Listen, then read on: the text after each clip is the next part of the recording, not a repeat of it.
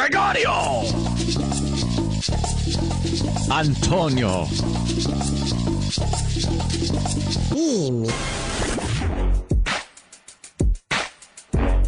Yeah, check, yeah, check it. I'm up early in the morning, yawning. Put Opie Anthony get Jimmy tranny pawning. Opie like brother man, Aunt wants to join the clan. Jimmy on the other hand, he working the other hand. Turn my headphones up. There are horrible people to say in this old objectionable human beings, and I want you to know unacceptable to my scene, but I'll give it a go. 50 Cent, Larry King, Opie and Anthony show. Go.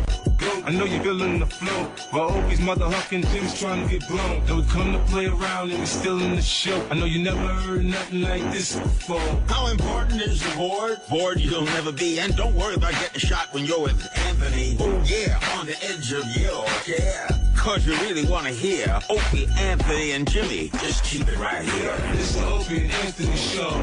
Yeah, the Opie and Anthony show. Yeah, check it. It's the Opie and Anthony show. Yeah. It's the Opie and Anthony show. Yeah. Yeah, 50.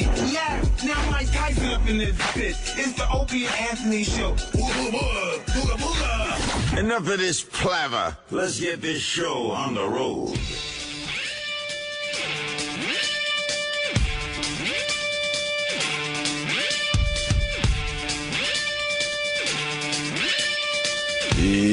Good morning, everyone. It's Friday. Yeah. Wake up, everybody. Oh, boy. We get it. It's Friday.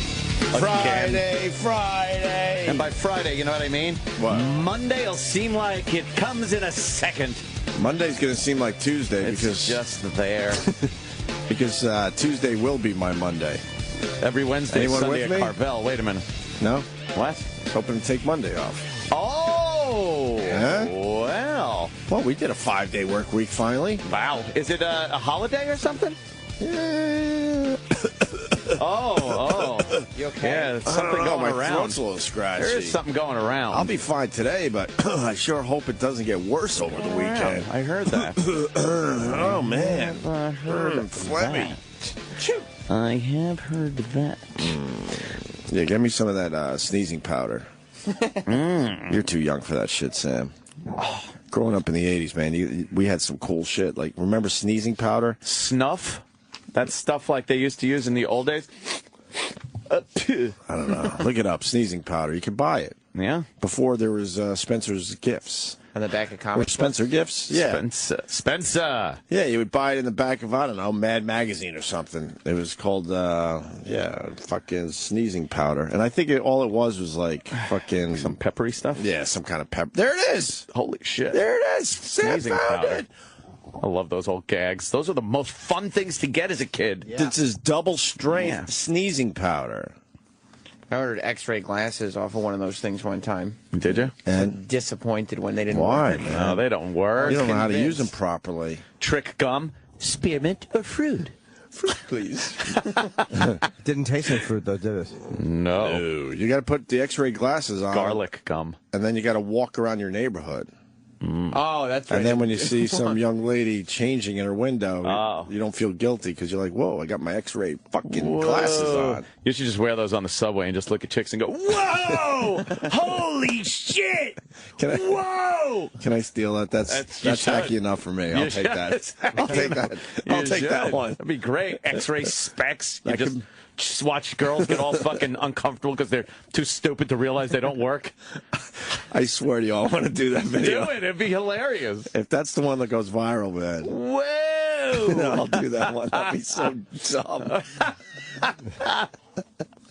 Order me some X-ray specs. Get some X-ray specs. The old school, those that look just completely ridiculous. You need this concentric circular pattern on the lens, right, to look all hypnotizing. What's the principle that they do work? What do they do? Nothing. It's supposedly, here's what it does. There's little pinholes in it. And it shuts off so much light that all you see is a silhouette of the person. So you don't see their clothes, but you see a form that theoretically, if they were wearing form-fitting clothes, a leotard, you would see a shadow of them looking naked because that's all they you look see. like an X-ray. They don't. It doesn't see through their clothes, but they look like an X-ray. Exactly. Right. Oh, yuck! It's terrible. What was the one thing we did years ago? It was something with a camera. That was the night vision, the night shot. This, on a certain camera, though, right? Yeah. And it was a big news story. They realized a certain camera, if you put it on a night shot, and then put it you remember some this? kind of a negative over the lens, right? You'd see almost like a heat signature of the person through clothing. You absolutely saw some shit. Tight-fitting black clothing worked best, right? But you'd see nipples and fucking pussy and ass crack and shit. Yeah, we tried it. Right It absolutely worked. Yeah, I have a night shot camera still. What is sexier than when you see somebody walking in a woman and the light hits her? And you get that sundress. Holy dude, sundress. That makes me so hot. You just walk around following the person like a creep. No, man. Club her over the head. Oh, wait a minute. You guys are amateurs. Amateurs. Yeah, man, you hunker down. You find that one spot where the sun is hitting just right with a lot of people walking by. And you hunker down for about 2.5 hours. I hear you. See the bottom globes of the ass cheeks. Oh, yeah. Yeah. Would you lose your mind if you saw, like, from the back and you saw, like, puffy vagina coming down like that? It would make me, I would have to catch my breath. That's hot. Yeah. Yeah, look, see, there's her ass right there. And that isn't even, like, the best one I've seen. There it is. Yeah. It worked, though. It worked. Night shot cameras, you'd see right through. Yeah, you would see some stuff. It's not bad, right? See your ass through the thong and the bra strap and shit. You think women love cheap thrills like guys do? No. You really don't think so? Nah, because a guy will just whip his dick out and start walking down the street, and women will be like, eh. Like the subway. Guys pull his dick out and start jerking it, and girls freak out. They take pictures, they call the cops. If a girl just pulled up her skirt and started fingering herself, guys would not freak out. Fuck, this rules. Yeah, it is a weird double standard. But we have heard from the women that say, most of them that listen to our show say they wouldn't be freaked out. Liars. You think they're lying? Of course they are, because when it happens, they freak out. If you're on a subway and you have like a female flasher, you'd be out of your mind happy. Yeah. And here's the other thing. You'd be so happy. A fucking chick, if it's a guy that looks like he's one from a fucking perfume commercial on television, right? Then they might go like, oh, look at him. Oh, look. Sure. His fly's open and I see some fucking bag. I understand what you're saying, but I will stop you in your tracks. Yeah. If it's a fucking mess of a woman doing it on the subway, I'd still be into it. That's what I was getting to. Okay, all right. That's exactly what I was getting to. Girls, it has to be that dream guy. Right. And then they might not call the cops. Right. But for a guy, it could be a slob. Yeah, even a slob doing something like that. You're not going to call the cops. It's kind of a turn on. Right. In a way, it's even more of a turn on because you know they need it a little more because they don't get it as much because they're a slob. Yeah. They're slobbery. You're a fucking pig. Right. Oh, you want it, but not many takers, right? Don't you? Yeah. How long's it been, you fucking pig? So you do try harder, don't you? Yes. I woke up to some porno this morning. Wow, that's a crazy way to wake up to. Yeah, I went to sleep, and I guess Cinemax, one of the Cinemax channels were on or something. And then Cinemax apparently changes their whole tune from about 4A till about 6A. Skin-emax, whatever you want to call it. And it's that softcore pornography, which is annoying. No, I kind of like that stuff. It was cool because, like, the girl was really hot, you know, and they show the boobies in the end? Yeah, they show the tits, the ass, the legs. She was doing that thing where, you know, she's on her back and the guy's fucking her, but her legs are up and the feet are just kind of going, Right. I love watching fucking fuck her when her feet are like in the air, but they're kind of just moving because she's being banged. The feet look fucking hot. The feet look dead. Yeah, they're just kind of hanging there and flopping. shit. Yeah. Like an invalid during diaper change time. Yeah, it's fucking hot. I guess Jimmy knows what that looks like. Yes, I do. Oh, yes, I do. He's all proud. Yeah, fucking great. But then they do that fake sex thing where you're watching and going like, there's no way his dick is in her. Yeah, whatever. He's fucking her with like his belly button. Right. And then like he's too low, or the angle that their vagina and dick is at was all wrong. But he's like fucking her and he's and you're like, making fuck faces. You're like, that's impossible. It's impossible. I watched the angles are all wrong. Right. I watched them make softcore porn and hardcore porn when I hosted the award show, and to watch them shoot the softcore stuff is more impressive. Wow. Because it's harder. Like when they're just fucking, they're fucking. Right. It was two guys and a girl, and I'm standing behind the director. So when they had to do the softcore stuff, they were slamming just as hard, but like their dick wasn't in, and they were a little bit all, and it was so much more work to shoot the softcore stuff. Wow. So yeah, you got to act, I guess. You have to act. Got to act like you're fucking instead of, you're fucking. You need some acting chops. Acting chops. And then there was, I forgot what movie it was, and I was kind of just waking up, but I saw one of the chicks in the softcore one was somebody we've had in here. Oh, really? Yeah, it was some dumb blonde. She was like, I don't think it's... I'm looking at we know you. Here. Seen her. Did Erock abuse her, too? I don't think it was Erock fucking punching her ass cheek. Oh, my God. But, it was pretty hot, though. Nice. Yeah.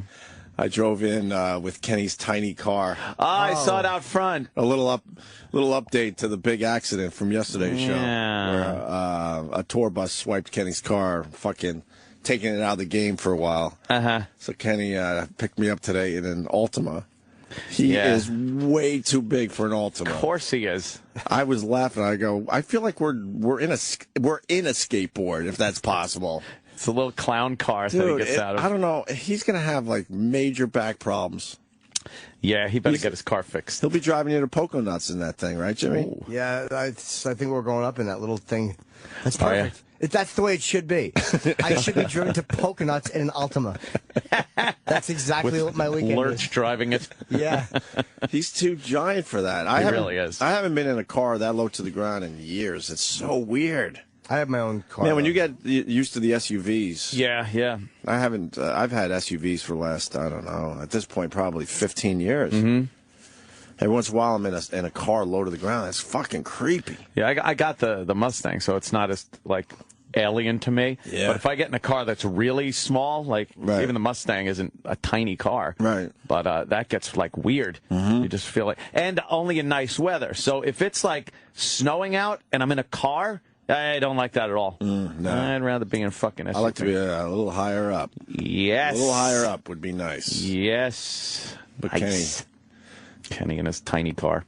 I'm like, you want me to upgrade your car? What do you need? I'll help you out here. No, the insurance company allots me this. That's what he said. He goes, they only give me $30 a day allotment. So this is it. But, it's a 2013... has 5,000 miles on it. I'll make do for 2 weeks.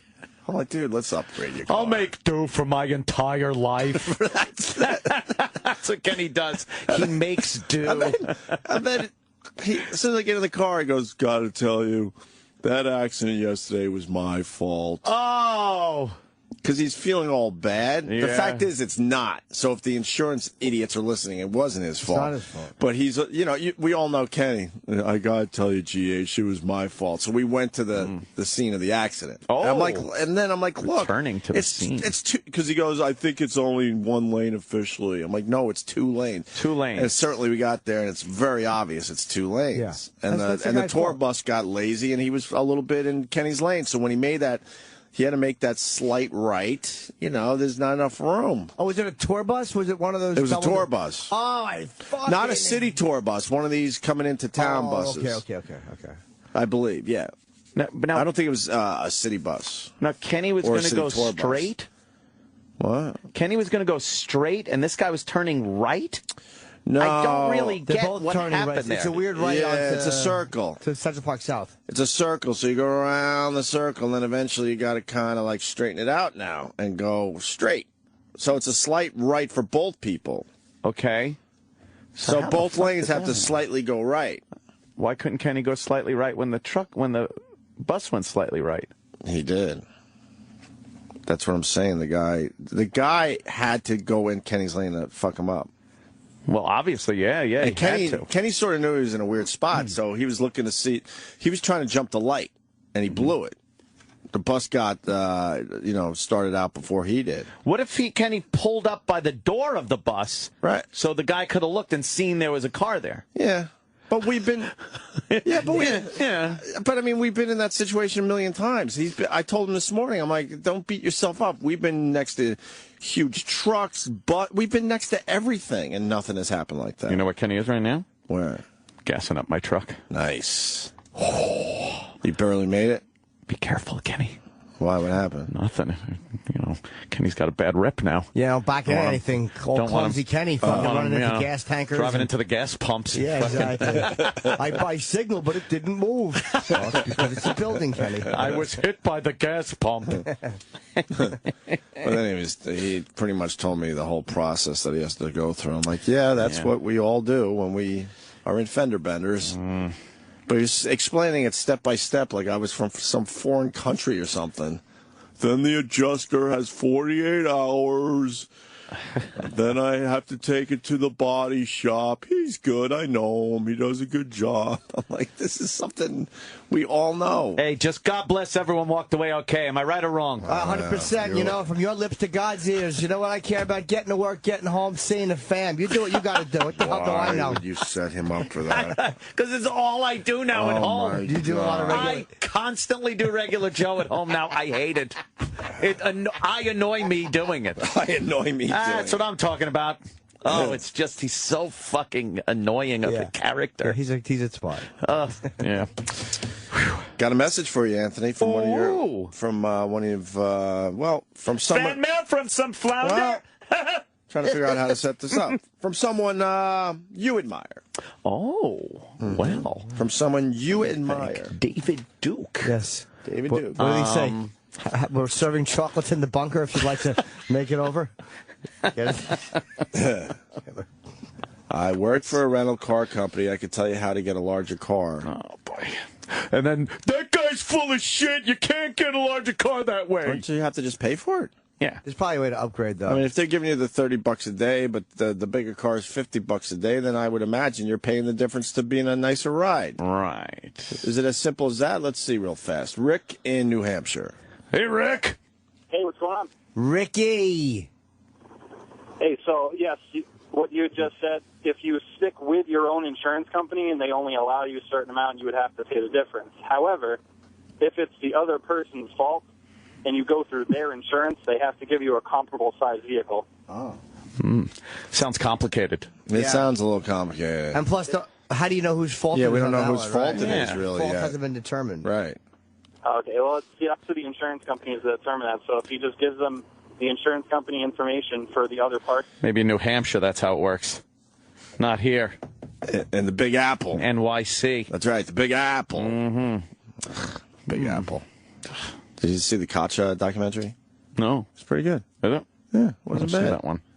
Wasn't bad. You get to see New York all gritty and shit. Like that gritty New York. I love seeing New York all gritty and shit. And the way things are going, I think we might get to see it again. Maybe we'll get back to that. What the fuck is going on out there? Detroit's declaring bankruptcy. Yes. One by one, these cities are fucking going They're down. falling. We're going toward the sequester at Oh, midnight. my goodness. The sequester. And then, but meanwhile, They can't figure this shit out. No. $60 million was just given to Syrian opposition. Well, good. I don't give a fuck what they do in Syria. That's $60 million. Pump it into Detroit or another American city. I don't want to give that money to fucking. I don't care what's happening in Syria. Until we got our own shit figured out, I agree with you, Jimmy. I understand that it's important that we give some of these countries money. Egypt still is giving money to. But until we figure our own shit out, why are we helping other places out? We got cities going bankrupt left and right now. I don't understand why we have to fucking give money away when we're broke. $60 million could go a long way in this country for certain things. They're trying to fucking get more money out of the taxpayers. More fucking money they want. The Democrats and Obama want more fucking money from the taxpayers instead of, concentrating on spending cuts.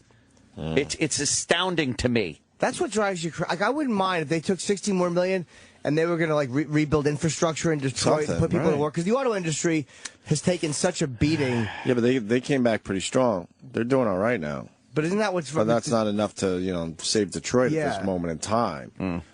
Detroit's kind I'm more frustrated that these idiots down in Washington just can't work together.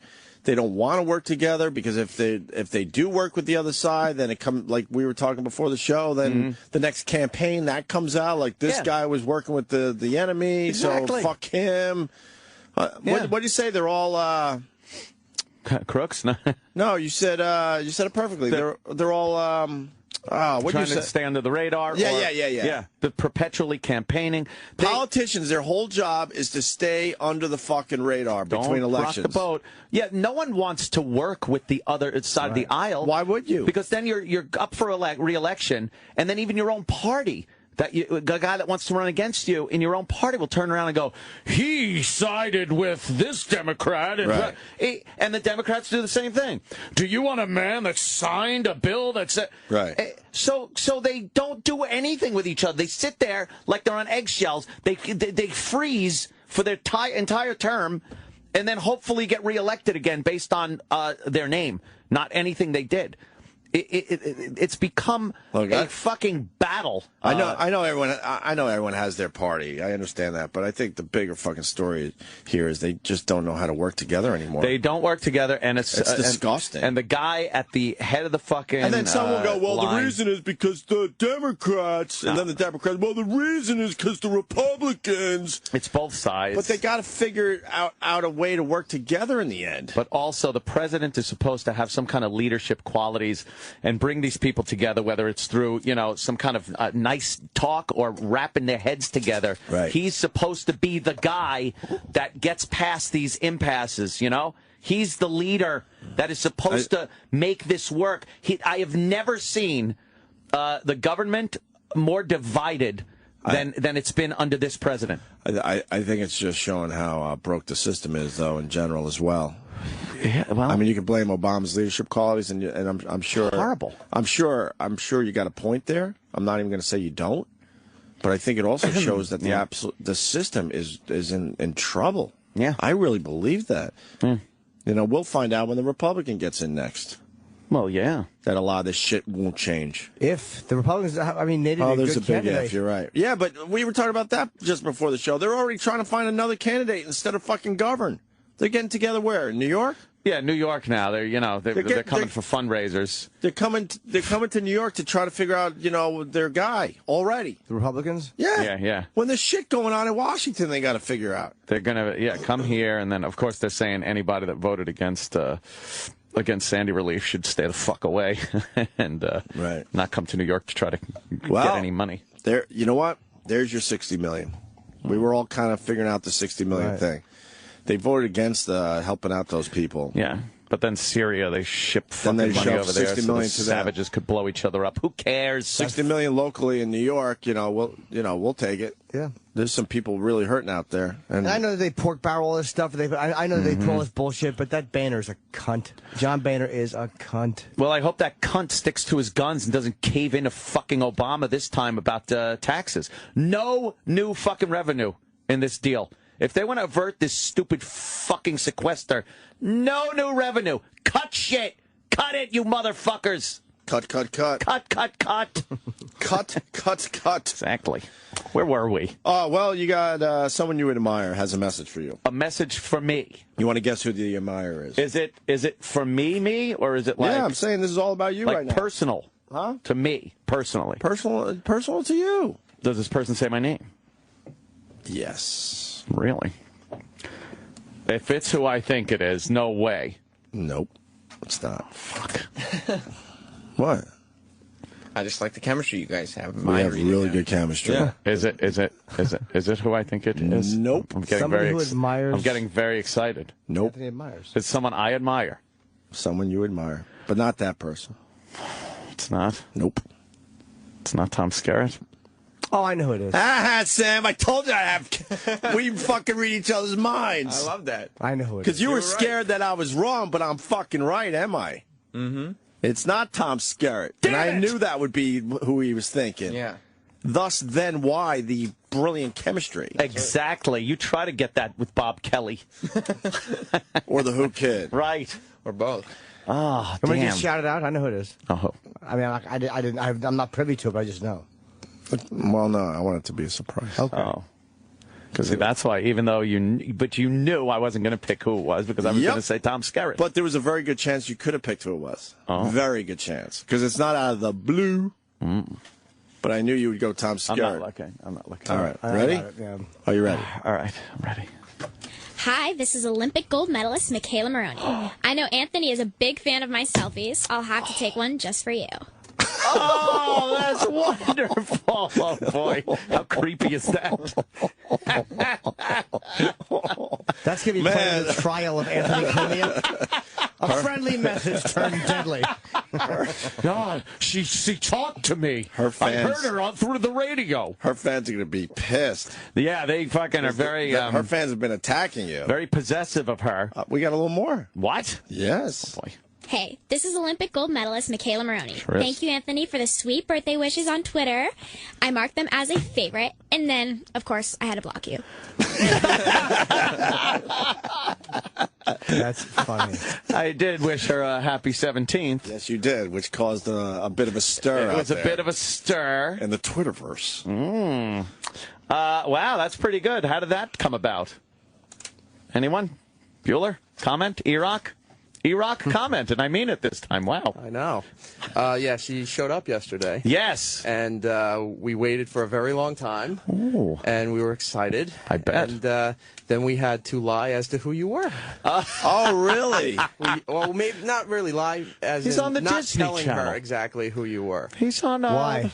Because there was no way we were going to take the chance to have this ruined. Sure. That they would look it mention up. the name or the show that they may be aware to. Right. So who'd you say Anthony was? I just said Anthony. He works here at the company. The company. The company. I'm one of the satellite techs. I was ready to say I had a whole story that you were a sports broadcaster. What? Didn't have to go there. Michaela Maroney. She was Yes, yes, right here on my radio show. He works here at Shake it up, shake it up, shake it up, Michaela Maroney. How great is it? He works at the company. The company.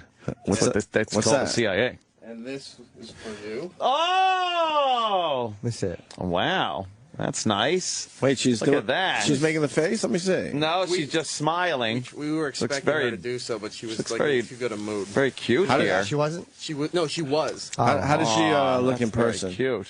She's tiny, It wasn't right? as bad as TV was As making her bad look. as TV. No, remember we were looking. Her body was all weird on TV. Very cute. Look at that picture. What's that one? This is the sign that she was holding in the photo for you. Oh! She signed it. Plus, she put on some lipstick and she kissed it for you. Oh! I'm going to hang this in my basement. Oh, my God. How creepy is all this? How old is she? 17. That's good. That's good. You hang that up. Look at Jimmy. You hang that up. You know, but it's from a 17 is gold completely medalist. legal in New York State. I don't mean that. Nothing illegal.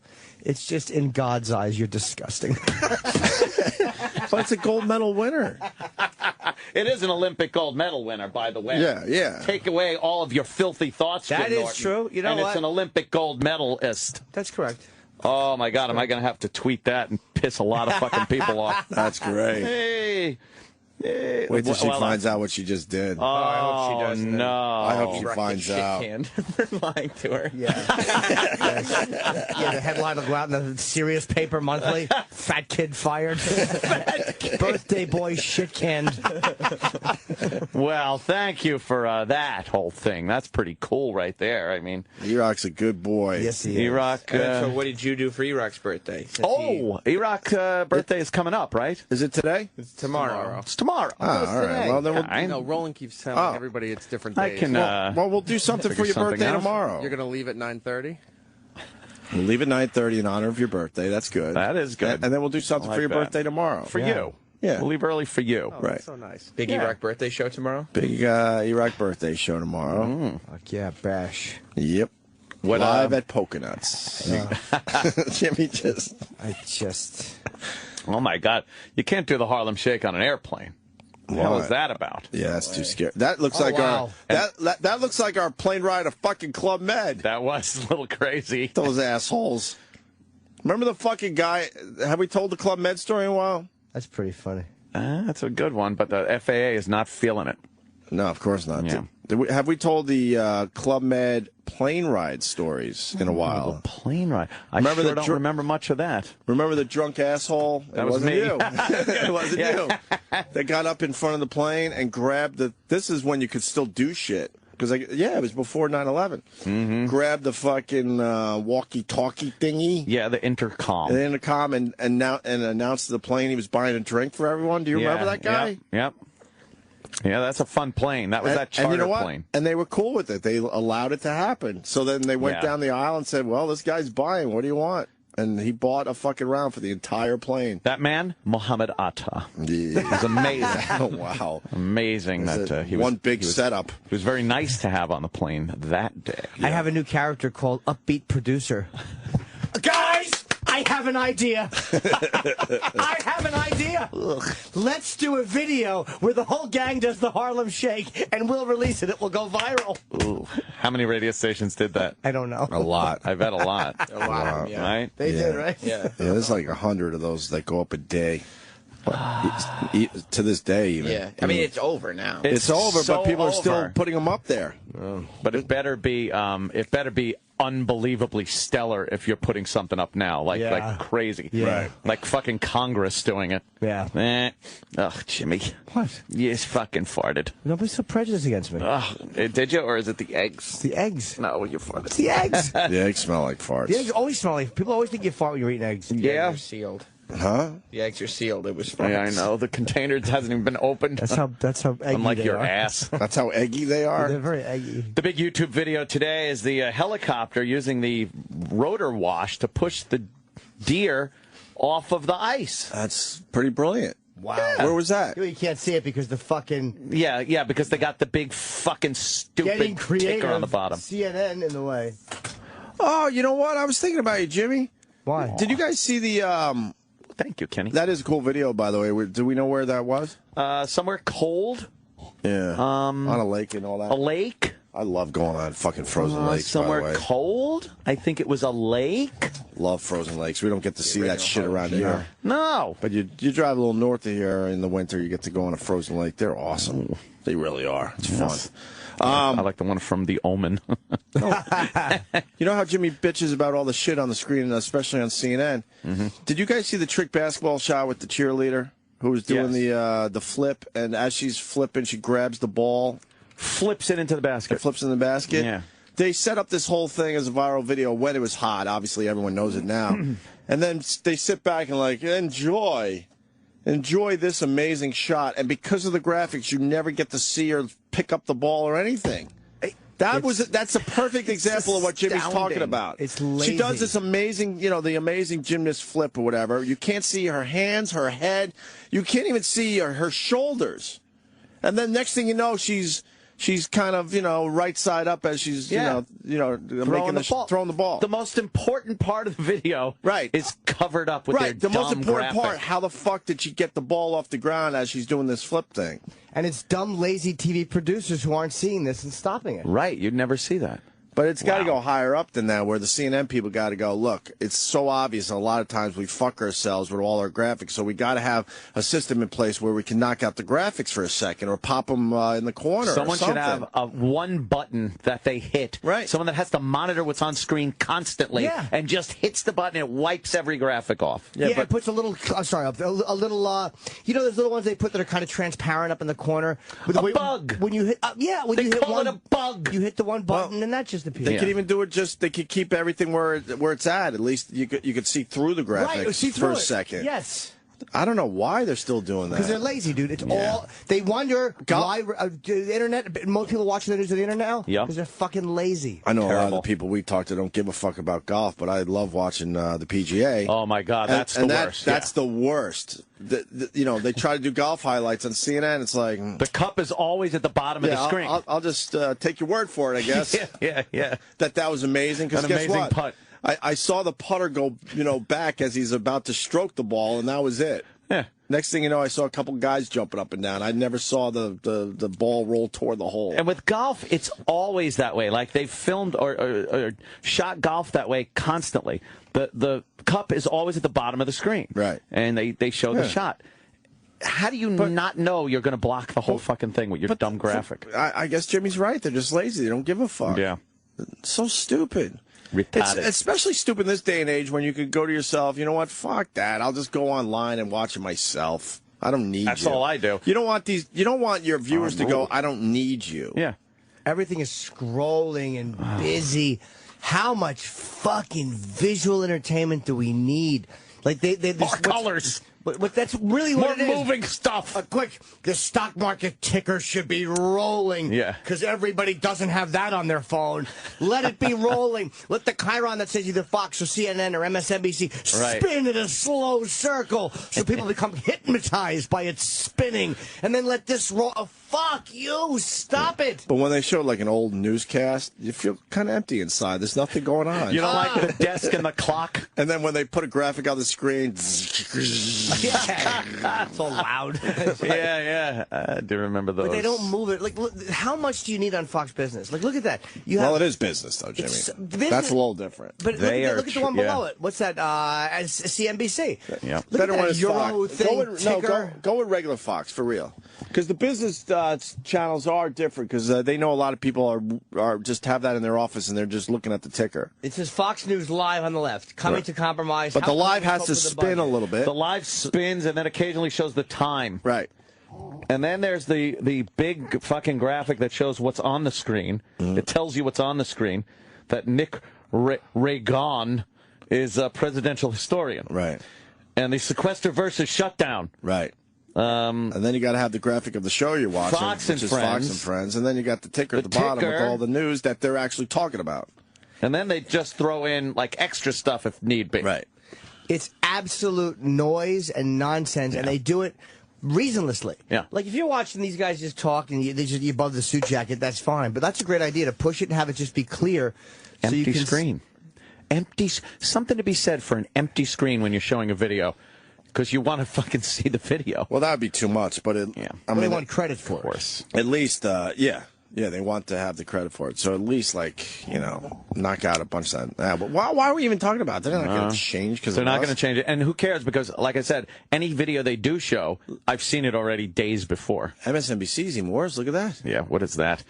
They got Morning Joe at the top, live in the middle, March 1st. Like, we need to know what day it is. Lean forward. Lean forward. MSNBC, 3:49 Pacific time. Picture in picture. Picture in picture. CPAC snub over there. MSNBC graphic again. They have two MSNBC graphics on the screen at the same time.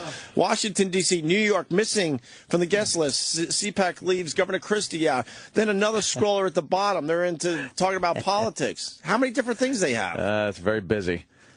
They think you're getting more information that way. It's horrendous. It's like, look how important this is. They're trying to compete with the phones and the computers. Internet. It's not working. I don't mind as much as far as this, but when they start showing highlights and stuff, that's when you gotta fucking knock it off. It's terrible. Enough. You know what I'm digging working with on one computer I got at home? Because I got big one of those touch screen things. Tropico. From HP. One of the casinos sent it to me. Tropico? No. It's a big, like, fucking monitor, your regular size, like, desktop monitor, whatever, fucking 20 inch or something like that. And it's touchscreen. Oh, wow. And fucking Windows 8. Windows 8 for a touchscreen is pretty fucking good. You set up all your little fucking cubey things on the screen with all your little things. So if you want to use Twitter, boom, you just hit that fucking thing. Wow. You want to check the stocks, boom, you hit that. And it's like, it really is a pretty good interface now. With a mouse, though, it would stink. Like, I couldn't imagine using a mouse on the fucking thing. But with that, like, all those little cubey things, I'm kind of digging it. But you kind of got to lean too forward. What? Kind of. No, it's on my, it's actually in my kitchen. Like it's kind of the spare kind of computer I use for security cameras and other shit. I could see if it's a typical desktop with a, you got a nice fucking little room in your house with a desk, it would be a pain in the ass to kind of stretch forward a little bit after a while. Yeah, that would kind of be weird, I think. Well, you'd probably put it to the side so you kind of turn and it's right there, maybe. Right. I don't know. But the Windows 8 seems to be a better interface for touchscreen than it would be for mouse and keyboard anymore. So, I don't know. Something going on. Apple's going away. It's obvious. Oh, yeah. It's done. It's done. Apple's going away. Give it another year. It's pretty much done. It's done. They had their run. I wonder what they're working on. I'm hoping it's not The that apps dumb watch. suck, and I'll tell you right now, this I'm just fucking saying phone I like that the interface. this fucking Samsung I see everywhere now. Yeah, You yeah. hope that Apple went into a different direction when they saw the other phones catching up and they realized, well, we can only do so much. I'm hoping that they just said, fuck it, let's concentrate on Apple TV. Right. For stock prices, I hope they do. Because if this cunting watch comes out. Oh, boy. A what? That cunting watch. A dumb watch. Bob Kelly thinks everybody will use it, but he's wrong. Because a watch is something that you don't really, it's an accessory piece. It's different. Yeah, but we also said the iPad was stupid when Bobby brought it to our attention. I understand, because that was new technology. Yeah. The watch is something that people have been wearing for centuries, and people don't like wearing them if they don't have to. And most people have a watch. Dude, give me the watch. I put it up my ass. I held this uncomfortable piece of metal in my ass, dude. I throw on a nice watch every once in a while for an accessory. Yeah. But the time's never right. Oh, really? No, I just throw it on. But if you had a knowing Rolex- I would never look at it for the actual time. It's an accessory, right? Yeah. If you had a Rolex or a Breitling, you wouldn't take it off and put the iPhone watch on. No. Oh, look, my apps are on my watch. I know. It's fucking... It's not going to work. Apple better have some grand news soon because their stock price is fucking... It's shit now. Is it? What the hell did it go down to? It's they are now sitting at $441.40 from a high of over $700 a share. Jeez. Just like a couple of months ago. Going into December, something I like bet that. they're working on something like the elbow touch, where now you can touch your apple, but it's only your elbow. You think there would be panic at CES? Oh my God! The guy came out and said, "We're going with the elbow touch." The Apple elbow touch. Holy shit! Oh no! Oh, funny. That Steve Jobs sure proved his worth. Yep. Tim Cook, not so much. He's a cunt. No. All right, we're going to break because it's Erock's birthday. Roland better be setting up something nice if he's been pushing this birthday thing. He's been pushing it like crazy. So he better come in here with something nice for Erock. Even if it's self-serving and something really nice for Roland that Erock could partake in. I mean, he's talking about sandwiches. He's talking about a lot of different sandwiches. Stuff. Tomorrow we'll have sandwiches. Sandwiches. All right, we'll see. All right. We got Donald Trump Jr. coming in today. What is he promoting? More Celebrity Apprentice? Celebrity Apprentice. I really, really liked the Donald Trump call yesterday. That was fun. And then people because they don't believe with him politically how to be all douchey about my tweet yesterday. I don't agree with him politically, but I know when I'm hearing some fun shit. People, he was hilarious yesterday. I know. It doesn't matter. He says stuff that he knows people are going to disagree with. Of course. That's why he says it. He's the perfect heel. Who said that after the show yesterday? He's the perfect heel. Yes. Working everyone. But he also doesn't back off when he says something, which I kind of like. No, man. I respect that. Yeah. I loved it. I would really enjoy arguing with him, I think, though. Because he's very argumentative. So he'd be fun to... Yeah. And he doesn't... I don't think he gets... He's not a baby about it when you fight with him. I think he can... I think he's been in some tough negotiations over the years, so he's got to have a thick skin, I believe. I think he enjoys it. Yeah. So we got Donald Trump Jr. coming in a little bit, and Eric's birthday, and now this. Hey, this is Olympic gold medalist Michaela Maroney. Thank you, Anthony, for the sweet birthday wishes on Twitter. I marked them as a favorite, and then, of course, I had to block you. The Opie and Anthony Show. Opie and Anthony. The Opie and Anthony Show.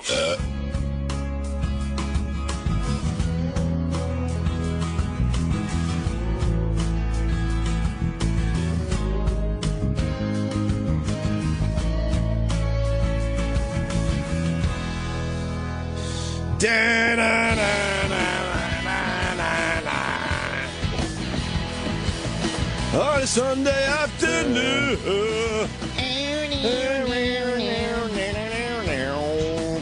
Getting more news about Scott Weiland, huh? Got fired by the band? Yeah. On Sunday afternoon.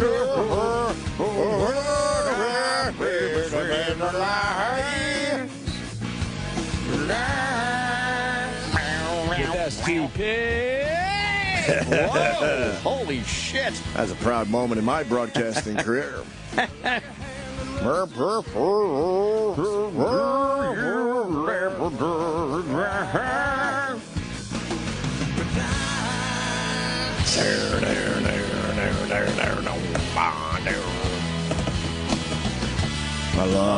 I love his voice. I like Scott Weiland. I like SDP. Oh, yeah.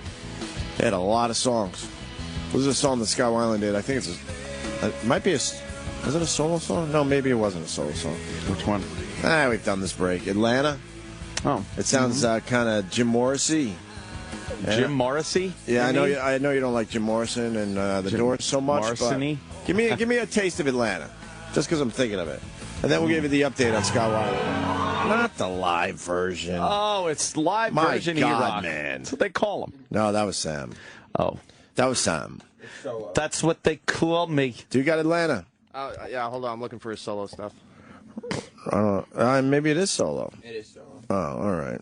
I get confused because like when the guy is like the band, and then he does solo stuff. Like, well, no, that's just STP. That's different guitar guys with guys you won't notice that aren't playing. Well, when you have such a unique vocalist, right? We don't have it. Really? Whoa! Son of a merch. There it is. No. This next song. No, I don't want to do it this way. It's on our new album, number 4. Yeah, it is STP. But we actually really sort of came up. Who cares? We can't find the studio version of Atlanta by STP. How about the one with the star up top? Did you do that one? What's that? That's usually a studio version if it's a picture. Oh.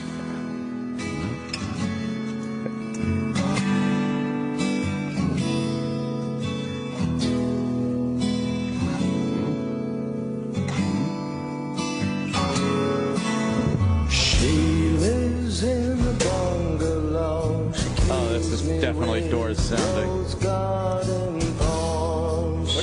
What do you swear that this was some kind of lost track or something? Yeah. This is all. I love this song. Yeah, he sounds very Jim Morrison. Yeah.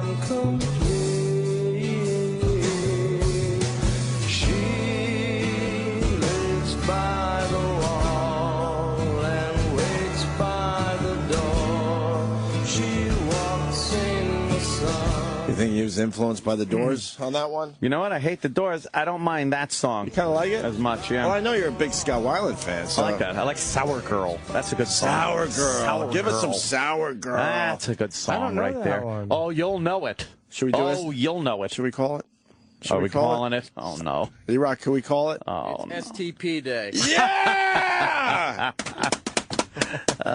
It's got the next pick, Sour Girl. Yeah. I love this song even more than the last one.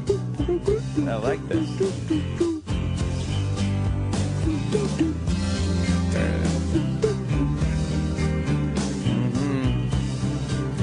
I believe it's on the same album too, right?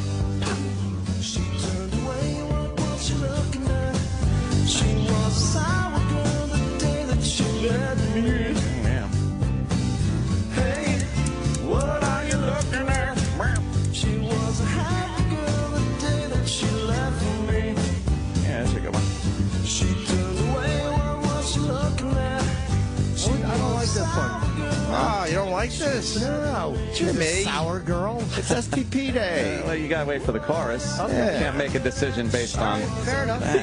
He's a Sour Girl? Yeah.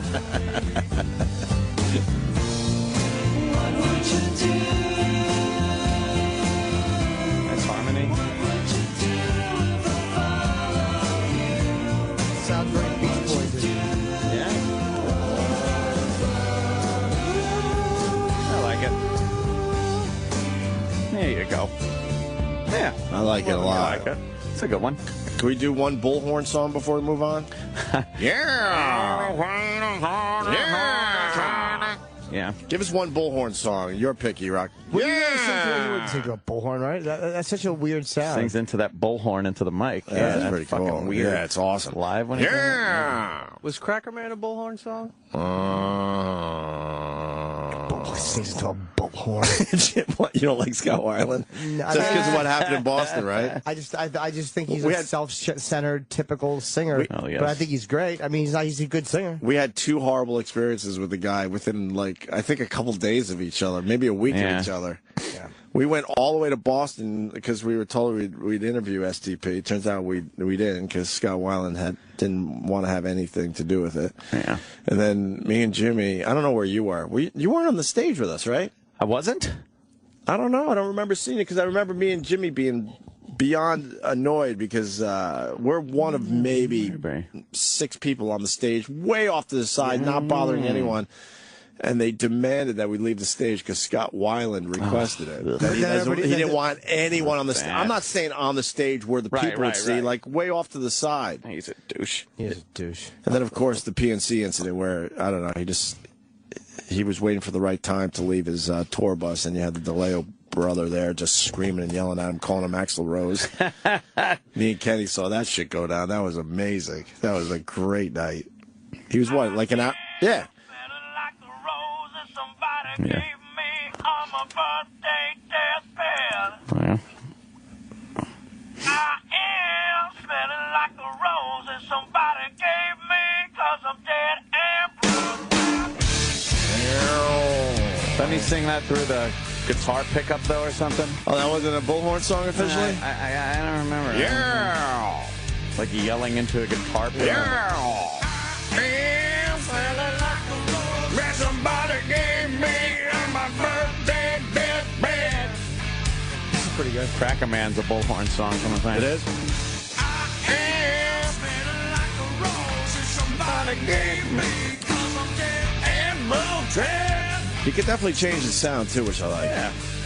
What's the Cracker Barrel one? Cracker Barrel, not Cracker Man.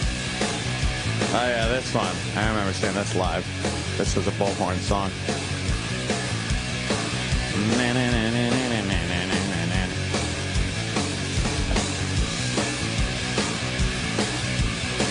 Rock. Sam, comment? Anything on STP? No? You don't believe in feeling him? it? Here we go. Feeling it? Oh, yeah. Gotta break out my STP songs today. Yeah, that's a good song right here. Yeah, that's good.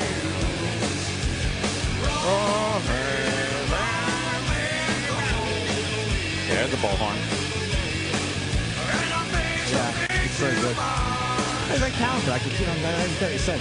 Strip club music? Yeah, it's okay. Whatever. Yeah, absolutely. I could see it, definitely. Whatever. Some whore fucking writhing around on the pole. Yeah. Love You know, that. you're kind of shaking her pussy all over the Fucking darn place. Fat pussy. So, last we left you at STP, which was yesterday, they fired Scott Weiland, but now they got Scott Weiland on TMZ, and he has a lot to say here. Uh-oh. So let's play this for everybody. I'm a huge fan. Say hello to Doug Breon here, the lead guitar player from the Wildabouts. Is he going to be in the new STP or? No, STP's not broken up. It's a whole thing to just try to boost ticket sales. Yeah, it's a thing that they did to help us boost ticket sales. That's great because it's almost impossible to break the band up or fire you in a way because you pretty much put the place together. Written in our contract, no one can. So what is this they said? What does that mean? I have no idea. I haven't talked to them for a while, but they were trying to get shows put together, and but we already had our tour. So you don't know what the reason was that they put that surprise statement out on you like that? Well, they've done a lot of that stuff in the past before. It's just kind of sounds weird. The way they roll. Okay, because you got a pretty stable career going, and a lot of people are kind of just wondering. You have a lot of fans, and some people were questioning maybe it's because you're doing a little drinking and stuff, which you pretty much cleaned up in comparison to most other musicians. Well, as far as that, I haven't been doing any of the bad stuff for a long time. I drink some, yeah, but you know, I don't drink and drive. I'm fine. Be all good. Awesome. So STP is still together. Yep. And you're leading it. I started it. That's right, man.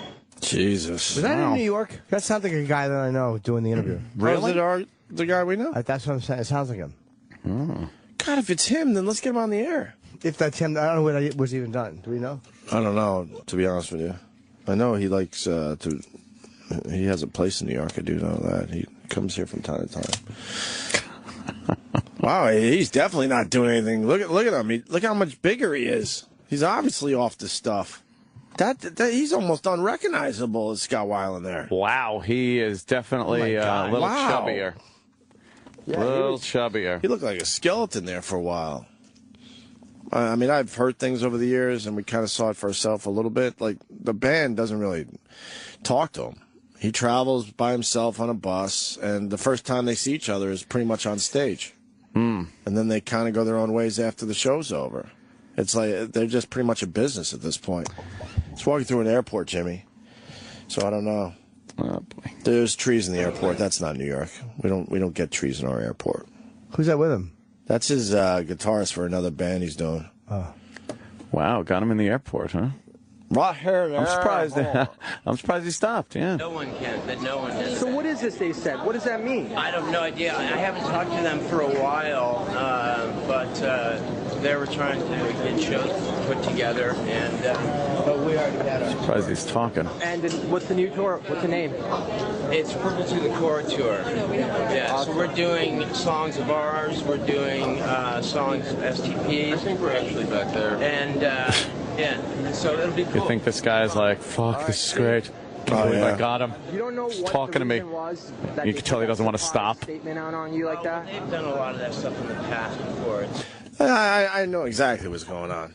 Yeah. The band is all fucking pissed off because he's pretty much doing a solo thing where he's going to be singing STP songs. STP! So they probably turned around and said, well, we're firing him. Okay. You think? Yeah. Why would he do that? What? Like, what, does the band not? Why wouldn't he just tour with Stone Temple Pilots? And why would you? Oh, there's probably things he wants to do. Man, there's other things a guy like Scott Weiland wants to do. So he goes off, does his solo thing, probably plays a few covers, a few STP songs, a few songs from other projects or he's been solo in. projects. Yeah, right. And other shit. Maybe he wants to try something a little different. You know, that wouldn't fit the STP mold. Yeah, okay. So I think they're going to be in New York in April. I want to where Scott Weiland's new project there. I want to check it out. Hey, did they ever get? He seems way cooler there, by the way, than what we've seen over the years. Because he seems like he's pretty lucid. Oh, I forgot. Oh, did they ever get a new singer for Velvet Revolver? No, remember? They still have no one. No, they were hinting they were close to signing somebody, but man, we haven't heard about that in a while now, right? Maybe they're all sick of it. Yeah. I know you guys aren't hockey fans, but Rick DiPietro, the Islander goalie. Rick double penetration what? Oh, DPH. Right. The Islanders signed a 15-year contract with the guy, and he's been a complete boss. He's been injured a shitload. And the Islanders finally, this year, kind of put him on waivers, and he's down in the minors. Yeah. Playing for their farm team. Yeah. And he basically talked about killing himself. Really? And now, because it's a big deal in the sports world, and especially in the hockey world, and with Islander fans, he's trying to say, oh, you know, I was just kind of kidding, kind of saying some shit. I actually wouldn't really do it. But no one's surprised, because this guy has had a nightmare of a career, even though he's making a ton of money. Who did he play with before? Islanders. Is it embarrassing for him to be fucking shit down the minors? Yeah, he was supposed to be pretty much right up there as one of the best goalies in the league. A lot of promise. And then just injured over and over and over again. And then, you know, rehabbing. Like, he would miss a year here, 6 months here. It was ridiculous. How long has he been playing? He's now 31 or 2, so, and he started young. He's probably been at it 10 years at this point. Wow. But hasn't seen a lot of time. He just gets injured all the fucking time. I hate injury-prone athletes, and I know I shouldn't, but I do. And I forgot the how much the contract was originally, but it's a big nut. 15 years. It's basically a lifetime contract they gave him. Yeah. And it has not paid off whatsoever for the Islanders. Anyway, here's DiPietro talking. DiPietro says he doesn't know what his future with the Islanders is now, but he does know he's healthy for the first time in years. You know, it was 3 years there where you just, every time you go on a butterfly, it hurts. Or every time you do something, that sucks having to play like that. It sucks having to, warm up for 2 hours before you go practice. It just becomes a hassle, and it's just not as fun as it should be.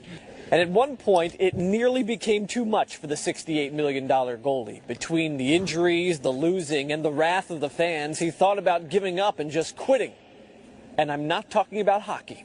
There's times where I've thought about driving my car into a tree off the Throgsneck Bridge. I mean, it's been a lot of dark times. But DiPietro can still see light at the end of the tunnel. After all, he's only 31 years old. And while he's not the franchise goalie he hoped to be, he still would like the chance to bring the franchise glory. So why is he backpedaling? I mean, it's 70. He's making about, I did the math quickly, he's what, $4.5 million a year for 15 straight years. That's a lot of fucking money. Right, 15. That is a lot of fucking money. I know it's about more than the money, and the money is not going to stop you from being depressed, but it's like, dude, that's a lot. That's a lot of money. Give me $4.5 million a year. I won't be depressed. I'll take $4.5 million forever. Yeah. You willing to take a pay cut? Wait a second.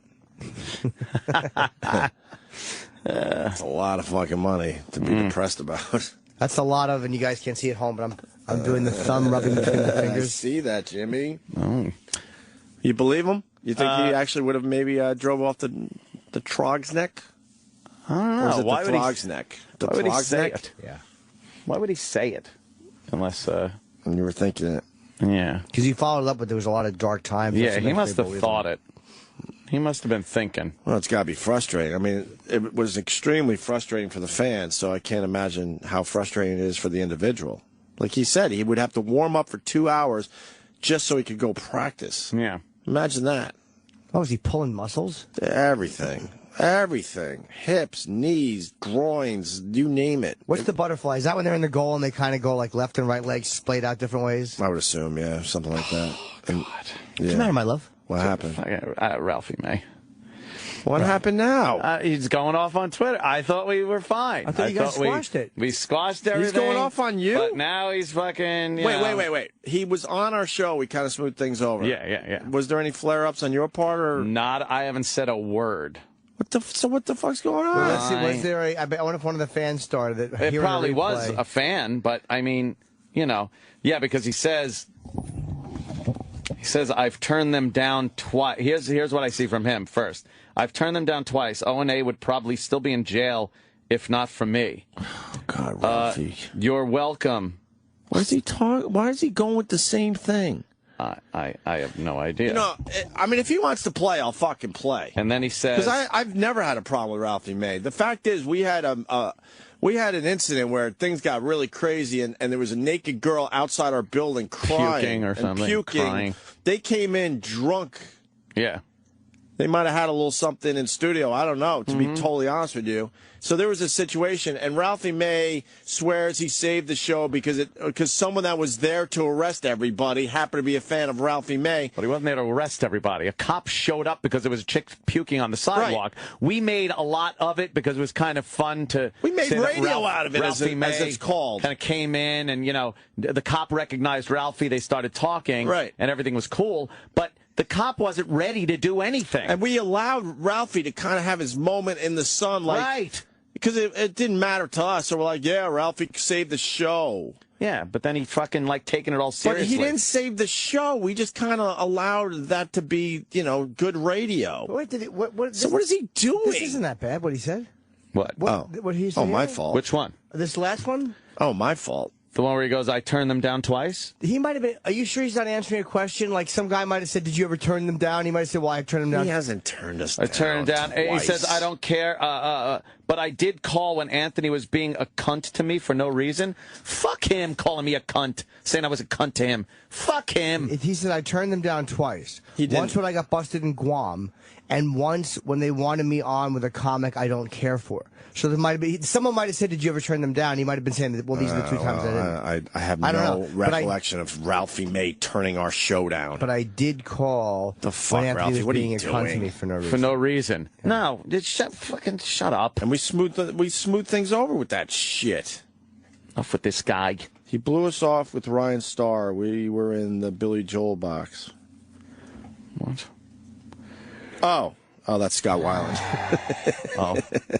I just read a text from Roland because I thought it meant something here. Yeah, we went to see Ryan Starr, and it was the night I was hanging out with Billy Joel.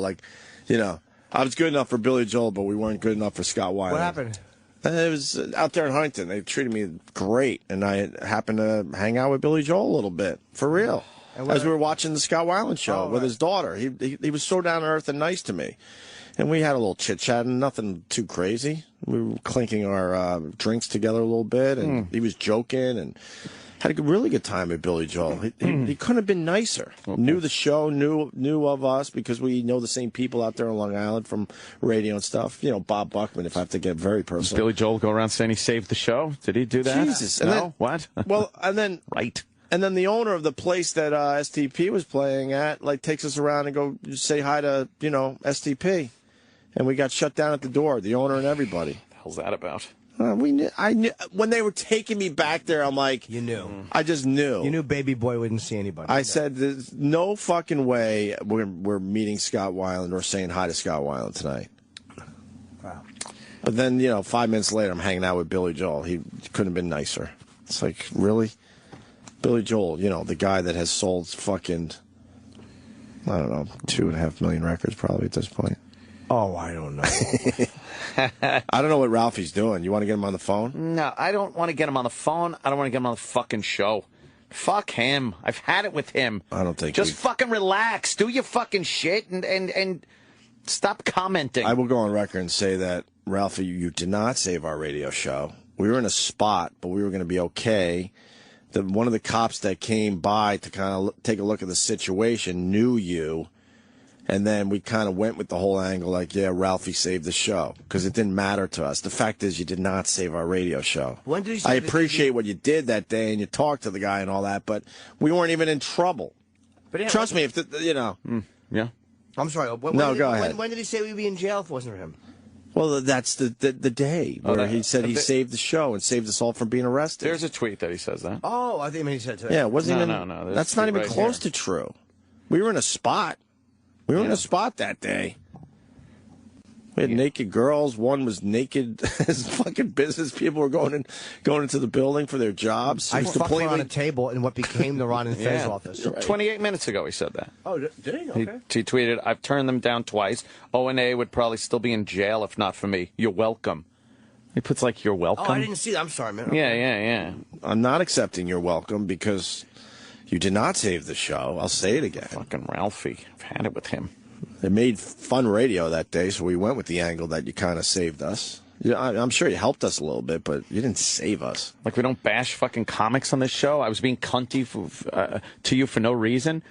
I was doing a show. We were having fun. And I don't came up. We were fucking bashing everybody, and he takes it all fucking seriously. And now that he's not for you, and then he's kind of bragging that he turns down twice. I have no recollection that he turned us down. Believe me, okay, he didn't. None whatsoever. A comic you didn't care for. And I thought we kind of smoothed things over when it got a little weird there. Oh, I've had it. Of Ralphie May in my life in any way, shape, or form. I've had it. For his stupid tweets. You needy fuck. Shut up. Had it with him. All right, we're going to take a quick break, and then we're going to say hi to Donald Trump Jr. next. Stay there. The Opie and Anthony Show. The Opie and Anthony Show. This is the Opie and Anthony Show.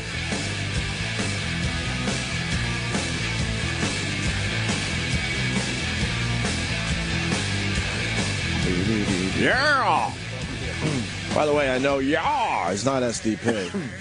Don't you worry about it. It's Days of the New, Enemy. Yeah!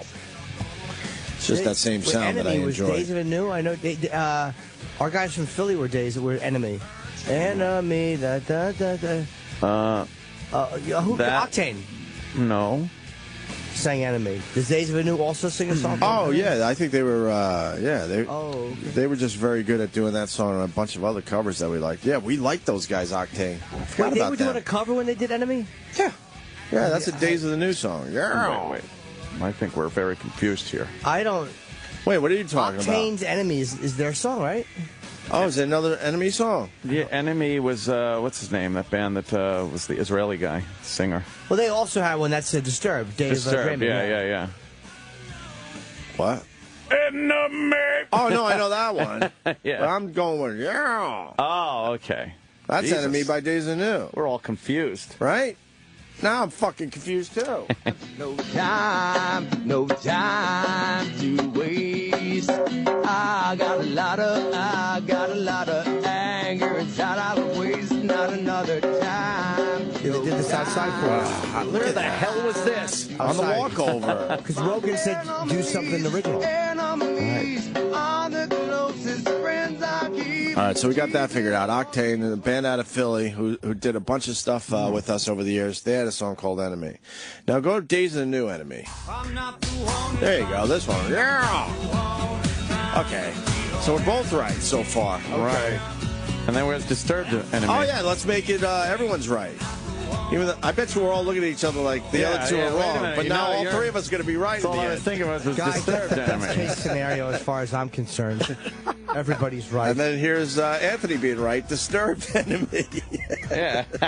I guess that's a popular song title. Yeah. That is so weird how that worked out. Exactly. Especially Jimmy's. I thought I had him. Yeah, no, I thought it was I Octane had doing everybody. a cover of Days of the New, so I was wrong about that part. Everyone wins. I thought it was me. There's one thing I can talk about. It's original covers. I mean, original songs that we've had performed for us on 57th Street. You must have really liked that song, because I forgot all about that. Love it. I actually had it on my daily iPod fucking rotation, whatever. Right. Old man way of saying it. Hi, Donald. We got Donald Trump Jr. in studio. Yes. I saw your tweet. It's Donut Day or something after this? Yeah, I had to come in a little bit earlier because my son's Donut Day, and, you got to make your priorities. Donut Day? Yeah, I don't miss Donut Day. What's Donut Day? I don't know. It's just a bunch of 4-year-olds eating donuts and making their dads fat. Aww. You know what my son decided was yesterday? What's that? His birthday.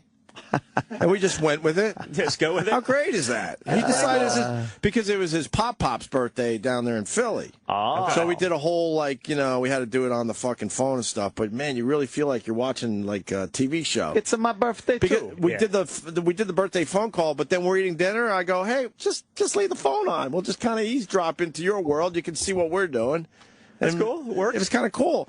But somewhere in his little mind, he decided to make it his birthday because of that yesterday. No, you know why? So my wife went with birthdays are that's a major celebration when you're 4 or 5 years old. I mean, that's the end all be all. That's the big one. Yeah. No, he wrapped his own gifts and everything. It was his birthday yesterday. He decided. Hey, all this people with kids, it's a madhouse. It's kind of fun though, because it's kind of made yesterday a little more fun than usual. All right. Yeah, my son would turn 4 this month, and he extended his birthday for 3 days. Yeah. So it became a major celebration. Right. So not bad. Yeah. Donut Day though. Why would he just start saying his birthday on a random day? I wonder who else does that. Your kid's ripping me off. Oh, happy birthday, Jimmy. Jimmy only does that when he goes to the No, he does it every Japanese day. hibachi place, and he just tells them it's the birthday every time, so they bring him out the little, Oh, we've all pulled that trick, right? Yeah. That's a very gentlemanly way of saying it, but I do it when I go to massage parlors. Hey, it's my birthday. To give it a little extra for your birthday? Yeah, you get extra fingers. A little extra knuckle? Yeah. Jesus. We've all done the dumb, hey, could you bring a dessert? It's his birthday, and he's surprise someone at the table. Yeah. Oh, where it's not their birthday. We all think we're clever because we do this. Oh, yeah, because everyone's birthday is that night. Yeah, you're not that original, but you still think it's funny, and it goes a long way. It's all embarrassing. Yeah. How many kids you have? I got 4. 4? Jesus. 4, yeah, it's pretty ridiculous. Wow. What are the ages now? Almost 6. Right. Just turned 4. Right. 16 months and 4 months. Wow. 16 months and 4 months. Yeah. I know your last one is right behind ours. Yeah, I'm right there with you. Yeah, we're only a week or two apart on the last one. Yeah, we're late October. You went 16 months. Wow. They're a year apart? Yeah, I mean, we have 4, 5, and under, so it's pretty ridiculous. I tell my wife I'm a little disappointed because it's been 4 months since she's been pregnant, and I'm just not used to that. So, she's actually thinking about another. I think I'm done. Oh, really? Yeah. Wow. Well, I would imagine. I have no say in the matter whatsoever, as anyone who has a wife knows. Right. Because I'm probably just not willing to go that next step to finalize it. Right. My end of that negotiation. So basically, it's totally in her control. I would imagine you have a little help around the house, Donald. Honestly, not too much. Not much. Every once in a while, but we don't have any kind of full-time or live-in. My wife's a machine. She does it all. Yeah, it's scary to trust other people. 4 kids we don't like that, and she's very much like that. So she's good for her. This is what she wants to do, and she loves it, and she does an amazing job with it. So it's great. Me and my brother are barely a year apart. That's just crazy. Yeah. No, yeah, my youngest and my second to youngest are, 12 and a half months apart. So, almost Irish twins. And then my other brother after that is 13 months from my other brother. So Listen, my mom was I'm like, of the mindset, like, just get it over with, get them out. Like, they're, they keep themselves busy. It's a lot easier than, once they get out of diapers and you go back into diapers, that's a big transition again. So, our theory was just get it out and be done with it. I just never minded the diaper thing. I thought that would be a big deal. Really? Yeah, I didn't mind it. Wasn't big for you? I don't do much of it because. Oh, you're one of those guys. No. By the way, I have no issue with it. I'm not that. I used to think I'd be that guy. But do you hand off the baby? Or at that point, do you go, all right, I'll change it? That's a woman's work. Go for the pass. All right. I'll do it. I don't have any, once when it's your kid, it's a whole lot different than what you think it's going to be. Like, it's just not a big deal. But, I tend to just give it back. And, listen, I work a lot also. So, my wife's not one of those wives like some of my friends where I come home after like a 15-hour day and she's like, okay, well, I've been with the kids all day, so now it's your turn. Like, she recognizes that I was breaking my ass. And, like, she's, so she does most of that. I do want to state that other people's baby shits is horrendous. But when it's your own, for some reason, something in your head, I guess, makes it a little easier. Yeah. I don't know. It's different. But then you smell someone else's baby shit? Oh, man, it's a nightmare. Good God. It's a nightmare. Good God. Huh. Would you change a baby? Never. I wouldn't either, man. No. Yeah, but you know what? Every guy I know says that until they have a baby, they talk so much But I was crap, never going to change and then someone's like 2 minutes baby. later, they're changing a baby. I used to say that, by the way. I was like, it's just not going to be my thing. We had our first, and like literally 20 minutes later in the hospital, the nurse is like, the baby made poo. Do you want to learn? My wife's like, don't do it. I'm like, okay. Wow. So I lasted about 15 minutes with my theory of I'm not going to change a baby. Weird.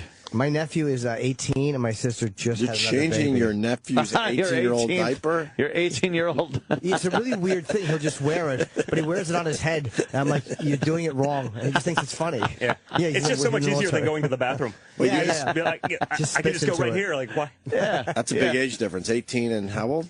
5 months, 6 5 months, 6 Yes, months. So you're right behind. Oh, yeah. That one's right behind our babies, too. It's really bizarre. Like, why would you do that? Now you got to start all over. It just Wow, worked out after that way. 18 That is a nightmare, man. years. I can't imagine that. Yeah. Like, you're ready to get them out of the house. You're about to start your life over. And it's then, like, here you go. Nope. Because that's such a binary thing, man. Once you flip that switch, like, you're there for 20 years. It's not... 20-year investment. Yeah. The first few months is a nightmare. See, my find... daughter's just becoming, I call it aware, where she's starting to, like, move around and check things out. She smiles. She recognizes you now, finally. Yeah. But the first few months, it's all just zombie land. Yeah, I'm not big into the first, even, like, year or two. It's once they start being able to... I can't relate. Oh, you're just not a nice guy. No, listen, listen, if you follow my Twitter feed, I'm always doing something with my kids, but I need some back and forth. No, I'm surprised you're saying 2 years, to be honest with you. Yeah, like my listen, son, maybe it's a little extreme, but like that's around when 18 months is when I really start digging my son. Okay, but yeah, when they're starting to walk and do that kind of stuff, then you can start playing with them a lot better. But that first year is painful, man. I can't do it. Yeah, the first year is a little rough, but first 4 months especially. But like now me. with my he's like my little sidekick, man. We just go everywhere together when I'm, on the weekends and stuff. So it's nice. It's a lot different. A little mini me. Oh yeah. You get to do any fly fishing, any hunting? What are you at? At these days? All ice this hunting fishing? Season's over. No, I'm not a big ice fisherman. No? The idea of sitting there and just doing nothing. I need a little bit more active outdoor activity. So season's going to start. Pretty soon, April 1st, basically, and I'll start heading up or hitting upstate, like Lake Ontario trips and stuff on the weekend. Get out there. So, I know you have the open invite up, so I'm just not gonna keep going for that because it's freaking embarrassing at this point. Like, talking about, I'll call you. I feel like a jerk off. I had a kid John, like I'll you. go with you. I'll go with you, and then he never calls. I feel like I'm being stood up. It's not. Come on. No. I'm not gonna pursue this. If you want to pursue it, just let me know. Can I defend myself? What are you doing, Opie? He wanted to take me to Montana. I can't just go off to Montana. I'd roll. It would roll. Absolutely. Trust me, I want to go. You'd like it too. Go do some prairie dogging and like long range shooting out there.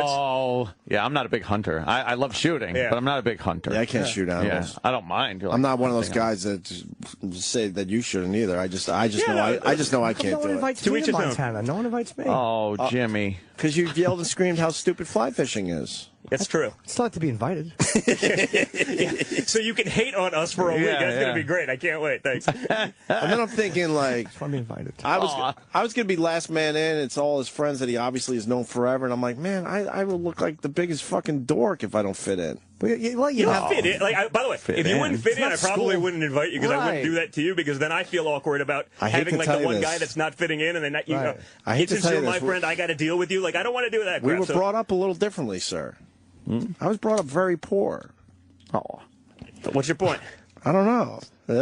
We might not fit in. I don't know. I don't know how that works. You make inroads. A lot of my friends are blue collar guys. Just because I was brought up not that way, like I was still brought up with like a good understanding of the other side. My Eastern European grandparents. I mean, I've gone through this with you guys before. I'm really just joking. I know that you worked your ass off and you made your own way. Let me explain Molly Ringwald and Pretty in Pink. She's afraid that she's going to go away with you and all the rich kids won't like her. You know what? Jimmy's right. But, you know, honestly, like, it's more about me and not... Like, my friends aren't necessarily... That's funny. You know, of that demo. You know, I got a lot of just, you know, blue-collar... Listen, because the hunting and fishing and stuff like that, you know, I'm sort of... You know, I know it's hard to believe, and, you know, I get it if you think I'm, you know, exaggerating it, like, a lot, but I can fit in both sides of the spectrum. I can do redneck pretty well. No, you've been in here enough that we know what you're all about. Yeah. Where in Ontario do you fish? Well, not Ontario, but, like, basically Pulaski, New York, like Lake Ontario tribs for the steelhead. And, you know, big you go round trout. steelhead. Yeah. Steelhead they're nasty, man. Yeah, they're fun to catch. And just, you know, listen, just break up the year. One big head muscle, basically. Yeah. They'll give you a fight. Yeah. It's all about that tug, you know, they pull. Not like your kind of tug. Oh, no. Not the type with an apology. Different kind of tug. Really? Jim got all excited when I said tug. You don't need him light up. You don't need Visine and a lawyer? You ever do tuna fishing? I have. I'm obsessed with that dumb show, Wicked Tuna. I have. I think it's Nat Geo. Yeah, I mean, not so much that kind. I mean, I'll go chase them with a fly rod and stuff like that also. So is that a long day, though? It can be, man. Some of that deep sea stuff is, you know, just it takes can be forever great, to get or it can be like standing on? in a cold shower tearing up $100 bills. You know, it's really. It can, you know, you're sitting there. You know, some days are. I mean, I had a day this summer. I was invited with a friend to go down to the Dominican Republic, and you know, we caught. I think we went like 7 for 9 on blue marlin, which is like unheard of in a day. So like that was the most exciting day ever. But I was also with like a tournament captain. That's all he's done for 25 years. He was like, yeah, well, that was like the top 3 day of my entire career. So I was like, so basically, there's 0 chance I'll ever have something like that again. So I basically retired from deep sea. You should, yeah. I'll stick with the fly rod and inshore stuff and. I can't wait to do a little more fly fishing. I really do want to go back up there. Like I said, man, just shoot me an email. Really? See? But then I feel like it's an empty invite. We have weird, like... You know, he's a real pain in the ass. Like, listen, no, I'm just being honest with you. What, like 6 times, 7 times, or whatever. And, like, each time I'm like, no, seriously. And, like, listen, did exchange my numbers. free time is precious to me. Like, I work hard, but I play hard, too. And, I would not sacrifice a weekend to babysit your ass if I didn't really want you to be there. Like, you know, I'm not doing this for fun. Like, I'm not one of those, like, false invite guys. It's just not what I do. Like, I probably should do stuff like that for business, but life's too short to hang out with people you don't actually want to hang out with. This is what it's based on. We've had Quentin Tarantino in here. Yeah. It's like, next time you're out in L.A., man, look me up. Love to, like, you know, have you over. We'll do, you know, he does movie night or whatever. I'm like, that's awesome. Never looked him up. Because I don't know how to get a hold of him. Fishing is different. Like, fishing and outdoor stuff is different. Like, it's a guy's thing. You get together. Like, it's not. No, but we didn't exchange numbers. Jerry Cantrell, I saw, he goes, hey, we should get together. And, I'm like, all right, yeah, if you want to, text me later. We'll go down. And he did. Well, he texted me later. We went out, and it was like, I don't really know him that well, but it was a genuine thing, and I haven't seen him since. Did you hang out? Yeah, a couple years ago. Well, I went out to L.A., and Greg Brady did the same thing, and we did exchange numbers. So I'm out in L.A. I go, hey, you said to call when, you know, I'm here. Yeah, he goes, oh, great, come on up. So I went way up into Bel Air, this ridiculous house overlooking, like, everything, literally everything with an infinity pool. It was an amazing spot. Turns out it was his wife's money. She was an international banker. I thought it was Brady Bunch money. That Branson, Missouri show money didn't do it? No? And he's the coolest guy. You know, we've known each other a bunch of years, and long story short, I brought a friend with me just because I felt uncomfortable just showing up at Greg Brady's house. And Greg Brady. And I saw him and his wife having a conversation near the refrigerator because I kind of showed up unexpected, and I basically had Greg Brady's leftovers. They were trying to figure out what they could serve me in the fucking refrigerator. But we really had a great night. You should call in It was advance, nice. like a couple days. Like, I'm going to be in L.A. on Tuesday. Are you around? I'm not that guy. I'm last minute guy. No, but I mean, that's how I do. Yeah. I never call last minute. Give them a couple days, and if they want to see me, they'll see me. Yeah. Yeah, by the way, I used to be like that also, but I've sort of gotten over it. And like sometimes when someone gives you that invite, even if you don't know them, like say, you know what? Screw it. Like I'm going to put out that phone call. I'll make the effort. And honestly, I've made like a lot of great friends, like people that are now like very close friends that I probably would have never gotten to know had I just been you know. You just got to pick up the phone sometimes. You know, people are so afraid of kind of networking or whatever, and it's like honestly one of the best things you can do in life is just get over that like fear of rejection. Like, what's the worst thing they can say? Yeah, sorry, I can't do it. Okay. I wanted to go to Montana, but my wife was pregnant at the time. The kid was a little younger. It was just a weird time. So I think I'm finally out of the woods and can start doing some things again. Well, it's a good time if you want to go. We'll probably go again this year. To Montana again. Yeah. Well, listen, we do it like, because it's hard for me to take a week off also. So we'll go out like, Wednesday night, fish Thursday, Friday, Saturday, Sunday morning, back on, and just back, you know? Do we get the power fishing? Do we get the private plane on this one? Nah, man. When if I'm not, damn it! DJT's not a big outdoorsman, and if I'm not with DJT, I don't fly private. It's sort of. No, you've said that on our show. You don't fly private. Yeah, no, everyone assumes that. They're like, "Oh, your travel schedule's not so bad because you're flying private." I'm like, "Yeah, right. I'm not even flying business class usually." You fly coach? Yeah, usually. Wow. You know what? I sort of had a principle like when I was young, it was sort of easy. And then as I got older, and even with work, it was sort of like, well, you're flying sometimes with a whole team of younger guys, for business. I'm not flying them business class. It's just, wasteful. But I have a hard time just myself being like, okay, even if I'm senior or whatever, like, putting them in the back and sitting in the front. Because I was used to that, like with my mom, like, she'd be in first class. I was like, that kind of sucks. Like, damn, what's going on up there? As we were kids, and so you're looking I at three guys. Policy, if I'm going to make them do it, I'm going to do it myself. And you're looking at three guys example. that absolutely agree with you. What? I have not sat in a coach seat for Sam in years. I would make my girlfriend sit in fucking coach if there was only one seat. We refused to fly coach to Cleveland. Yeah. Do you understand? Yeah, I do a lot of international flights that way. We refused. They almost had to cancel the trip because we were being divas about it.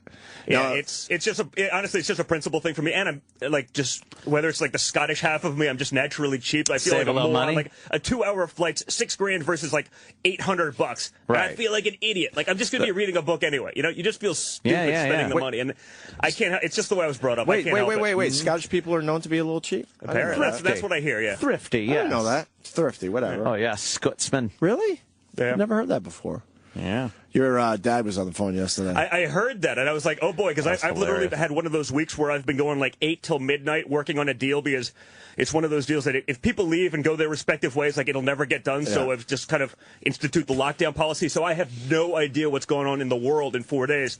But I saw on my Twitter feed that someone said he was on yesterday. So I was like, oh, boy, now I'm going to get ambushed. I have no idea what's coming. I know based on history. That could, we got over that. That interview could go either way. We got over that. No, we had a misunderstanding. Coming back to the office later on, he's like, yeah, you're fired for going on with those idiots. He was hilarious, man. He did say he would never go on our show again, but we got past that. Oh, that's good. Yeah, we got past that a few years ago. I'd like to think I smoothed over those waters. Probably did. Who knows? It was a misunderstanding. He's been in those situations with plenty of people over the years. It happens. I'd say there's some. He's a very some dynamic personality, and has he always talked his mind like that? Like he doesn't care, he doesn't man. Care. Well, you know what? And by the way, I think he's earned that right. No, I love it. And I absolutely love it. And if everyone was honest with themselves, they would do it, and we'd be a better society for it. There's just so much caging, and so many people won't say what they really think, so they act on like sort of false actions. It's just inefficient and a waste. It's ridiculous. Do you ever win arguments with him when you were growing up? Because it seems like he's a very dominant, bright guy, and if you're not attached to him, it doesn't really matter. But when you're living in that world, it's probably difficult. I mean, it's actually a really good question because I probably spent a lot of time in my life trying to. It's not my personality to sort of back down, and I think in the grand scheme of things, like. Some fights are worth having and others aren't, and I probably spent a lot of my life like having stupid fights just for the sake of winning. So it's hard to win those battles, and sometimes you just got to realize what it is. And so working for him and with him, sometimes it's difficult. But I think I used to try to prove a point because I was working on a deal. I knew whatever it was, and perhaps I had more information. But you're giving it to him, and it's you just don't do that in a group of 20 people because he's not going to be shut down. In front of that. In front of people. At the same time, I'm not doing him a service as an employee. not telling him what I really think. You just got to pick a time and a place, and you got to do it not in front of everyone else, so he doesn't have to have that. No, I'm the big dog. This is how we're going to do it. Almost to prove the point. So don't ever go against the family in front of him. Exactly. No, but there's a lot of truth to it. You know what I mean? And so I think I probably did a lousy job of that growing up, and I've sort of figured it out, and because of that, have just garnered a much better relationship and with it. Well, this Celebrity Apprentice looks good. Oh, yeah, it's good.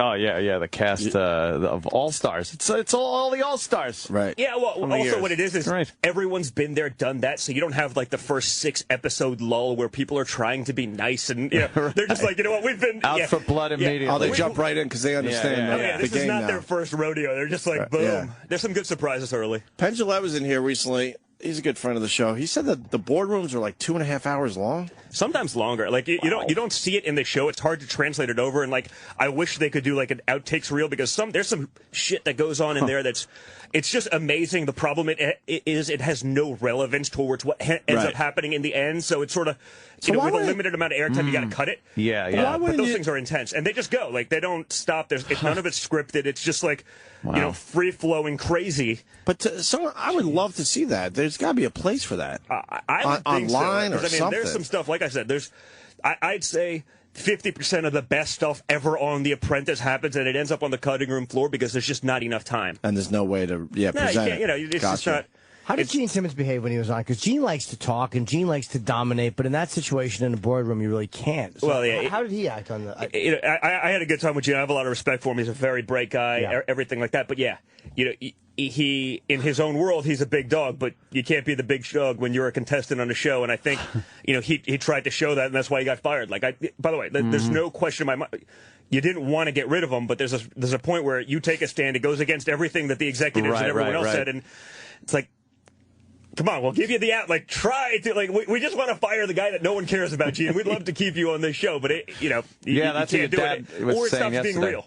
Yeah, your dad said that yesterday. The exact same thing. It's about Dice. Like, who doesn't want Dice running around like an asshole on the show? It's very entertaining. Yeah. But he said if they would have kept him and gotten rid of somebody else at that time, people would have been like, wait a minute. Yeah, you can't do it. And I would have loved to have him on there just creating havoc. And I thought he was a great guy. I was disappointed to see him go, but like, the show has to have credibility. What was his deal? He didn't want to make the cupcakes or the cookies or something? I don't make the cupcakes. Was it cupcakes? Well, but by the way, also, don't kid yourself. Like, the show is intense, man. These guys work 20 hours a day. Right. There's a lot of personalities. Like, if you're not ready for that, like people say, it's a game show. We'll go on for an hour and we'll do a little bit, and it's, we'll get a soundbite in or two. It's not that way. It's intense, and so there's people that get on, and they just cannot keep up, man. They're freaking exhausted. They literally just give up. And so there's an element I've seen of that. And, there may have been some of that with Dice, where it's just like, holy crap, I bit off a bit more than I can chew. Like, I got to get out, and maybe that's the way I get out, by taking and you've seen guys basically quit because they're just can't handle it. I'm sleepy. I need a nap. I'm a little tired. I'm tired over here. He was on what, 1 episode, 2 episodes? I think he was one of the first guys gone, right? First one gone, We loved it. He would have been great, too. Oh, he would have been awesome. Like, he's literally, like, that's one of the ones that disappointed me. I was like, How's Dennis Rodman, man? Honestly, he's a good guy. Yeah. He's a good guy. I had some fun with him. Is he still having a problem with the drinking? He seemed like he was actually getting his stuff together. I think it probably, definitely, better than the last time. But but it's sort of the problem is, I think, that's sort of his thing. Like, he's got to be the wild and crazy party guy. Otherwise, there's not, that's what he's made himself. That's his image for the last 10 years. You try to remake yourself now, it's a bit hard. Yeah, but why wouldn't he want to be healthy?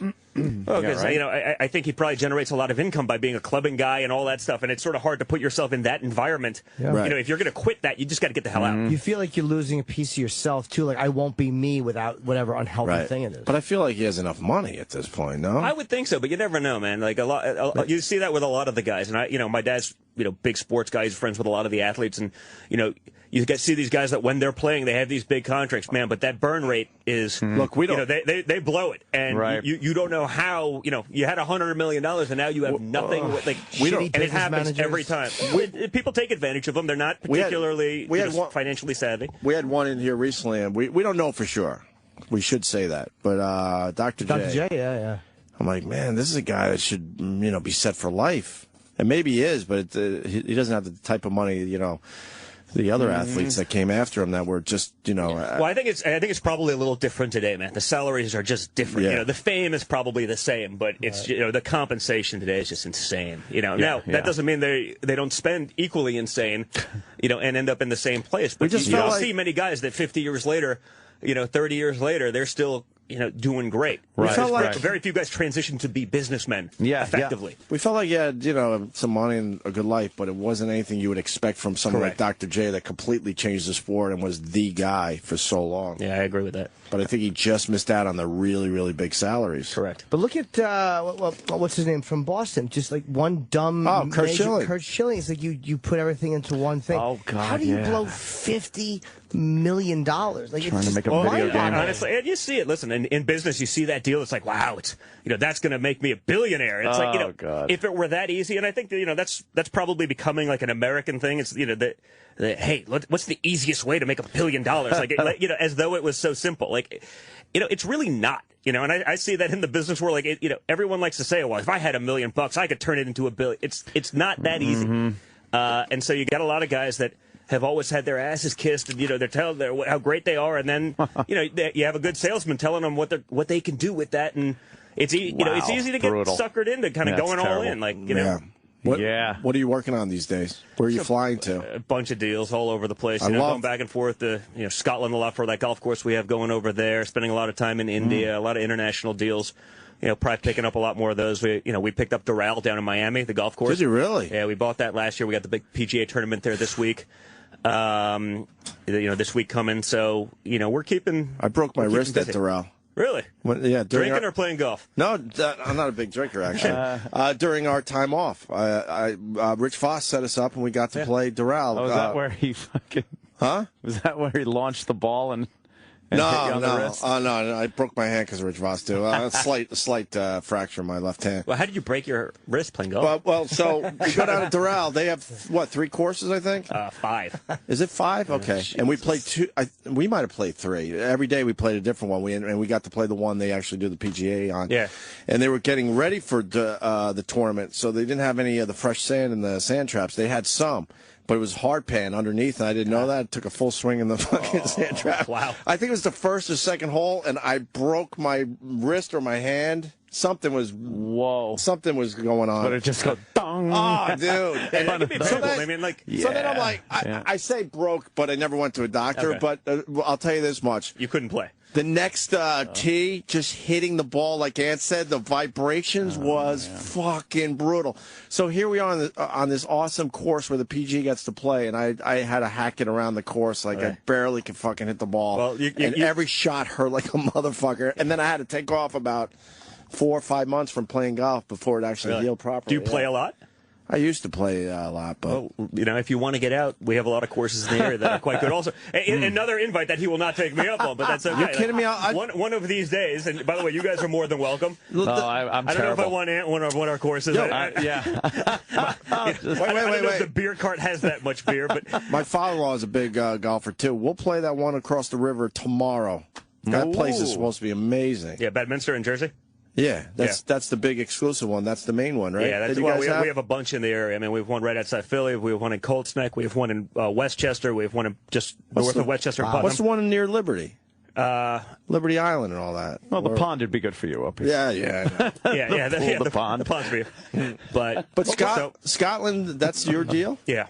So that's your baby. Yeah, that's my baby. That thing's been great. I mean, it's the highest rated course to ever open. It was rated 7th in the world just before anyone had ever even played it, because we just got the greatest piece of land ever. And who designed it for you? Martin Hawtrey, who's probably not an architect you'd know, but he's the guy that in England for links courses, he's the guy. The Royal and Ancient, that's like their guy. Any open championship, any open venue, when they're doing some stuff, fixing it up, he's their guy. And so just between him and my father, really, my father's good at that stuff, and he really's got an eye. So between sort of that traditional links and then my father sort of, how do we make it bigger, better, tougher?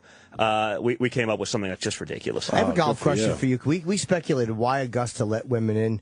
As somebody that owns a lot of courses, what do you think that really was that finally broke them? It's political. It was. Yeah. I mean, come on. I love the old school. I'm probably an old school guy myself, but it's a lot harder for these guys to get away with it. They have sponsors. They make a lot of money from the masters. Like, you have sponsors and basically saying, yeah, we don't want women, we don't want minorities, we don't want this. It's like, not so easy. Like, when you're a Rolex or whoever the hell sponsors them, it's kind of like, yeah, I don't know. Can you do something about it? So they'll, but they'll let in water a couple probably people. Was sponsors then. I think it was sponsor. I don't know. It's not like they need the money. I mean, that's a... They felt a lot of pressure. But they got a lot of pressure. Our point, because we talk about this from time to time on our show, we're not begging to get into women's clubs and stuff. Why do they have to be where we are when we're doing our thing like that? It's the way of the world, my and friend. Does that sound, and that sounds male... Everyone wants what, but to go back is almost ridiculous. Could I play in the WNBA because I'm not good enough to play in the NBA? No way. But if there's someone who's a woman basketball player and she was good enough and that, but that would does be it sound acceptable. male chauvinist to say that in this day and age? Or is it something? It does, but it is by the definition of the word, but it's ridiculous that we say that because people can't help. If women want to be empowered, why wouldn't they go off and there's a ton of powerful women out there and start their own stuff and say fuck them? We don't give a fuck about them. We're gonna start our own traditions and our own clubs just for women. Because it's a lot easier to do it the other way, and break balls, and they'll eventually win because that's the way. That's where we're going. We're just becoming a different society, and for better or worse. Yeah, I mean, it doesn't bother me if I see a woman on the course. It's just weird though that they desperately want to be. Yeah, but there's something still cool. I mean, that. for me, the old school, like if you have a guy's place, you have a guy's place. Right. I don't know. I have a hard time letting go of that. Maybe I'm not going to have a choice, but I'm kind of a guy's guy, so it's They complain and they fuck it up. Like I don't like being around just men. I love when women are around, but they complain. Yeah, these harassment, and that's why we hate them around because they stop us from doing what we want to do, and they complain. Yeah, and in the clubhouse, guys just want to be guys, and they want to talk about stuff, and they don't want to have to. And you start including too many other things, and all of a sudden you're basically having a boring freaking conversation. Right. And by the way, even if you're just talking shit, and it's not really that's true, what but it mostly is. There's nothing worse than starting to tell a joke, and then and you're like, okay, it just kind of screws up that punchline. Right, yeah. Because it mostly is just bullshitting around. It's not like I demand to be able to hang up, nude women pictures. It's just usually just bullshit, joking, and that you're talking, making jokes that people. It's the things you never expect, and then HR or someone will come up and don't go. even start because I'm of that mindset, and I'll get in trouble, and I'm sure I've been on the show enough. I'm sure I'll get myself in trouble one of these days. But if you can't handle some of the basic stuff that's become a problem in the workforce today, like you don't belong in the workforce. Yeah, like you should go, maybe. Teach kindergarten. I think it's a respectable, position. But and those little kids you can't be negotiating billion-dollar deals if you can't handle Well, listen, there's a place where you have to draw the line. But today, this stuff that you get in trouble for, it's I wouldn't even think about Donald, our stupid world. It's radio, right? Yeah. Mm-hmm. If we want to just look at a naked girl on this computer, watch. We can even do it to just show you what happens. Everything gets shut down. If we go, hey, what do we want to see real fast? Well, you have to. Then the curtains have to be shut. Bunch of naked men in the shower. Let's. That's okay. That's okay. Look, because they heard already. Look, turn around. You gotta close the curtains. Close the curtains. Are you serious? Yeah. Look. I'm watching people just for the people. They're actually closing the curtains. They're on high alert. They're not doing it to show the bid off. They're doing it because they really believe we are actually now. Well, we are doing it officially. Oh, listen, that's not bad. I mean, I see some. Yeah. But wouldn't it be funny if he showed tits and then Donald sued? I feel harassed. But Donald, this is my get-rich-quick scheme. I'm now suing you guys because I feel uncomfortable. And by the way, that's what happens in the world. I can play along, I can be fine, and then I can decide randomly. You now have crossed the line, even though I've been going with. But this is not a stuffy workplace. We're in radio, where it's it's known to be a little more edgy and this and that, right? And by the way, if you guys still got to play edgy, this game. You'd be off the air. Yeah, then we'd just be a PBS radio show. But who would be offended if they walked by our studio in a radio world and saw that we might be looking at something a little crazy on our computer? Apparently someone, because the serious people closed the curtains of the studio. That's hilarious. Isn't that wild? They're on high alert. I mean, someone is listening to the show. So they actually pay for an employee to sit there to basically listen to see if this is. That was scared. They scared the shit out of me. I mean, that's where this world is going. I mean, think about that stuff. I mean, it's all right, open the curtain. so frustrating. Claustrophobic. I hate when the curtains are closed. Yeah, open the goddamn curtains. Yeah, I don't like them. Yeah, it is. It's gotten way out of hand. Political correctness, the inability to speak your mind. I mean, we like for people to be honest, but then the second they are, they get crucified. Yeah, no, everything. I mean, you look at some of the stuff going on in the business world these days. You know, look at Hostess.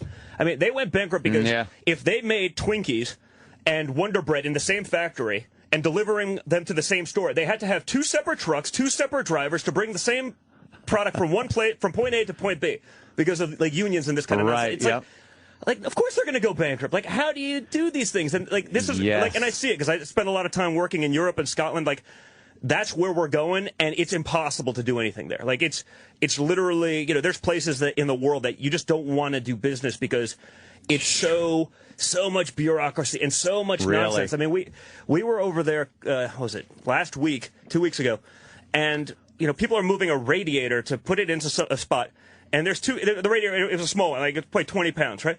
And I'm watching them, and they have these straps on, and they're tied up, and there's 2 guys lifting a 20-pound radiator, and they're moving it 1 inch at a time, putting it down, waiting 5 seconds, and they're counting.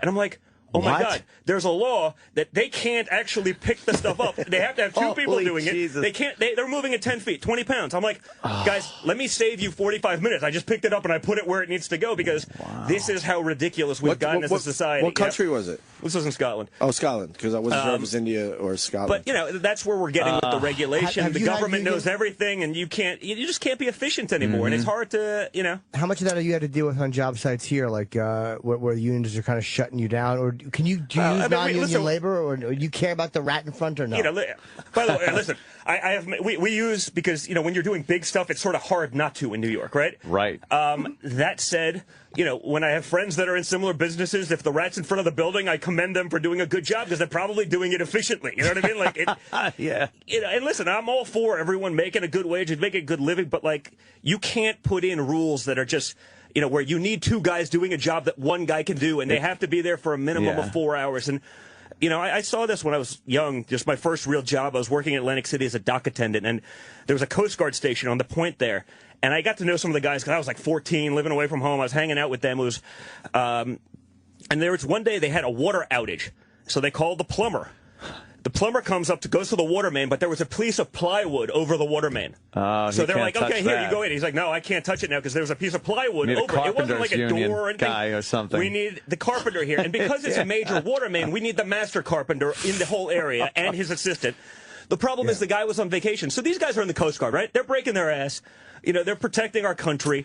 And, like, they can't get water because the freaking union, you know, plumber won't even do them a solid. And is that because what they the union was supposed to be there for? Yes. Is that what so, the initial... The notion has changed. And I talk about, you know, the car companies in America. And when, you know, what was it, General Motors, like $6,000 of every car that, you know, that they make, of like a $30,000 car, goes to pay people who no longer work there. Yeah. Like, I don't know how you compete in the world. Like, and people complain about, well, American manufacturing's disappearing. It's like, of course it is, because someone wants to make $100 to do something that someone somewhere else will make $1 doing. And the consumer doesn't want to... I don't begrudge them the $100, but, like, you can't expect... But the consumer doesn't want to buy a car that costs that much money when they can buy a comparable vehicle that isn't built with this unbelievable labor cost. The devil's advocate thing, and I agree that unions have become annoying. The devil's advocate. They can make lists. Yeah, the commie hippie over here. No, but the union a lot of times, and again, they're very irritating,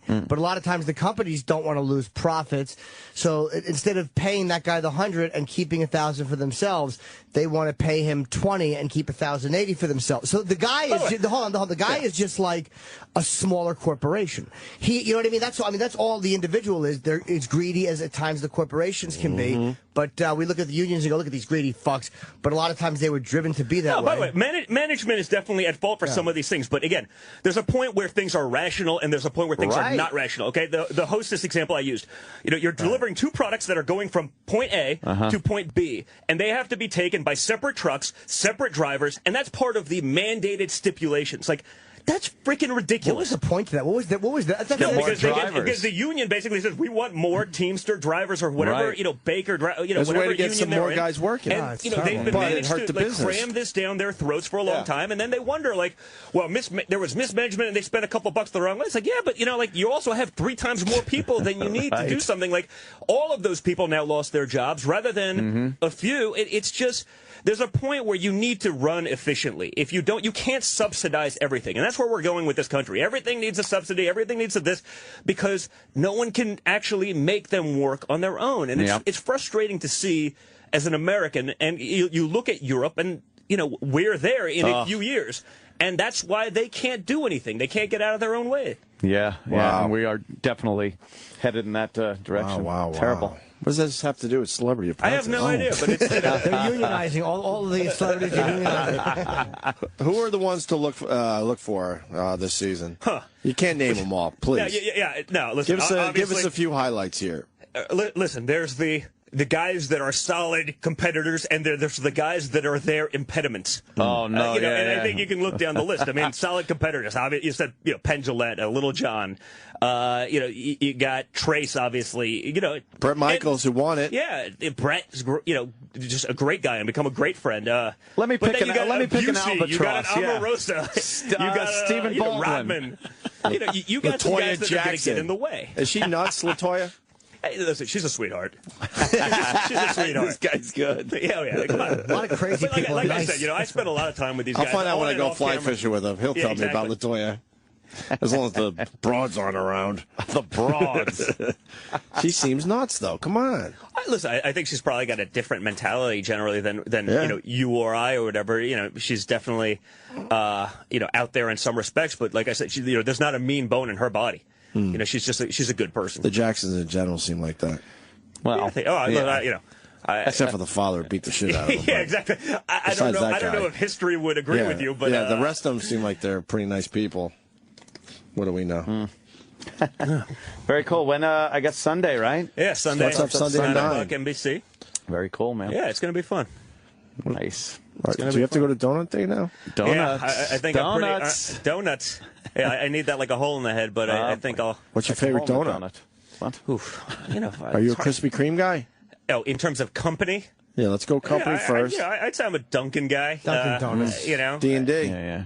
But you just give me a cruller, I dip it. What the hell do I know? Regular Joe. I don't eat much donuts. It's not my kind of food. I try to avoid those. Yeah. Unnecessary. You try to eat healthy? I like dinky donuts. I don't eat healthy. No, I work out hard, but I'd much rather have a steak, kind of meal than load up on donuts and then feel guilty for the rest of the day. So I work out hard so I can eat what I want, but it's generally not like my point snack is junk food. With kids in the house, there's always treats around. Well, and I try to keep all that shit out of the house. I can't waste food. But now That's I can't my with grandmother kids. beat that into me, so I really? Can't waste food. So when the kids, they order this and they order that, and it's just like all of it's left over, and I'm like, okay, I'll finish. Like, it's hard with kids. Wow. You really can't waste food. I have a hard time with it.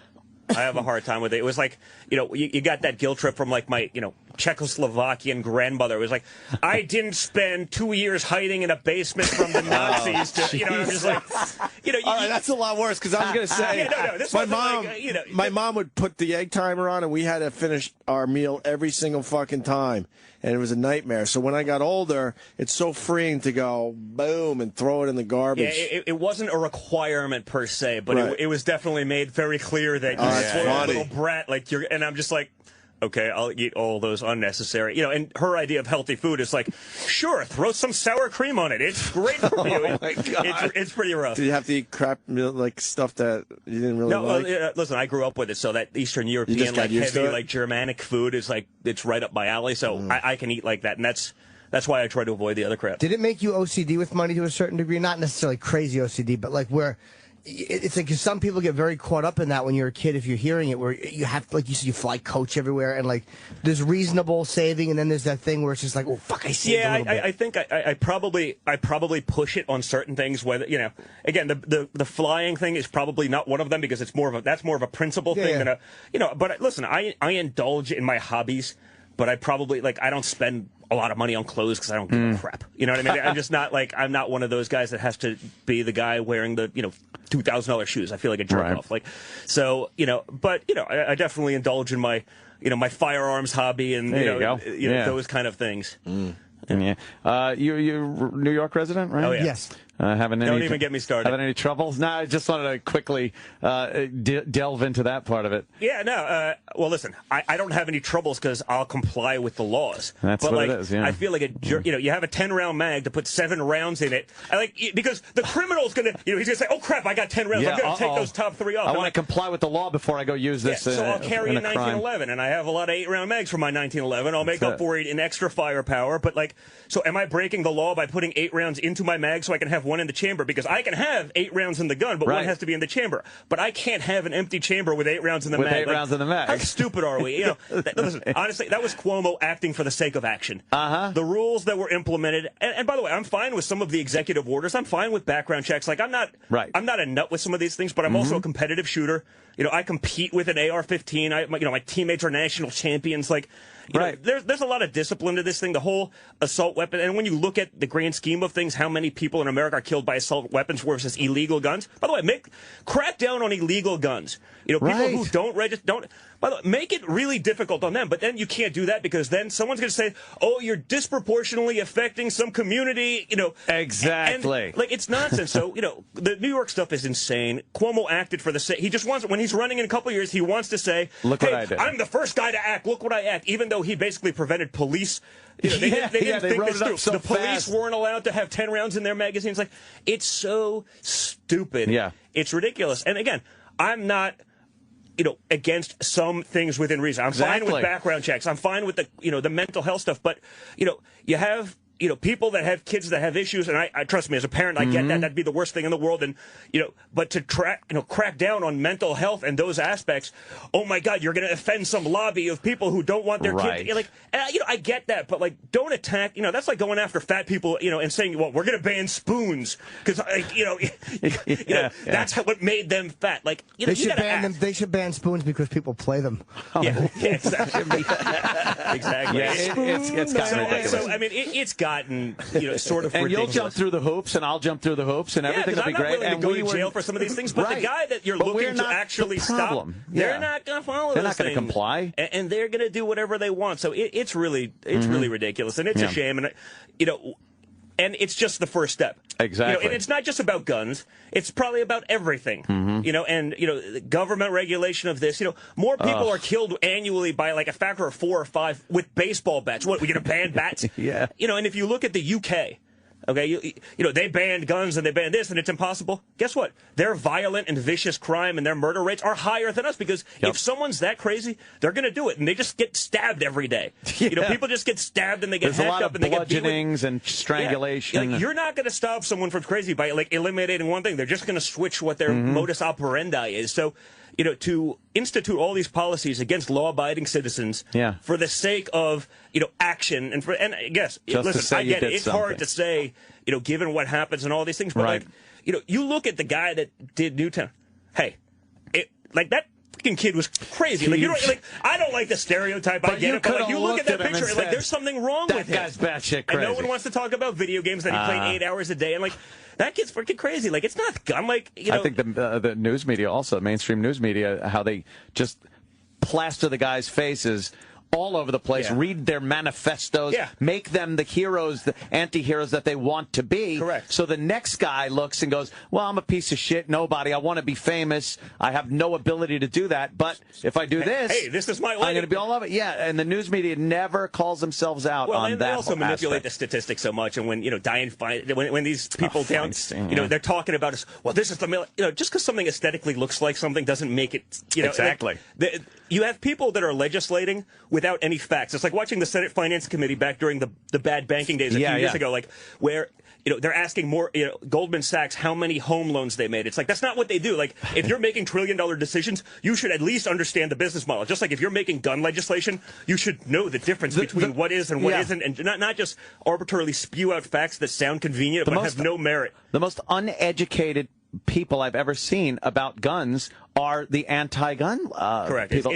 They don't know anything. They don't know an automatic from a semi-automatic. They don't know rifles from shotguns. They're really uneducated. Well, and when they're talking about like some of the aesthetic things that you can put on an AR, like, well, the vertical grip, well, that makes it much more deadly. Look out, more deadly. Stop. Man, you guys should get a room. Oh, it's great. great. We'll make out later. It's going to be fun.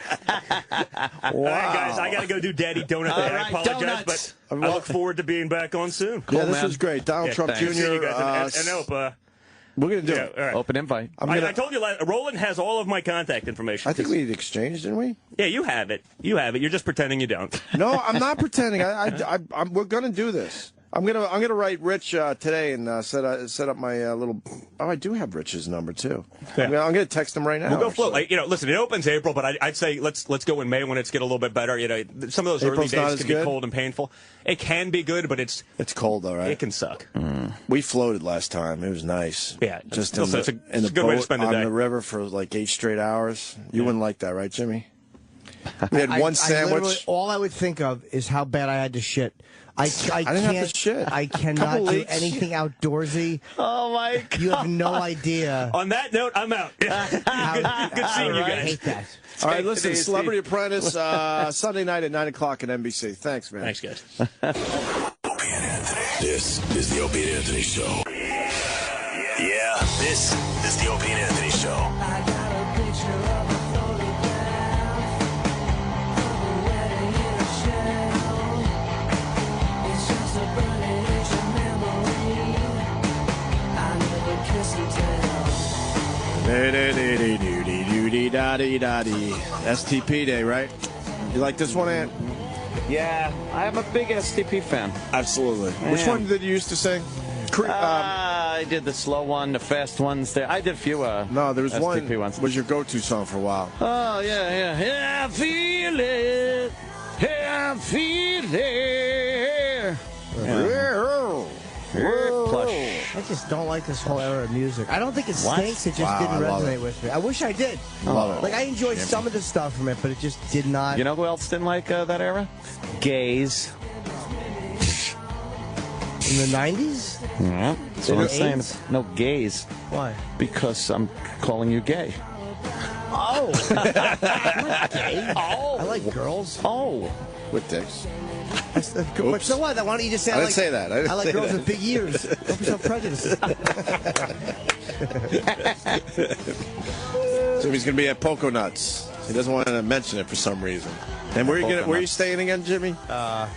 Beautiful Mount Airy Lodge. I like the dynamic he gets on that. It really is good, man. He sells it. He should be their spokesperson. I got dates in other cities coming up, and then Caroline's April 11 through 14. I'm just pushing that because everybody else is selling out their shows, and just, why would I? Oh.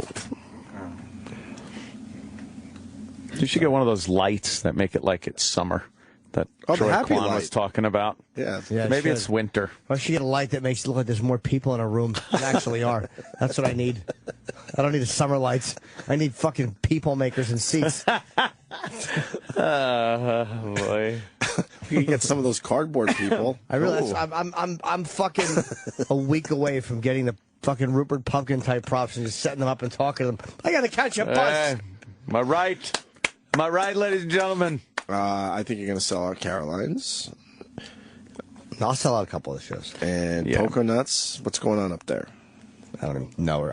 In 100% honesty, I don't care. I'm meaning I want people to be there, but I'm putting the hour together, and that's all I care about. And that's going to be great in Boston. We know that. Can I see the picture? Good Friday, right? Oh, that's a great picture. That should bring people in. Good job, guys. You look like you're going, what do you want from me? Regular Joe. Regular Joe. That's fat pig. Regular fat pig alien face. Holy shit. I'm pleasantly uncomfortable. I know. If that's possible. Oh. I don't know how you could be pleasantly uncomfortable, but I am. Oh, stop, Jimmy. That's true. Special will be great. I feel very good about the material. I'm happy where the act is. Very happy. a lot of the topical stuff I'm just trimming so it holds up in 6 months, like, you know what I mean? Or, you know, when it's on Netflix eventually. You know what I mean? You want it to hold up. Right. I think Please Be Offended, some of the stuff's a little bit too time sensitive, but, you know, that's what I was doing, and that's what's up. Yeah. But this one I want to be slightly more. I want to go to Boston for the taping, but it's a weird weekend with Easter. Easter, yeah. But literally, the venue just didn't have availability in May, June, and I wanted to shoot there. The show's Friday, though. Good Friday? Friday night, 2 shows. So then we come back home Saturday. I agree. And then we get the Easter egg thing done Sunday. Yeah, it's not Easter Sunday. I mean, I gotta do the dyeing of the eggs and stuff. I'm back in that world. You're back in that world. I was out of that world for decades. Many years. Next thing you know, I'm back in that world. You're back mixing them up, dropping little color things in there. The vinegar and the colored tablets, all this shit you forgot about fucking decades ago. Yep. And now we're dipping eggs. You know the best way to color eggs is you put paint on the inside of the hen's pussy. Put red paint inside the hen's pussy. Holy shit. But the egg dyeing company, though, they're lazy fucks. Nothing has changed since we were doing it as kids. Still the little... The little metal fucking wire. metal wiry thing that is almost impossible to keep the egg on. It always falls off. Falls off into your stupid cup of dye. Yeah, it's like trying to move an invalid on a glass, a piece of glass. There's no back to it. Right. And you would think they would have updated this shit by now. And then the cardboardy thing that you put your eggs in to dry. That falls apart, gets all mushy. They were able to use the box for fucking part of the thing. Nah, they just haven't updated that world. I wonder if Sandy Duncan, when she has kids, Sandy Duncan, I wonder if she'd hide an egg in her fucking eye socket behind the eye, and they would notice Mommy's peeper looks bulgy, and then she would fucking peel her eye out, and a stinky eye socket egg would fall out. Beautiful Mount Airy Lodge. Well, it's beautiful Mount Airy Lodge. And they don't have feather pillows, so I have to bring my own pillows. Yeah, you like bringing your own pillow. I only do it when they don't have feather pillows. Any place that doesn't have feather pillows sucks. Those fucking horrible hard rubber pillows. What am I, in a mental hospital, you cunt? Fucking terrible. And this is an upgrade from the hotel they wanted. I'm paying for half this hotel. I would love to mock you, but my last trip to L.A., I brought my own pillow. You did? God, I won't do that. I'll buy one in the city. I won't bring it cross country. Well, why? Wow. Nah, it's too much. Yeah, I don't want to lose it and carry it. Hi, I have a pillow. It was nice. Can't do it. It's nice. So then when I lean up against that window, I got a nice pillow instead of the stupid fucking... That makes sense. Airplane pillows. Your head fucking gets wedged between the seat and the side of the plane. Yeah. Especially for all the way to L.A. Come on. Crazy. You need a good pillow. I like to bring a good... But when you take certain flights, they have great... This is where Donald Trump Jr. and I disagree. His life is you know, he chooses to fly coach. I do not. I do not. No. I do not. Yes, and it's a write-off, so it's so cool being in a business where it's a legitimate write-off. It's not a bullshit write-off. I just love how you say that. I do not. I did that for many years of my career. What? Terrible coach flights and oh, we all did. Yeah, fuck that. Oh, he's coming down the hall for. Huh? What's he coming down the hall let me see. for? Steve. Oh, why? He wants to show off his new haircut. Oh, is that it? Yeah.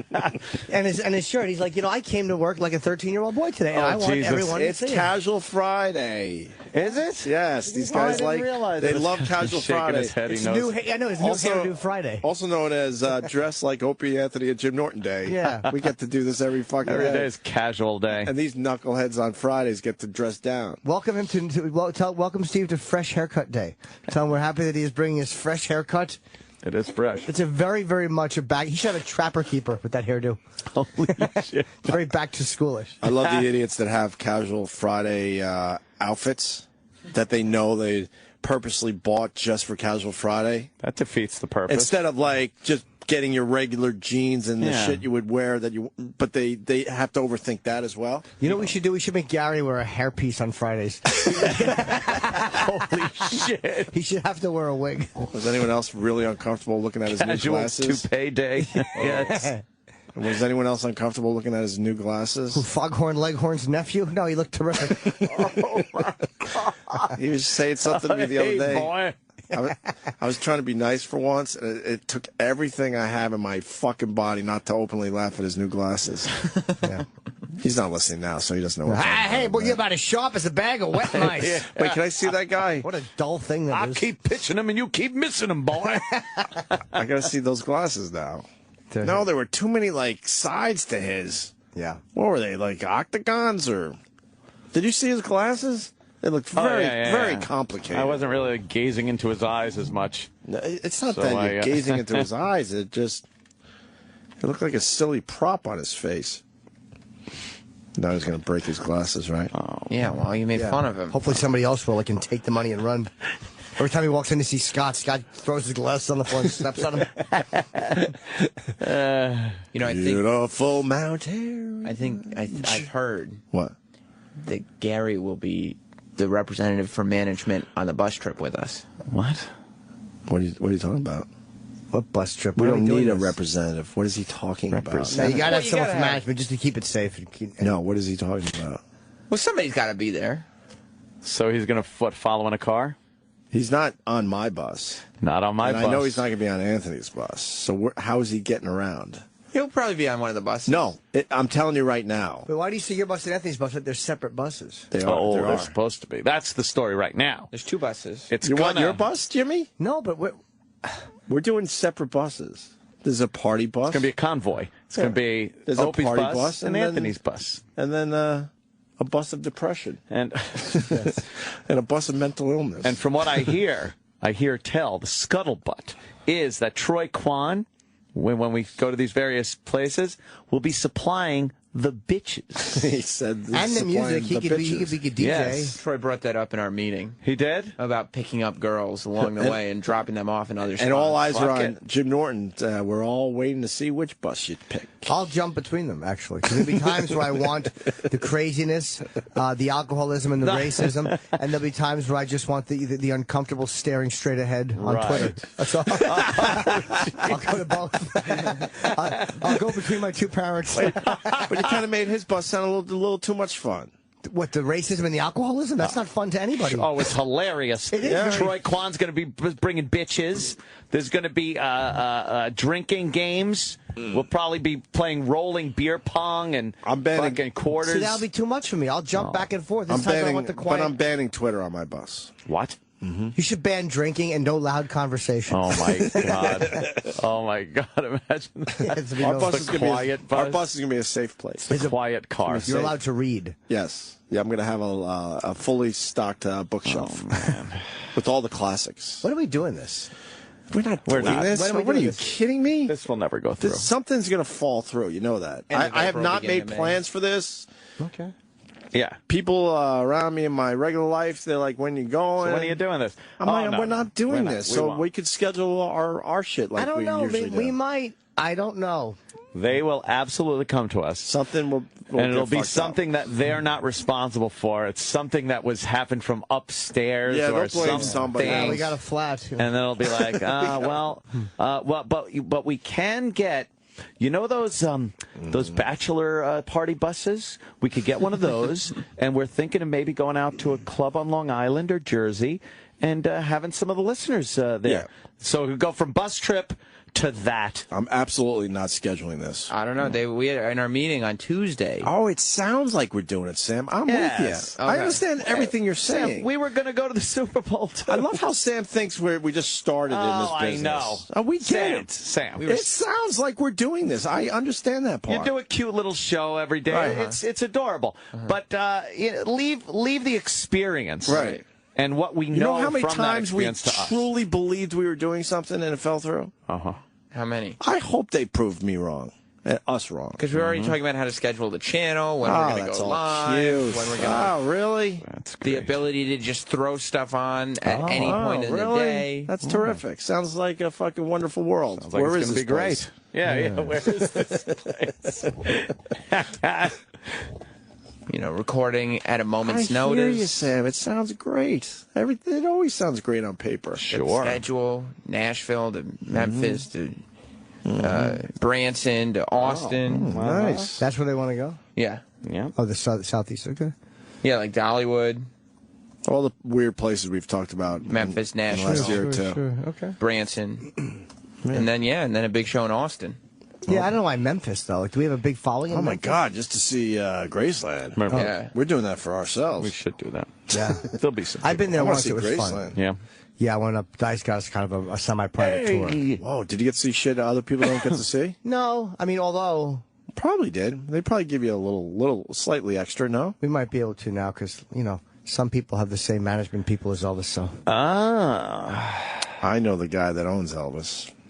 I am Elvis I am right. Elvis. in my own way. It's this guy. I love He this also guy. owns Muhammad Ali. Oh, he's the one that introduced me to Ali. Who? Craig. No. But the guy that works. Oh. Yeah. Yeah. He's my brother's billionaire friend. Mm-hmm. Literally, my brother's a friend. His friends with a billionaire. Can you Me, get not Ali so on much. the bus? Me, not so much. No. What? Can you get Ali to get on the bus? I don't think so. Trying to figure out like different celebrities we might be able to get on the bus None. for legs. We'll get none. So wait a minute. No celebrities are on the bus. Can you imagine if we have such a connection at Graceland? They go, hey man, you know what? Just go wherever you want. Just walk around here. You got the next hour to go wherever the hell you want. Lock up when you leave. Here's the keys to everything. Right. When you want to just go in the basement or the attic or just all these fucking. There's no basement in Graceland. Yeah, just keep your, don't go into Lisa Marie's room, or if you do, just don't you'll start going through her panties. Just jacking off. Yeah, tugging it. Fuck. Does anyone live there now? I think she still does, or I'm sure. Oh, does she really? And the mother, sure. I'm guessing. That's probably one of. Maybe she stays there every once in a while. Take the pink Cadillac out for a drive. Yeah, here's the keys. Yeah. Enjoy. It must be depressing that you have no time alone there. It's not. I'm sure they have other places. Yeah. Remember the time we called to ask about the duty that they fished out of the toilet when they found Elvis? We did. We called. And the lady was trying to have fun with us, but just hated us. Of course she did. We were convinced they had to have it in a jar somewhere. Yeah, the that last they fished duty. out Elvis's duty. Elvis's last duty. What are we doing? I don't know. Why are we waiting? We're stalling. For what? Exactly. Because there's a delivery. Oh, is that what was going on here? Oh. God, we're so good at this. I was just thinking that. I didn't even know we were stalling. And a half a rod. Over Why? sandwiches? No, unrelated. Sandwiches. So why aren't we doing it? Oh, I don't know. What, the bus tour? No, the birthday celebration. I don't know. I don't know what the Here it hell's going is. on. It's the birthday boy, right? Yeah. We got some fucking treats. Should we bring All Erock right, in? let's I bring think him so, in. too. It's his birthday. We Let's give him a bring hard him time in. all year. Oh, and I think this should be his special day. Why do I feel like this isn't going to end well? Why? It's great. Can we be nice guys for once? Absolutely. Yeah. He's walking around right He now. got you a nice little thing earlier He in the did. show. He hooked me up with my Michaela Maroney autograph and Hold on, the picture fat and fuck everything. is coming around now. And audio. Can't hear us. And audio. So- We got her talking about me. It's great. Beautiful mountain. Oh.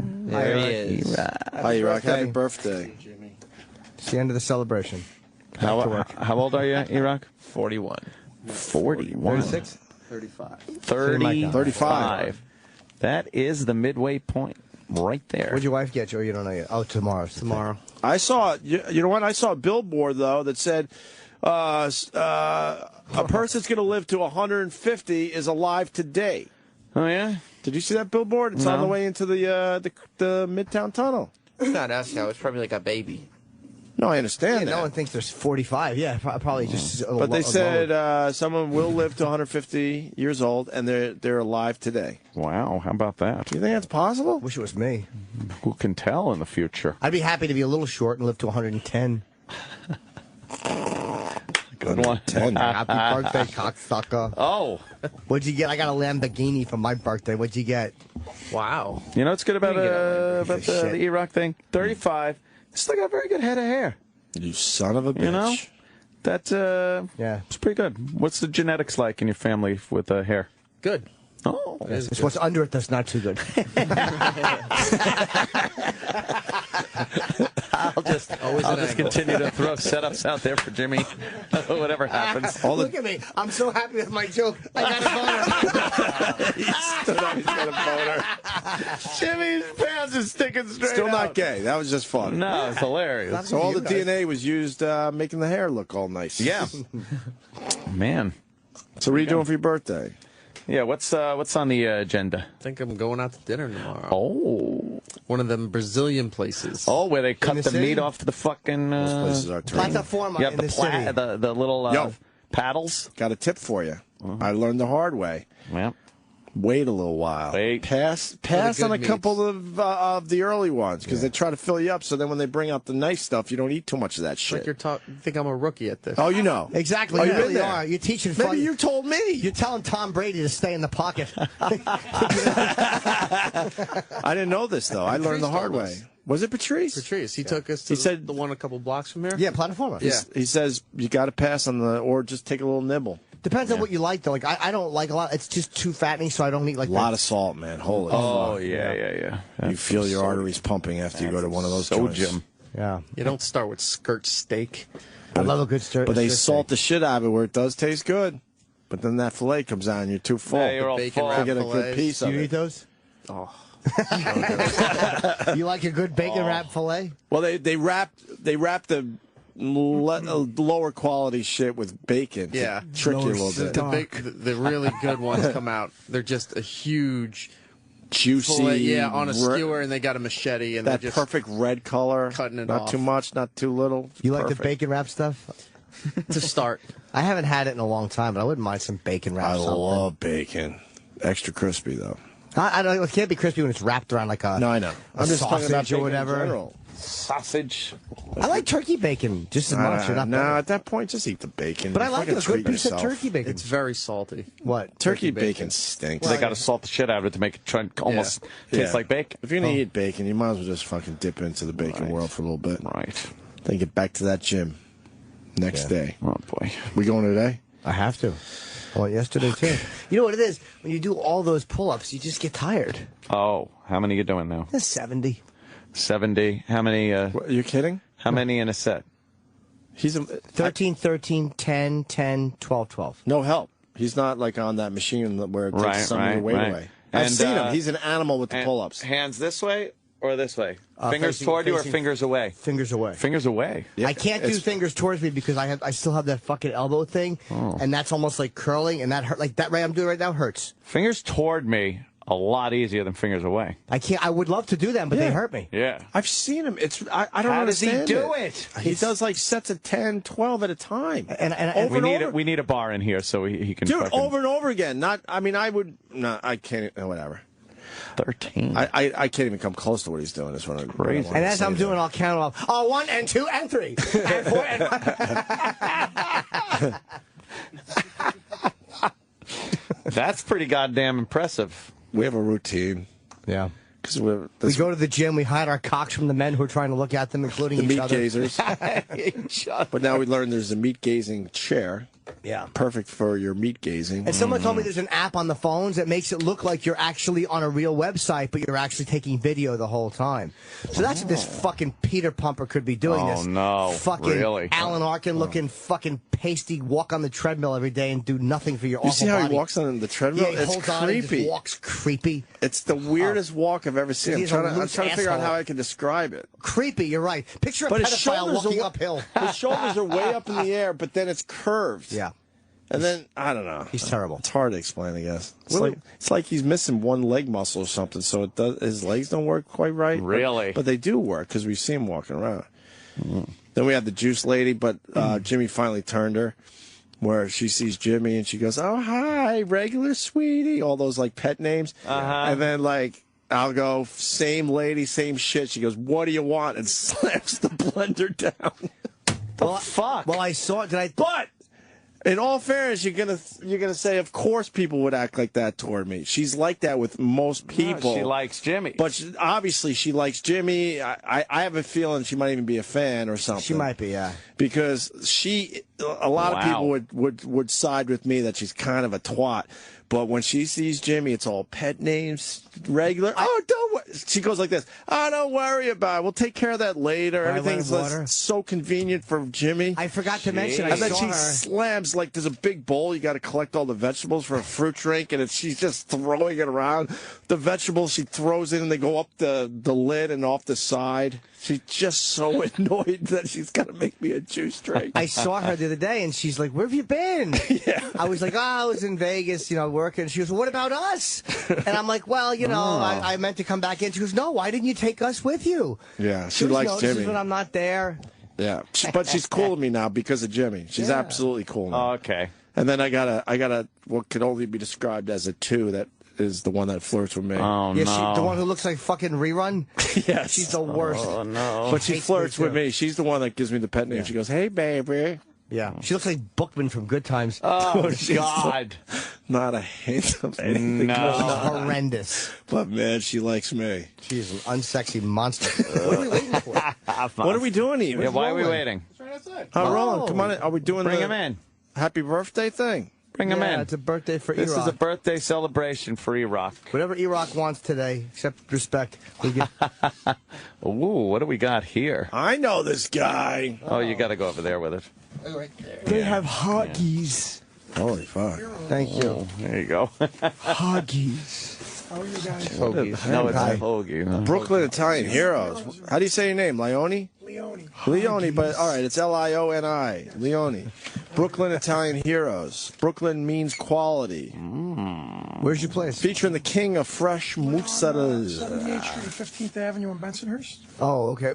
Wait, talking to the mic. No one heard the plug. Yeah. Really. He said 78th Street and 15th Avenue? 78th Street and 15th Avenue in Brooklyn. Nice. Bensonhurst. Nice. So I've been there about 25 years. All right, so you got the Tony Bennett, the Joe Montana, Yeah, what we did over the Phil here, Esposito, the Mario Andretti. we basically made a hero shop named after Italian-American heroes. Right. Oh, now I get the gimmick. Yes. The Vince Lombardi. We started with the number Where's one the Anthony Frank Sinatra, Cumia? Mama. What about Anthony Cumia? one of the most popular All right, Italian-American where are you talking? heroes. There was a little research done Yeah. to see what these people eat. So Frank Sinatra loves salami. Oh, he did?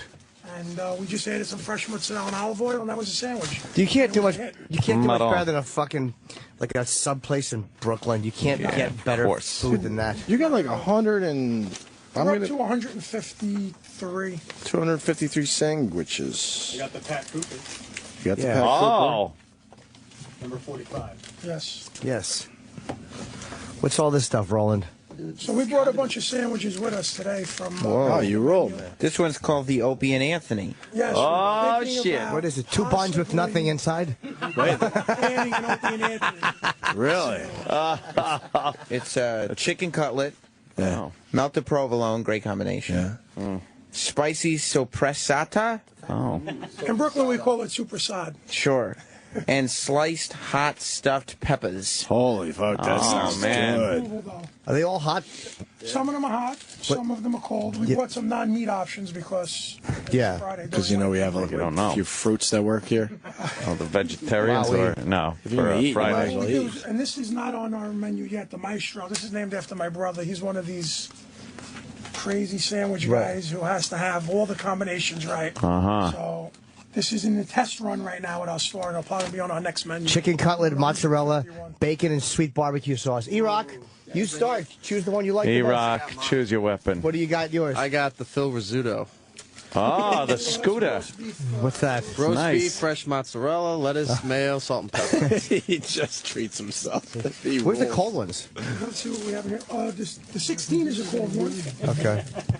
We have 2 Opie and Anthony's in here. Okay. We need the stamp of approval. I just want to have a bite of one. I'm not going to eat much. This is the Sam Roberts. It's just full of bologna and it's do-wop. Limburger cheese, so it stinks. Full of bologna. You're full of bologna. This one here is very popular in us. What's the popular one, Jimmy? Prosciutto, provolone, soppressata. I don't know what that is. Mangy. Capicola, mozzarella, bruschetta, and balsamic. Is this all vegetables? It's pretty good. No, No, that's a lot of meat. Oh, I mentioned 8 meats. Yeah. I'm truly stupid. Prosciutto, super There's no side, ham. capicola. Oh, capicola. Yeah. Well, all of those are pork. Okay. yeah, they're all pork products. It might be too much. Do you know Roland? I just met Roland just now. We had about a 10 Just minute met Roland. conversation outside. He's gonna be your best friend. Wow, wait. Oh, That's yeah. delicious. Oh, yeah. He knows the feel food. like heavy subs. He knows the food places, We have Roland. his sandwich outside already. We didn't. Oh, that's good. Really? You deliver? We deliver, yes. We're actually in Nice. Manhattan almost every day. Love that. A lot of corporate stuff out here now. I love a good delivery. I do too. Yeah. I can't believe you just said I love a good delivery, and I actually said I do too. Yes, of course you do. Get this shit out of This here. is a lot of sandwiches. A lot of sandwiches. That's great. What's left in the box, guys? Well, so we have a Danny Aiello. Oh. It's grilled chicken, fresh mozzarella, broccoli rabe. Nice. We have the doo-wopper, which I just mentioned before. We actually have a Joe Paterno. Uh-oh. Oh, no. Oh, boy. You're going to be changing the menu, The huh? sandwich is on the chopping block. It may get a name change. I Why- don't know yet. What happens if the little meatballs are being abused? It turns around. It comes with a question mark. That was a blindfold. What's in the Joe Paterno? There you go. Joe Yeah. Paterno is a grilled chicken, fresh mozzarella, fried eggplant with honey mustard. It's actually super popular. Call it something. Call it something like less controversial, like the Hitler. We have super busy sandwich on Lent, the Marissa Tomei. It's an eggplant sandwich. Oh, Fresh I mozzarella. thought that would have been someone else. Fresh mozzarella. What else on there? It has mushroom stuffing. Yeah, on the it. Anthony Cumia. There you go. But what's unique about our store is instead of just making a traditional turkey sandwich, ham sandwich, we took all the ingredients that you might make a sandwich in your house. Would you slice up banana peppers and put it on a sandwich? Would you put butter on top of meatballs? And that's the type of sandwich shop that we built. Nice. Good for you. 3, 4 different ingredients, 5 ingredients. Some have 8 ingredients. But things you won't see in your traditional sandwich. Erock, why don't you take a bite? Ooh, the Chaz Palminteri. What's that? That's a veal parmesan. Very popular. A lot of our sandwiches are super popular. Our least popular is the Vinny Testaverde. Oh, really? He picked that sandwich when we met him. It's an olive loaf. Ah, jeez, of You eat it, you course. choke. And mayo. So Oh, that's terrible. That is I'm not an olive loaf guy. Erock loves olive. Of course, Erock likes it. Yeah, he loves it, for real. It's terrible, Erock. Olive loaf fucking That's 'cause stinks. part of the name is what he does all day. Exactly, olive. guy who doesn't get references. You know what? You give me a hero, I get right back to work. What the There hell you do I know? go. Come on now. Should we that's great. take a break? Yeah, so we 5-minute could eat? break and take a Yeah. Leone, Brooklyn Italian Heroes. I'm all about the Plugola, so I have no problem helping you out here, sir. You're not supposed to say it. What? 5th Avenue and 78th Street there? 15th Avenue. Sorry, 15th Avenue and 78th Street in In Brooklyn. Bensonhurst. Bensonhurst. God, it smells good, dude. Have you been to the new arena over there in Brooklyn? All right.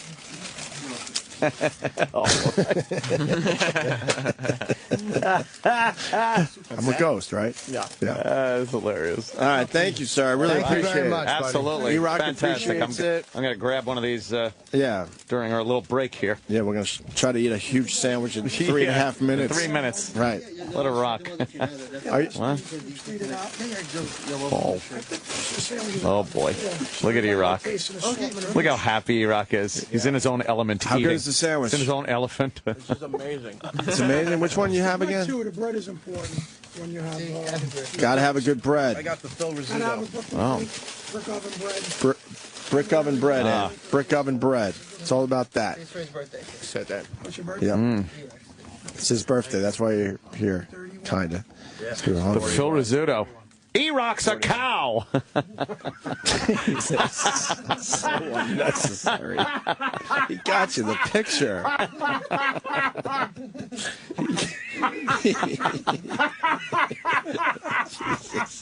It just never ends.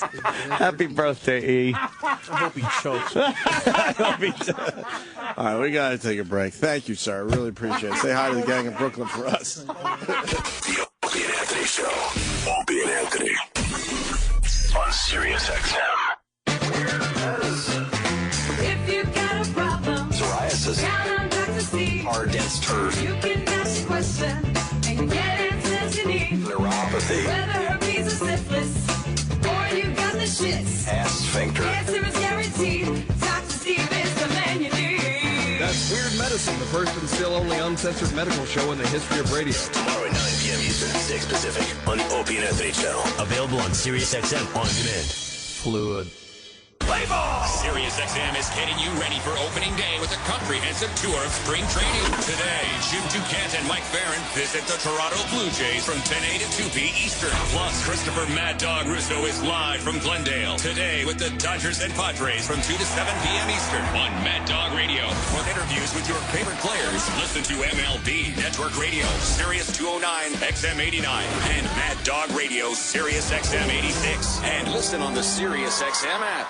Do you have enough money to retire? My wife and I thought we'd have enough to live comfortably and maybe do some traveling. You know, really enjoy ourselves. But when we heard about some friends who got close to retirement, found out that their savings wasn't enough to support their plans, we got worried. So I went to this website, freeretirementreport.com, where I got a detailed financial report free. It told me how much we needed to save to maintain our lifestyle, and it told me exactly when we could retire. Plus, I got a free consultation with a financial advisor, which helped me create a plan that keeps us right on track.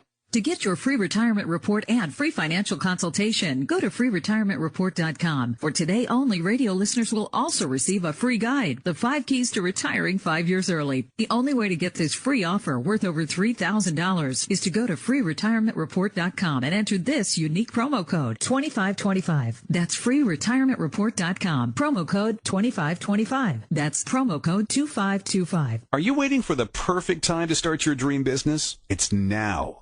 LegalZoom, the official sponsor of National Start Your Business Month, wants you to get started right. Whether you're setting up an LLC, S-Corp, sole proprietorship, or nonprofit, LegalZoom takes care of you from start to finish. Their award-winning service was developed by the best legal minds in the country, and every business gets personalized attention. That's why over 90% of LegalZoom customers would recommend the service to their family. And you'll be in good company. 36 companies on the Inc. 500 lists were started through LegalZoom. It's National Start Your Business Month, so start your business right at LegalZoom.com. LegalZoom's not a law firm and provides self-help services at your specific direction. But there's so much more. Now every LLC and incorporation package includes easy-to-use business accounting software, a $269 value free. Be sure to enter SiriusXM in the referral box at checkout. Start your business, protect your family, and safeguard your assets at LegalZoom.com today. Now with the new Hopper from Dish, you can watch live TV on your laptop, tablet, or phone from anywhere. It's going to take more than that to impress these radio listeners. They've had radio anywhere forever. You can also access your DVR anywhere. Keep yapping. And Dish doesn't charge you more for it. Bingo! Only the Hopper lets you watch live and recorded TV anywhere without charging you more for it. Call Dish at 1-800-WATCH-TV today. Requires a broadband-connected Sling-enabled DVR. Monthly DVR and receiver fees and other restrictions apply. Call for details. You know Anthony Jeselnik from his Comedy Central stand-up. I've spent the past 2 years looking for my ex-girlfriend's killer, but no one will do it. The Comedy Central Roast. Mr. Charlie Sheen. Every moment of your life looks like the first 2 minutes of Law & Order SVU. Now, Anthony Jeselnik has his own Comedy Central series. A 71-year-old woman in Connecticut was arrested for prostitution. Be warned, this story is very dry. The Jeselnik Offensive, Tuesday at 10:30, 9:30 Central, after an all-new Tosh.0 on Comedy Central. You don't have to be a race car mechanic to appreciate Mechanics Wear gloves. That's because our gloves are specifically designed to protect your hands from the elements while giving you more strength and control. You'll work faster, safer, and cleaner. They're made from the finest materials and come in a wide range of styles and colors, perfect for every toolbox, home, or garage. And they fit so well, it's like wearing no gloves at all. Mechanics Wear gloves, the tool that fits like a glove. Available at Lowe's, Walmart, AutoZone, and other great retailers nationwide. The Opie and Anthony Channel. Oh my God! Oh my God! On SiriusXM. Who's that old guy over there? Uncle Paul, with the creepy old guy stare. Uncle Paul, now he's coming over here, slowly limping down the hall. It's too late now, 'cause here comes Uncle Paul. Let me show you how to make a big boy love you.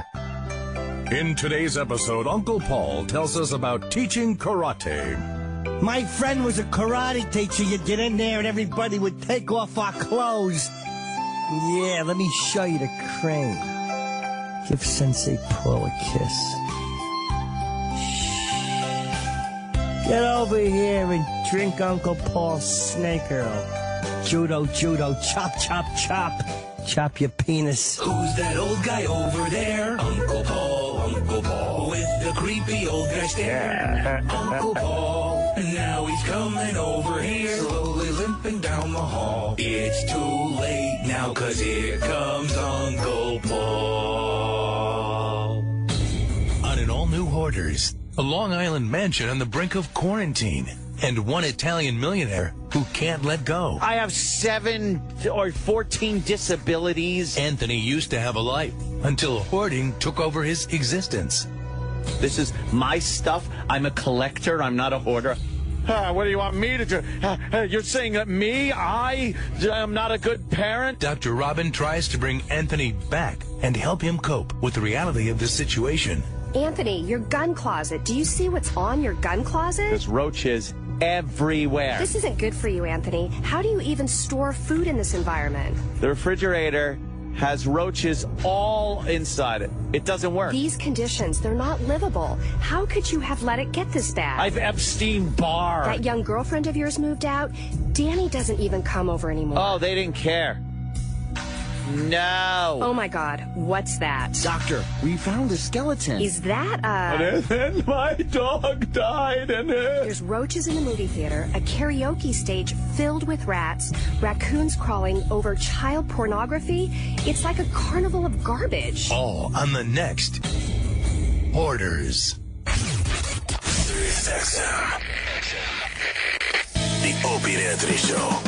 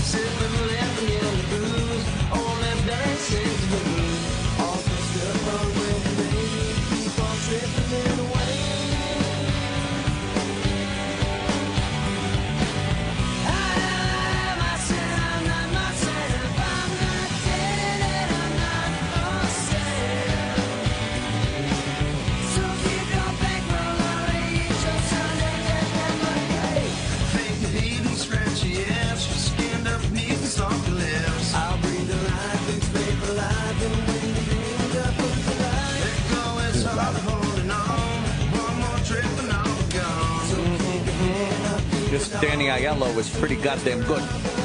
Sub sandwiches are the fucking best. I love a good sub. I like the way the broccoli rabe tastes on it. Broccoli rabe. But I like a cold sub. Like, I like, I'm glad he didn't bring all cold subs. I would eat a whole one. Yeah? They eat like this, you know, the cold ones with the vinegar and oil in it? Why am I explaining what a sub is? Mingy. The radio. I'm actually going to, you know, with the bread, we got it, dummy. We know what a sub is. Wow, is this good? Yeah, it's fucking phenomenal. Erock. Erock, it's your birthday. I know. Oh, God. He's eating.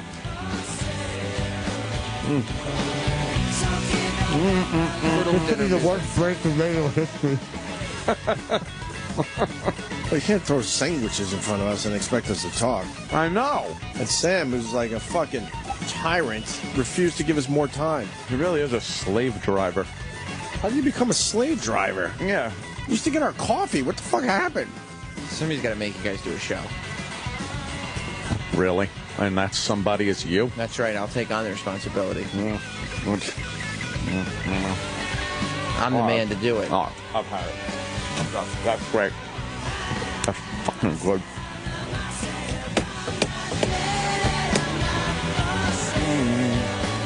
Oh, just eat. Fuck it. I can't tell you what to do once the show's on. That's true. That is true. I was asking Roland how Michaela Maroney smelled. Said she smelled good. And her hands were really soft. That's impossible. I know. You think like on that parallel bar. Although they wear those things on their hands, right? I don't know. Yeah, how do you hands soft? I wear gloves when I do certain exercise in the gym because it fucks your knuckles up. All that rosin. Not your knuckles, I'm sorry, the inside palm, yeah. Yeah, where right here, it gets like all calloused. You were saying you do like a fuckload of pull-ups. Yes. We gotta get a pull-up bar in here. Why? I want to see Jimmy in action. I'll film him. You're like a little monkey, huh? Yeah. Yeah, like a madman. Yeah, but you know, when the pressure's on, I'll do two and my arm will hurt. Like, I can't do it. Because the pull-up is very difficult. Yes, it is. Excuse me for chewing, and I have a... All right. Did you say Jewing? How about that? Enough with that guy. Pinstein. Oh, by the way, yes, the 6 has been found, apparently. It has? Yes. Whoa. The 6 has been found from Power 96. It's no longer Power 90. Look, see, it's back. Wow. Thank God.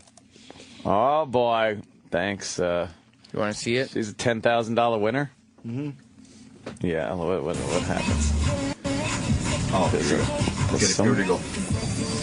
Some woman sitting on a bench. Now some slob is walking up to her and talking to her. This is all hidden camera stuff. I guess the station people are in a vehicle. Uh-oh. And now she's saying, are you the... That's it. That's it.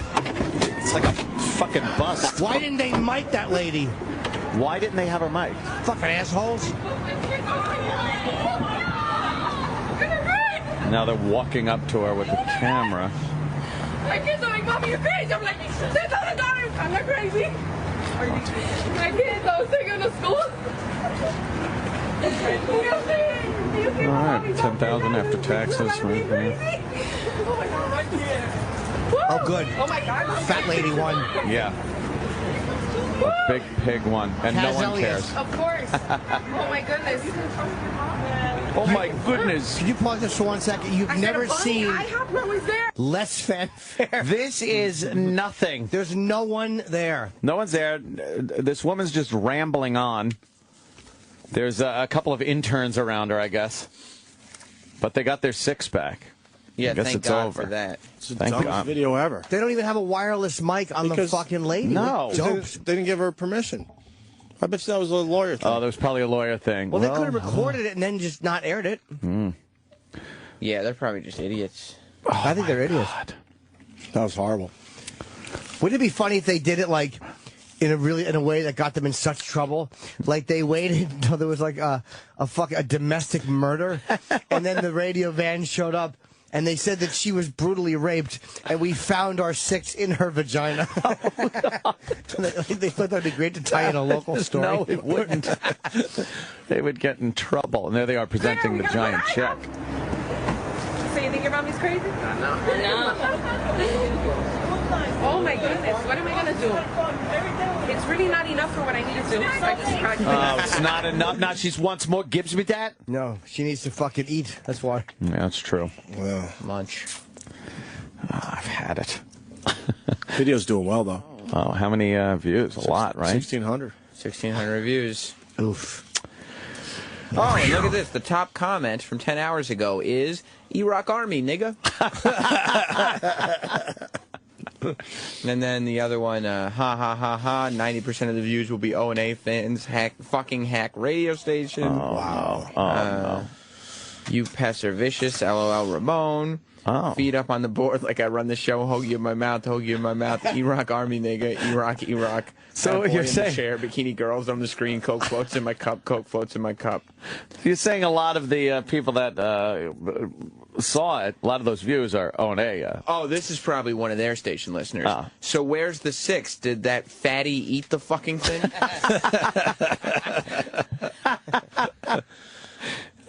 These people are messes. That pig could stand to lose a few numbers herself. Wow, that's not nice. No. Prize pig, prize pig, prize pig, prize pig.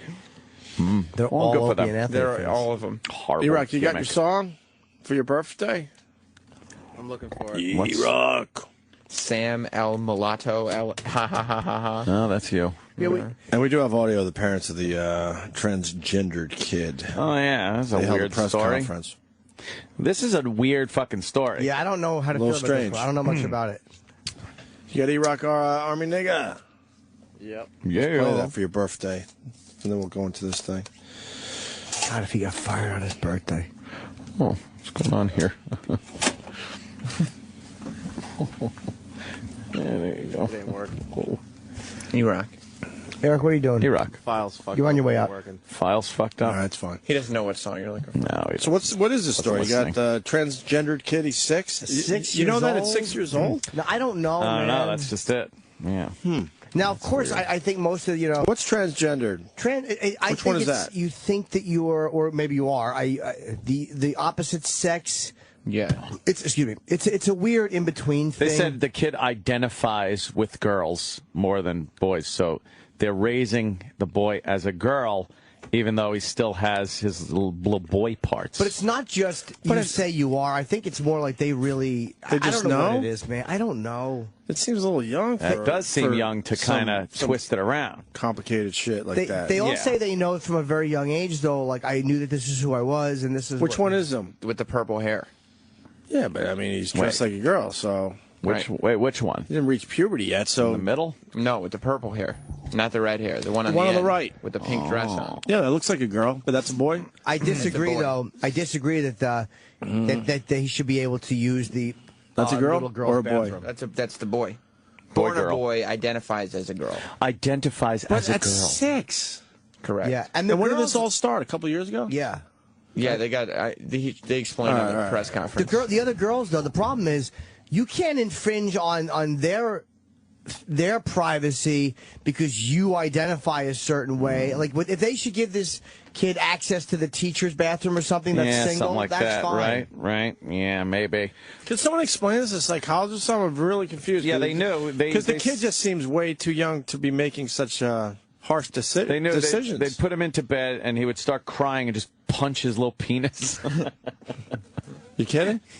Yeah, of course. Well, I don't know. Sometimes they're punching it. The mom said she took the kid to the kid got depressed at this young age, and took him to, she said, medical whatever. I'm assuming it was a therapist. Yeah. And the therapist said, yeah, he's great. transgender. Some crazy fucking therapist. But here's the thing, because it's kind of a newer thing that's talked about, is it crazy and somebody just identifying themselves wrong and mental wiring being fucked up, or is it actually a legitimate, you know what I mean? It's that's the question. Is it a legitimate thing? No, transgendered people have always existed, just never been identified properly. I don't know. Where is this?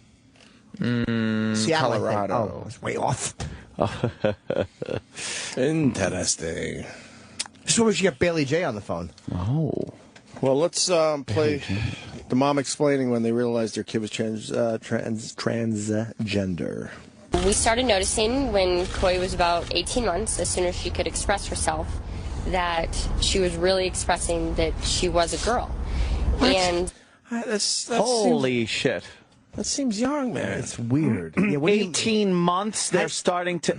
These parents are fucked up. Yeah, because you don't express yourself as a gender when you're that young, do you? Not really. You really don't. Not so much. Oh, my God. My dad would have had me in a fucking dress. Right. In a second. Little faggot I was. Jesus.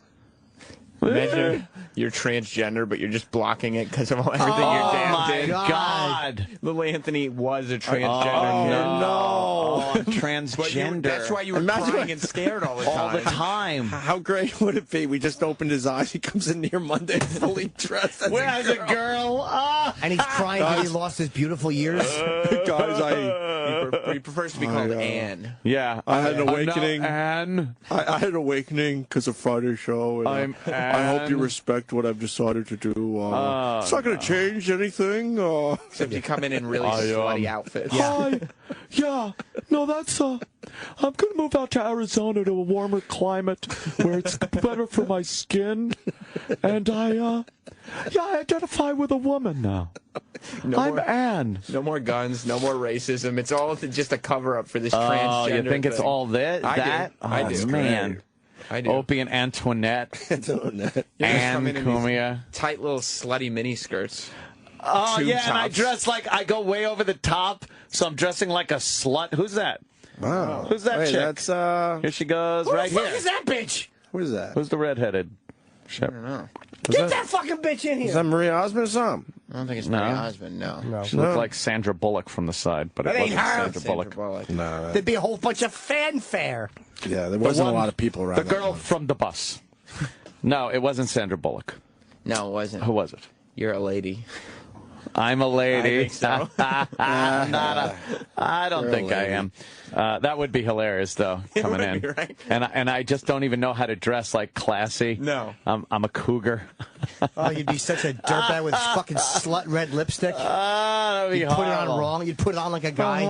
Start inviting Erock to come over to your house to help you with like household things. No, bend over a little more. You see the guy in our neighborhood? He walks around like a woman, and man, does he own it. And he gives the feeling that if you even say a word, you're going to get your ass kicked. The homeless guy or no? No, not that guy. This guy is like, he's tall. Oh, no. He wears like a fucking one of those hats like he's from Bahrain or something. Bahrain? Like one of those weird like roundy hats. A fez? I wouldn't call it, maybe. Hey! Maybe sort of like a fez. He walks around on the Upper West Side. He fucking owns it, man. And he's quite scary. And he seems like he's like has an important job or something too, which I just would love to ask him one question. That was her. Yeah. What was that? Roma Downey. She's an actress, and she's Mark Burnett's wife. Oh, yeah, Mark Burnett's here. Yeah, Mark Burnett. I'm sure Mark Burnett was next to her. Oh.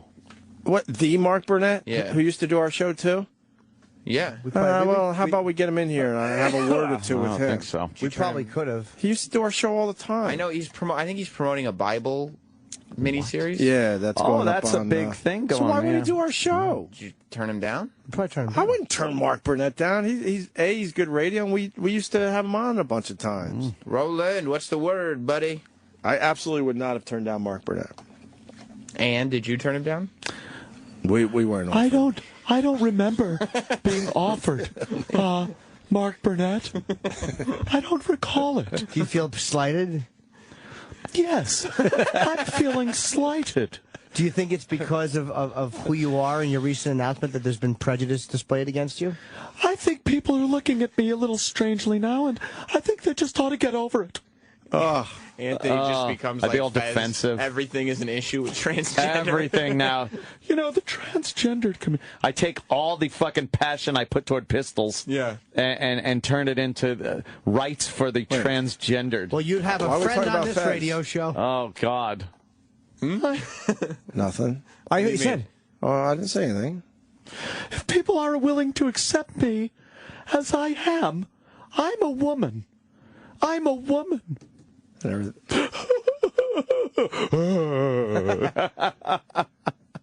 say anything. What happened? Oh, You did mention Fez's name is the only thing. It just sounded familiar. No, you said the hat. A Fez. Yeah, see, the hat. Right. I said, what about the Fez? hat! I was talking about that guy.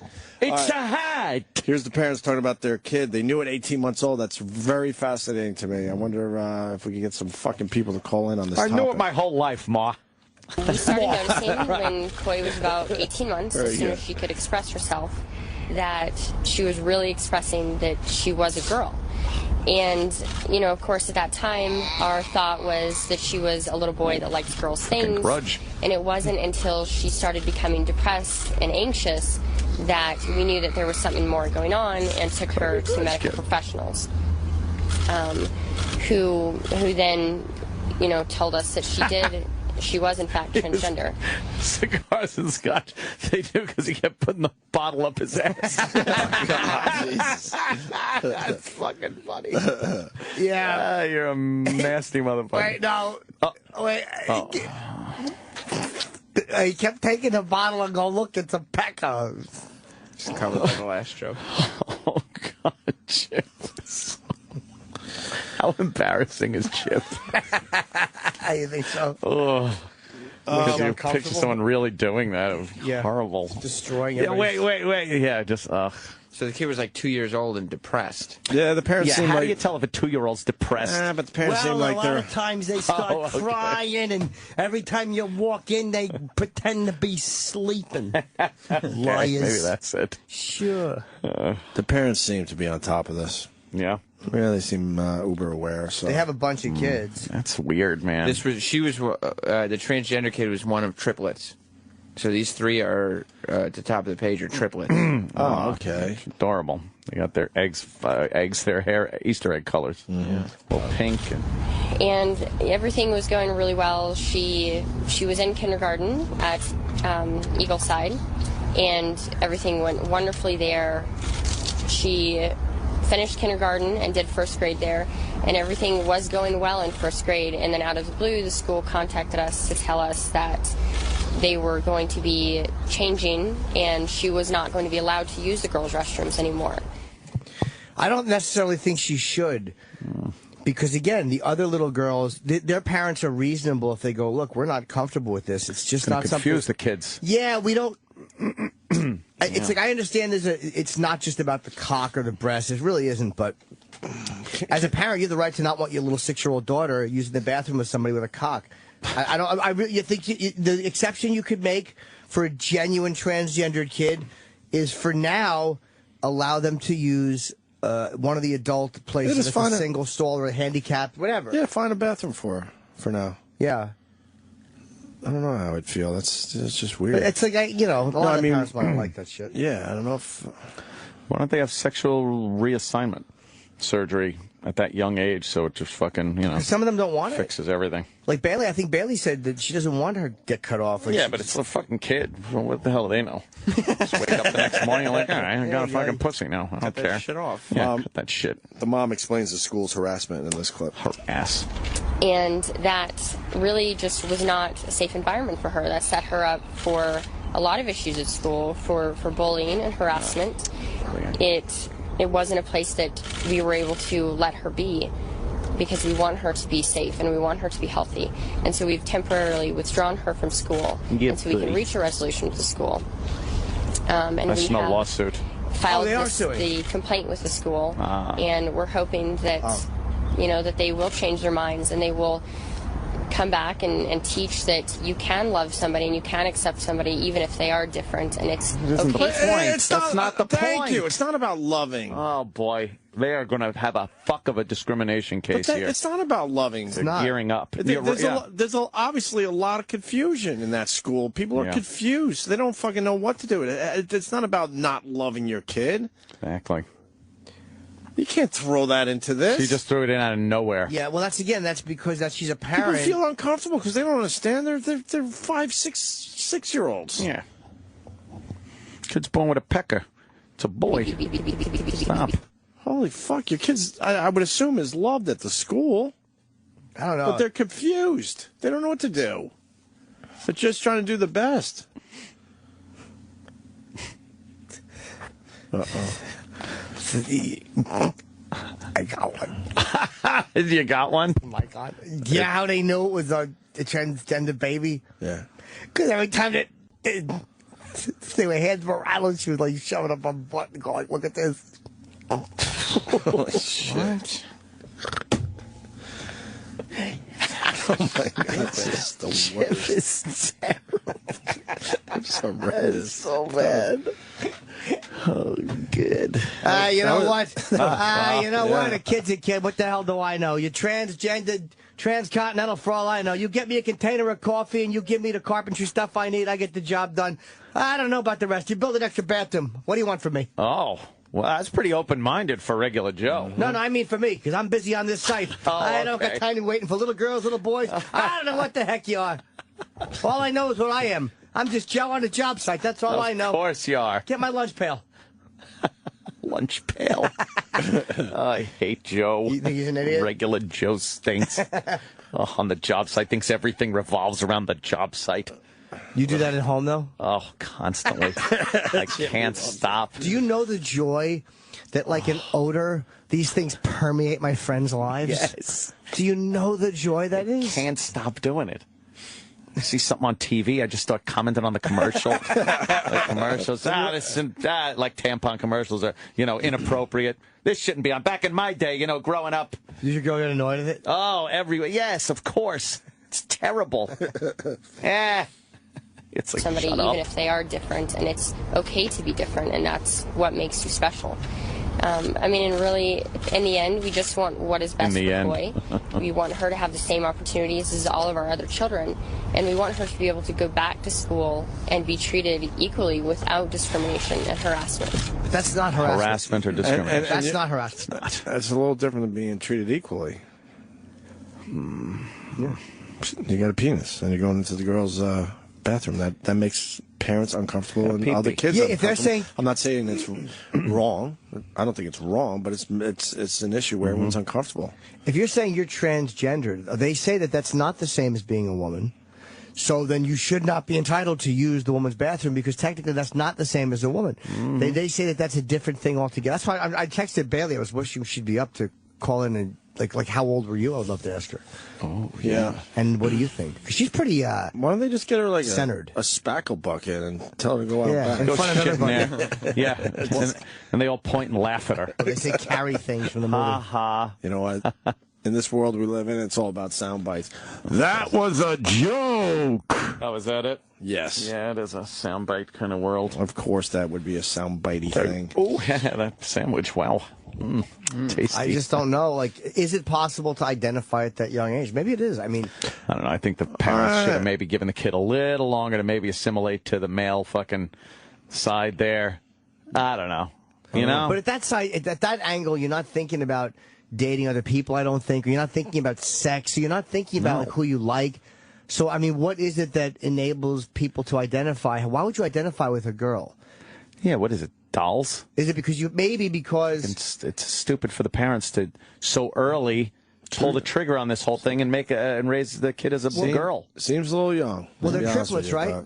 Yeah. It's a boy and two girls, technically? Yeah. Or what? Technically. Well, I mean, with the transgender thing. But is it possible? Wait, no, it's born biologically two boys, one girl. Gotcha. Okay. Two boys and a girl. No, two girls and a boy, right? The one in the middle's a boy, right? They were born two boys and a girl. The one in the middle's a boy, too. Which one's the boy? Oh, really? And the one on the right was born biologically a boy. This is the kid we're talking about here. On the right. I thought the one in the middle was the fucking girl. No. Oh, God. So, okay. No, they're all in, making her look like a girl. Her hair's long and, yeah. Is it possible that at that age with triplets... And that's what I was thinking, too. You with the identify triplets. more with one and you think I'm her and I'm not him? How do triplets see each other and themselves? They have weird relationships compared to, like, regular siblings. So could that be, like, could that be a common confusion that mixed gender triplets have, where one identifies with one and not the other? Parents seem responsible, and it seems like they're on top of it, and they understand something's up They here. seem like weirdos. Yeah, I think strict punishment's needed. But, I don't know, but to put it all on the school, like not loving your kid, I don't believe that. No, that's at all. This looks like one of these Munchausen fucking syndrome by proxy things, where the woman, the mother, apparently likes this type of attention, likes what goes along with it, and that's what she's going to do. And instead of feeding the kid fucking Drano and getting the hospital thing and making that her life, she does it this way. Yeah, I mean, you want to talk about harassment for having to use a different bathroom. Yeah. How about plastering her kid all over national television and making a big Hey, you guys to-do don't think about that the kid's transgender?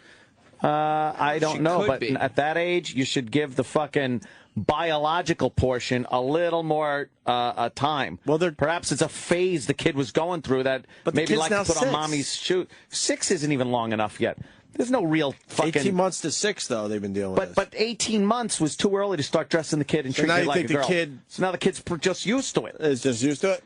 Yeah, I mean, if you start dressing at 2 years old, if you start dressing a That's kid all up you in know. a Give dress, the kid longer than 18 fucking months. Yeah. Let his little testes come in and see what the fuck he says. I may that. have an expert on the phone in just a moment for our hotline.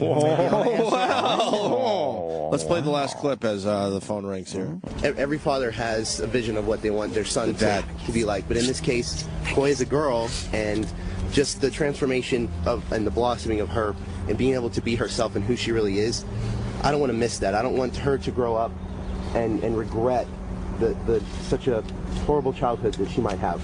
And so whatever is best for Koi, and I love her so much, that's just all I want to see. You know what? Good for him. Yeah, he's obviously because a loving parent. But... this little boy could have been born to some real shitty fucking parents. Right. So good for him for being open-minded and trying to figure it out for his kid. I don't know what to make of this. That's my final statement because it's so confusing. Let's say hi to Belly J. Belly J.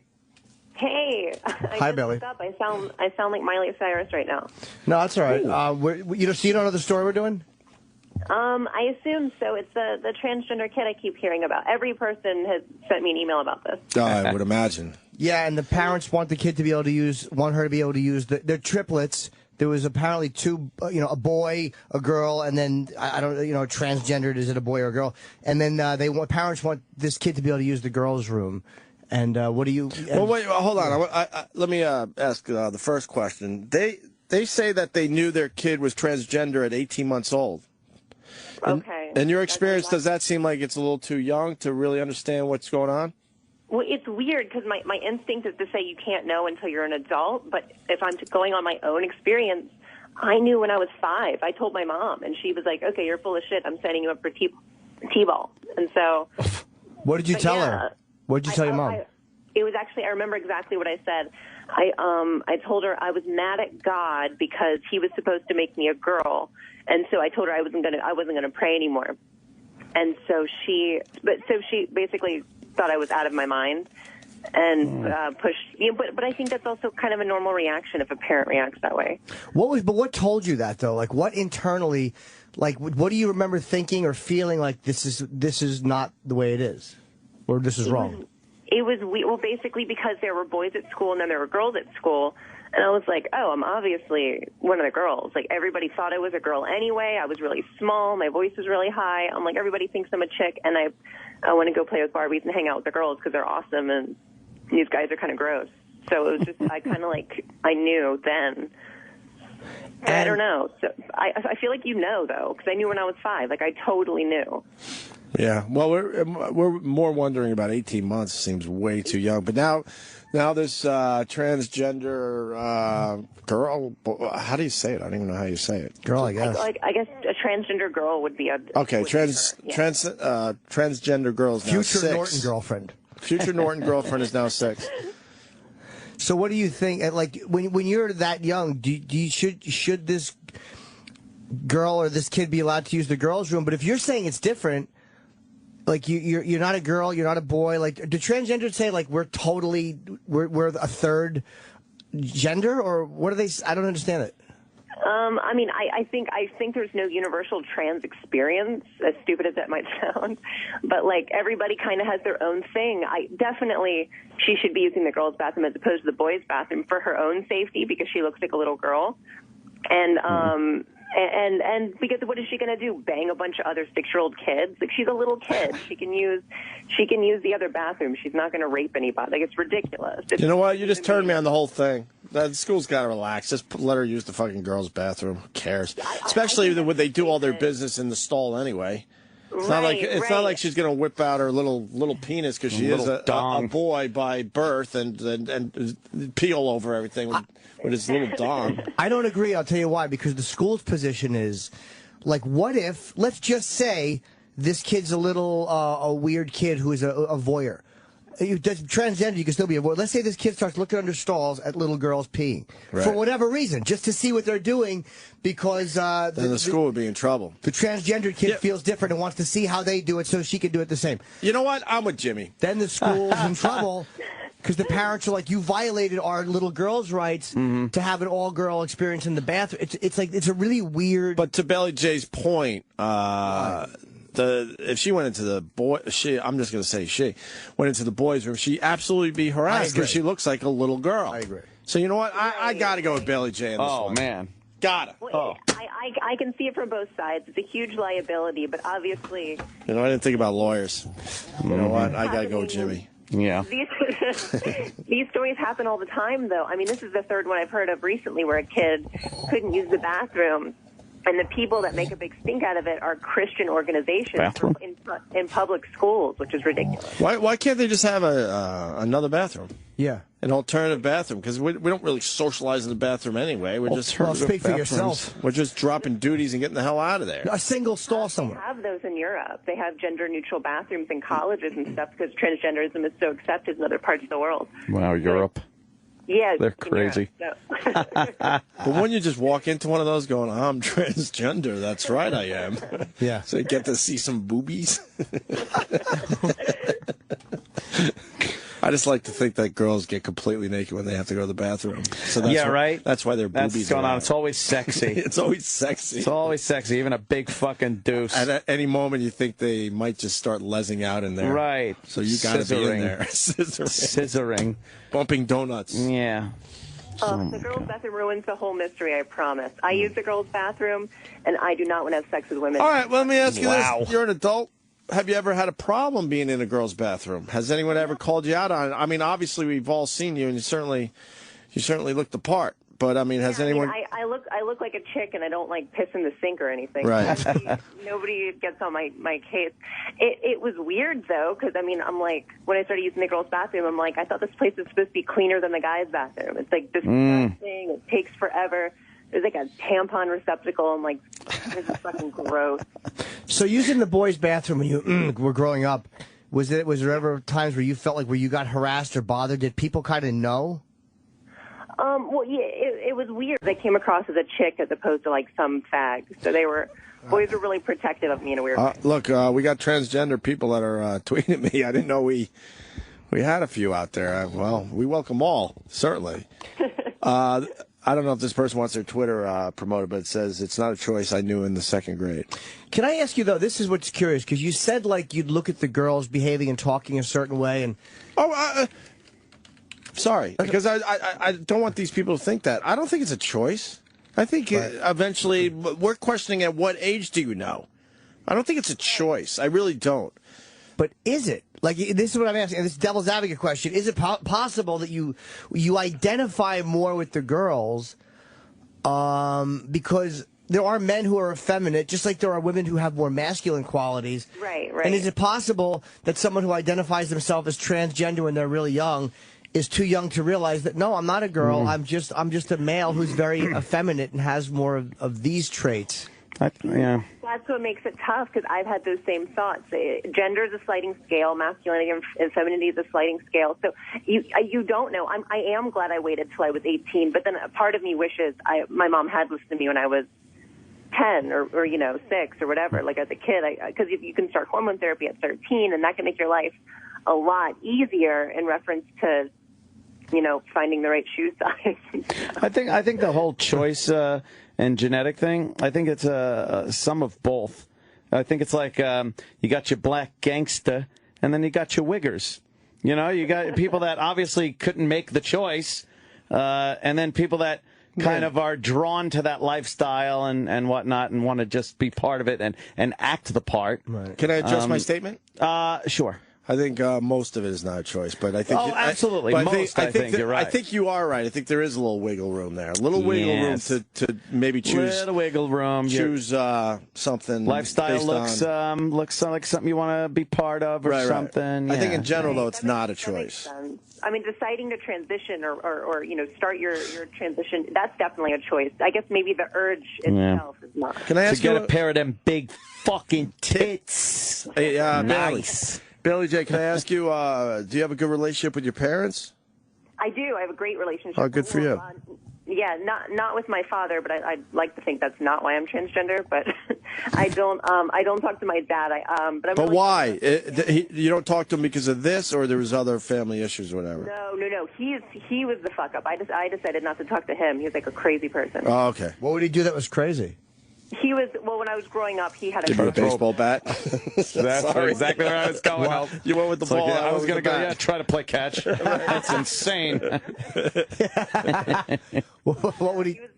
He's like a junkie loser, but my mom's awesome and my grandmother's awesome, and I've got good family members, and I've been really supported, even though they're all Tea Party or crazy people.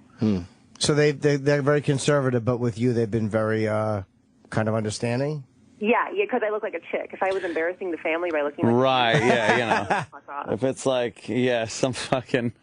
some dude with a wig on, that's right, exactly. Yeah. My grandmother basically just wants me to be hot and marry well was her only thing. She's crazy. Good for her. Yeah. So does she like your husband? She does. Everyone likes my husband. I'm happy about. They've hated every boyfriend I've ever had, and they like him, so it's good. Why'd they hate your other boyfriends? Because they fucking suck, and I'm weird in that charity case. I've never had the chance to talk to you on the radio. I don't understand. Are you gay? Is he gay? How does that all work? Break it down quickly. That question makes less sense and less sense every time someone asks me it, because being gay is basically calling me a man, which I don't identify as a man. Right, I understand that. Whatever. I've never had a chromosome test. I could be a hermaphrodite because I don't have any, really any body hair naturally. It's really weird. But Okay. I think if you're gay, you know you're gay. You want to have sex with a bunch of fucking dudes. But if you want to have sex with chicks and then this one dude that looks exactly like a chick, then you're probably straight. But all right, I know, but you have the penis, so like, does your Jimmy just a sigh of relief? Jimmy rules. All right, but your husband would he consider himself gay? I think you already know the answer to that, though. It's kind of like. No, because I'm very confused by the whole thing. I'm really trying to understand. I think that the definition of gay is really misunderstood because it's like okay. But a lot of straight guys would say the penis makes it gay. Right. But saying something doesn't make it a fact. True. So it's, for me, and I'm not insulted if the person I'm with would be considered gay. It wouldn't make me feel bad because we're actually very pro-gay rights, even though neither of us feel that we're gay. We feel like a heterosexual couple, except we have sex. So it's weird. Like, well, Bailey, did Matt date men before you? No. No, but I'm saying he was involved with women and then met you. Of course, that's how they all start. I ruin their lives. Yeah. I've never hooked up with a bisexual guy. I've never hooked up with a gay guy. Believe me, I would fuck the shit out of a gay guy. They're adorable, but they do not want to have sex with me. They think I'm disgusting. So okay, just confusing. That's all. Yeah, but it is definitely. Gay's a frame of mind. It's not just a dick and two dicks. I understand. You know. Exactly. Yeah. So it's. But I get that question so Well, often. all right, I got another. These are all probably dumb questions that you guys probably laugh at, but has he ever wished you had a vagina? No, because he like most guys, he likes anal sex and fake tits, and I bring both of those things to the table. Her answers rule. But now this is where people. But he doesn't miss a vagina, right? Well, no. I mean, when obviously, I assume when he masturbates to the same porn stars everybody else does with vaginas. But I mean, who knows? When I'm 30, maybe I'll get a vagina. They don't look terrible. I've seen pictures. They look. We saw one. It was horrendous. But then again, the lady was older, so we know the surgery was a while ago. Yeah. Remember that one? A lot. It's come a long way. Remember where we saw? Forgot that. Do you? But here's the thing where people would say it's confusing. Like, if you're like say you date women, and then you're hooked up with you meet a transsexual or transgendered girl, but then you're having sex, but you're also doing sucking the cock. It's like, doesn't that make it a gay activity, or is that still part of? I don't. That is confusing. Why you have your fingers crossed, Jim? Believe me, you've never seen anybody more nervous about an answer. I'm doing the Vegas dice thing with my hand. Come on. No, it's okay. This is called the Kurt Schilling. He has all his eggs in one basket. Yes. I'm on the ledge. Answer correctly or I'm jumping. No. I think guys are a lot less afraid of dicks than they'd like you to think. I mean, all guys do is sit around and take pictures of their dick and play with their dick and try to suck their own dick for like 30 years. So it's like guys like dicks. They finally meet a hot girl and they finally get to put a dick in their mouth. Answers are amazing. Finally. Like, that's what every guy's thinking. Like, finally. Fair enough. Fair enough. Yeah. I didn't realize you had a sense of humor. Very funny. Yeah, belly rules. Guilt-free cock, right? Is that it? I'm imagining. It's a girl. She just has a cock. Yeah. But it's also a female energy, I'm sure, too. Like, it's not. No, I know. I know it's a lot more complicated than just saying, oh, penis gay, but. Because I've talked to girls about threesomes with guys, like watching them get fucked to be hot. But I would much rather see them fuck a transsexual, because that to me would be more of all. But women get weirded out by the idea of that because it's the female energy. Right. That they can't compete with. Like they would fuck two guys, but they're afraid if they have two cocks and there's that other female energy that they would be.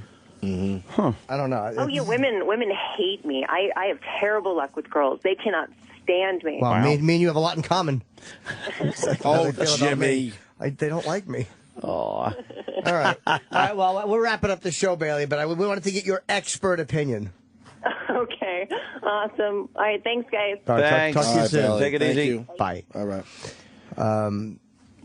Yeah, Bailey's very great. She says very funny.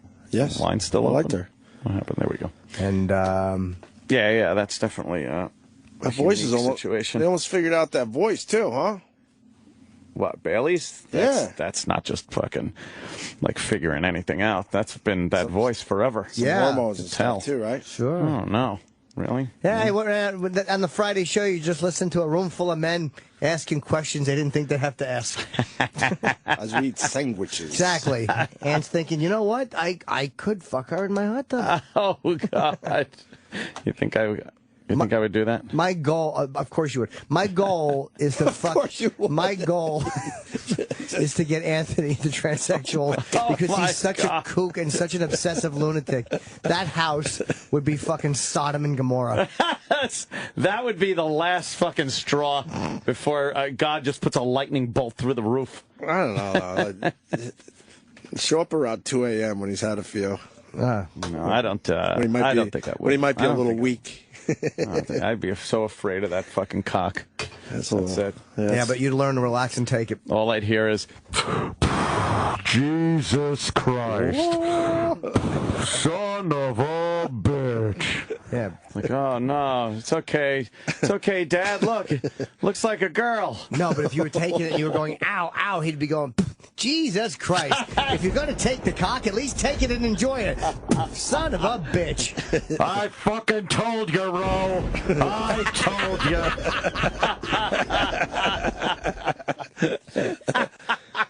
All right, where are we going? Polka Nuts? Where are we going? Jim Norton's going to be at Polka Nuts tonight and tomorrow. Yeah, and I got North Carolina coming up, and I got Syracuse coming up, and I got Jacksonville and Magoobies and fucking Carroll, a bunch of gigs, and then my Boston 1 hour shoot. I think I have a name for the special. What was it? I don't want to say. Okay, where can the people go? Because my website right now, but they are working on a new site for me. Of course, that will just be follow up. you on Twitter. You'll get all the Jim Norton dates. Yes, because Jimmy's hitting the road again to get ready for the big special, so he's going to be in a lot of areas. Probably close to a lot of you guys out there. So, Jim Norton on Twitter. Mask Sexual Flavors is the new way to foreplay, available in 4 tantalizing flavors. Oh, yeah. These oral gel strips will be the spark to light your bedroom flame. Oh, yeah. Visit sexualflavors.com to purchase or find a retailer near you. What's that? Cool. Just awesome footage. SpaceX launches second cargo ship. It's camera. It's on the side of the rocket ship cameras that show you what it would look like if you were on there, and it's just, God damn it, they moving fast. Who's SpaceX, by the way? SpaceX is a private company that's launching cargo into space, going to the space station, since we don't, have a fucking space program. That's fine. Yeah. So where's SpaceX located? In this building. They're right downstairs. Oh, no kidding. I like it being a world effort more than the national effort. I don't. No? I loved NASA. I like the good NASA, old but US of I A. think it helped the country, helped technology. But a world effort's more important. Fuck. You wouldn't have tagged goddamn Jim Chinese with their stupid rockets. Watch that special, the Koreans. Liberia special. I will. That I want to see now.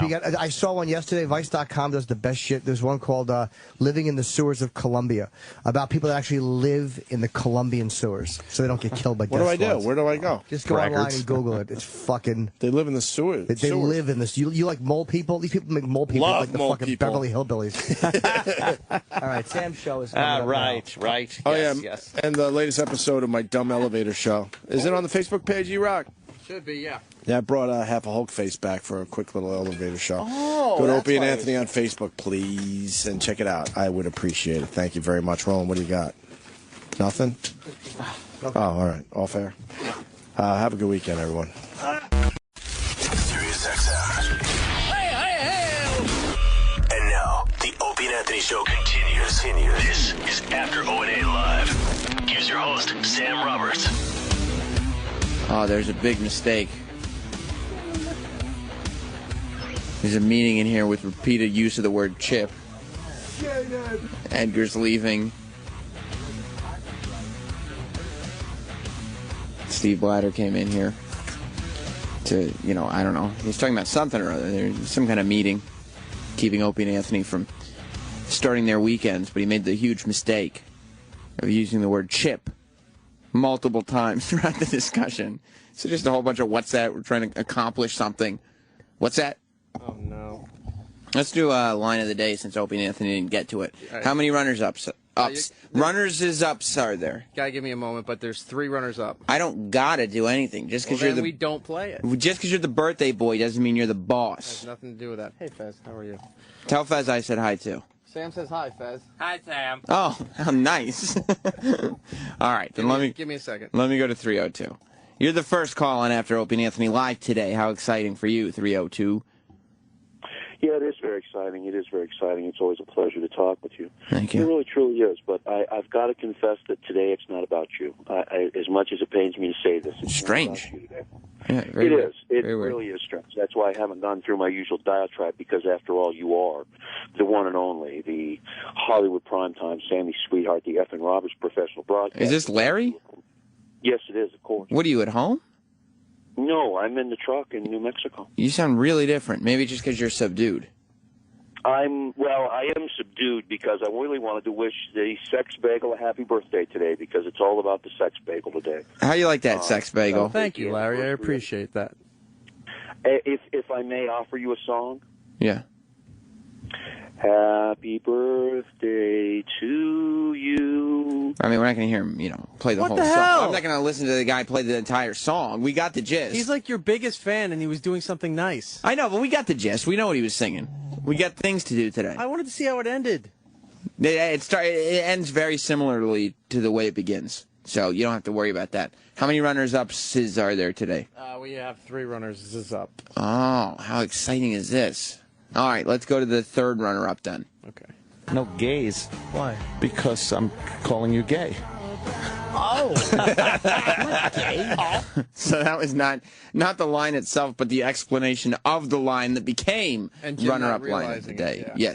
Yes. All right. Let's go to second runner-up. You know the best way to color eggs is you put paint on the inside of the hen's pussy. It's disgusting. I don't think that's true. I think that's not factual. Easter's right around the corner. All right. The last runner-up line of the day, the one that almost made it. I don't mean that nothing illegal. It's just in God's eyes, you're disgusting.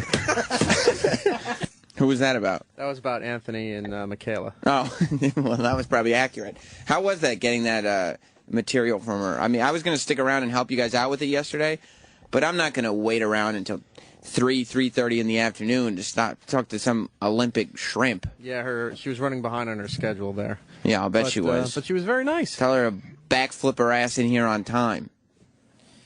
No scowls, nothing. But that's not nice at all. That's all.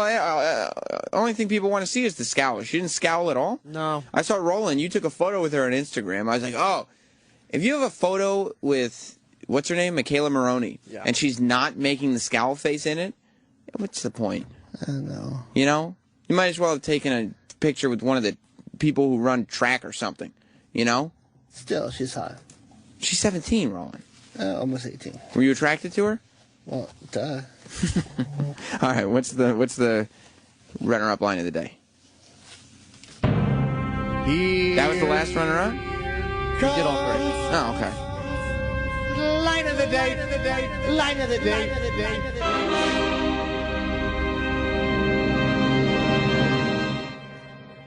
The Phil Rizzuto.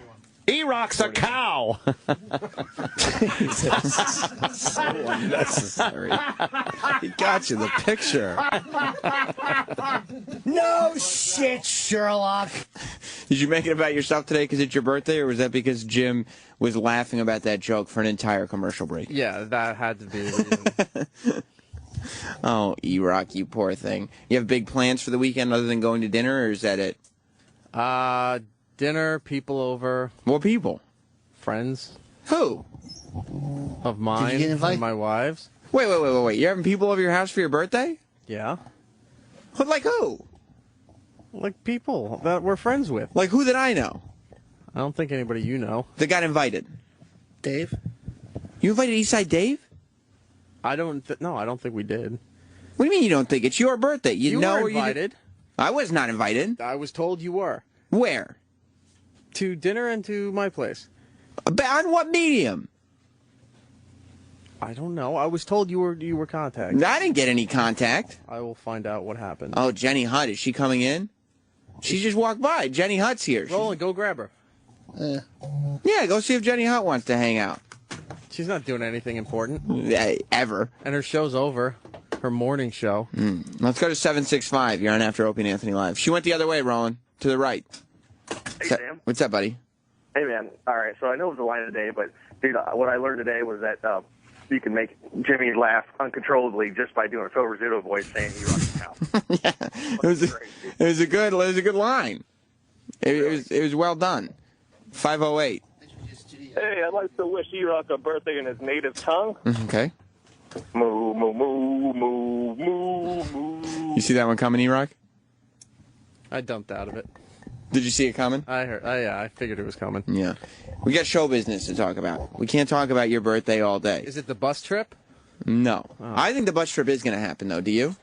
I think it is. I mean, you rarely see management keep the charade on this long. That's right. You know, if it wasn't going to happen. And we've had a lot of discussions about it. And the details that we're getting into now, really, I believe the bus trip will happen. It's scheduled right now to go down like, end of April, beginning of May type of time. Who really knows for sure. But around that, we're saying like spring-ish, when it's going to be nice out and stuff like that. We're not trying to get on a bus and drive through the winter. No. And touring down in Dollywood and Memphis and Nashville and Branson and Austin. And, I mean, based on the meetings we've been having and the details that we've been getting into, I truly think it's going to go down. I'm excited about it. Troy is very excited about it. He's on his cruise right now, but he's convinced that he's going to make Ant's Party Bus just the end-all, be-all of party buses. Now, I don't think, Troy has been known to hype things before.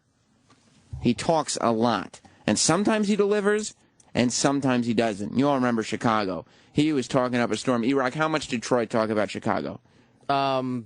Yeah, beforehand, I mean. He was saying that this was going to be even better than Cleveland. Yeah. And, like, of epic proportions. But then again, he also talked about Las Vegas that way with Roland. And what did he do in Chicago? He didn't come. He didn't even make it to the airport. Nothing went down in Chicago. By the way, yeah. I got a message here. Yeah. A text was sent to you. You probably just didn't get it. Yeah, that's bullshit. That's not bullshit. I get my texts. Your wife's lying to you. No. I didn't get any texts. I know for a fact you were on the list. No, but you know why? Because she doesn't like me, because I make jokes about you sometimes. No, she likes you. And she thinks I'm a bad influence on you. She likes you because you make a lot of money. That's right, I do.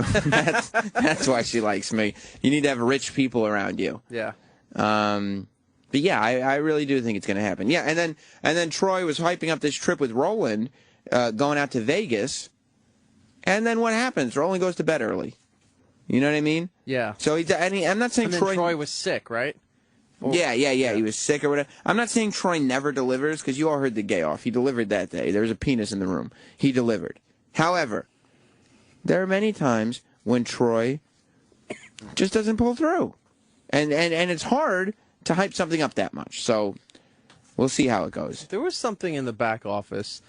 I forgot who the discussion. Maybe it was involving you. Probably was. About if it who was happened. going to have the first fight on the bus. Were you part of that?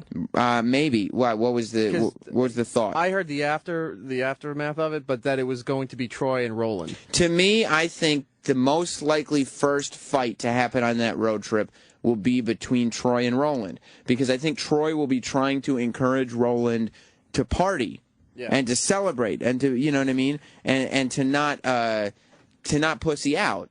And I think Roland will have fun at first, and then he'll get tired of the partying, but he'll keep doing it because Troy is asking him to, and then eventually he'll just snap and go crazy. I was just saying, I think on the road trip, Roland, the first fight my money's on would be between you and Troy. Yeah, he does. I told him you can't overhype like Vegas. Right, that's what we were just talking about. He hypes. Like when you hype Vegas will say, you know what, fuck you. And same thing happened on a road trip. Yeah. You can't hype it up like that. Like Otherwise, he hyped up his cruise very, very much. Yeah. He said, dude, well, the minute I walk on the cruise, they all know, Carnival know, there's a fucking party going on. The beauty about this cruise is that he's just going on it with his girlfriend. So even if nothing happens, he could just lie. You know what I mean? We'll never know if it lived up to the hype or not. But the road trip, the bus tour, we'll be aware of that. Yeah, because he said a lot of things. But we all know what he said. Partying. Bitches, Roland. He said bitches. He said sleep is not even an option.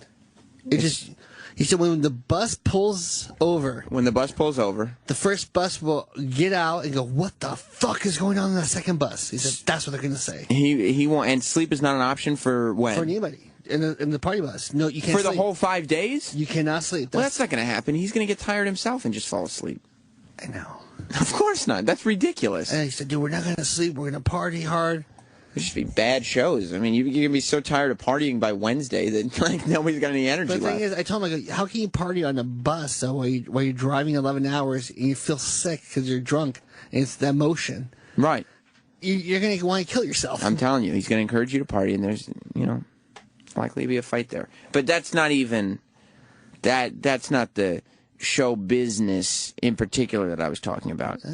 Our intern, he came, maybe before I get to that, let me talk to you. Before I talk to you, Alan, I'm going to talk to you, Roland. Because a few months ago, there was a block of programming that went down on this channel on a Saturday night. Yeah. And it was Roland's Food Court, and what was the other one called? Sexy with the Bagel. Or Bageling with the Sex.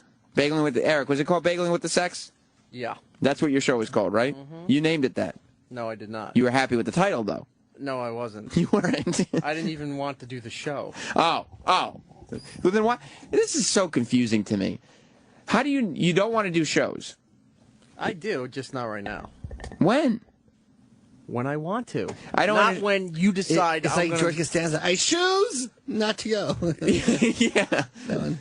What were you going to say? Go ahead, Alan. I mean, Erock should just have a show where he just comes up with scripts every week. That'd be. You like hearing about Erock's movie? It's incredibly entertaining. What do you think of that, Erock? I think that kid is fucking stupid. Okay, he said he thinks you're stupid. Oh. That's not nice. Well, yeah, this is what I don't understand.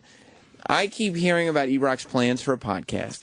He's built a studio in his house. If you go down to his basement room, he's got a little studio that he set up for himself.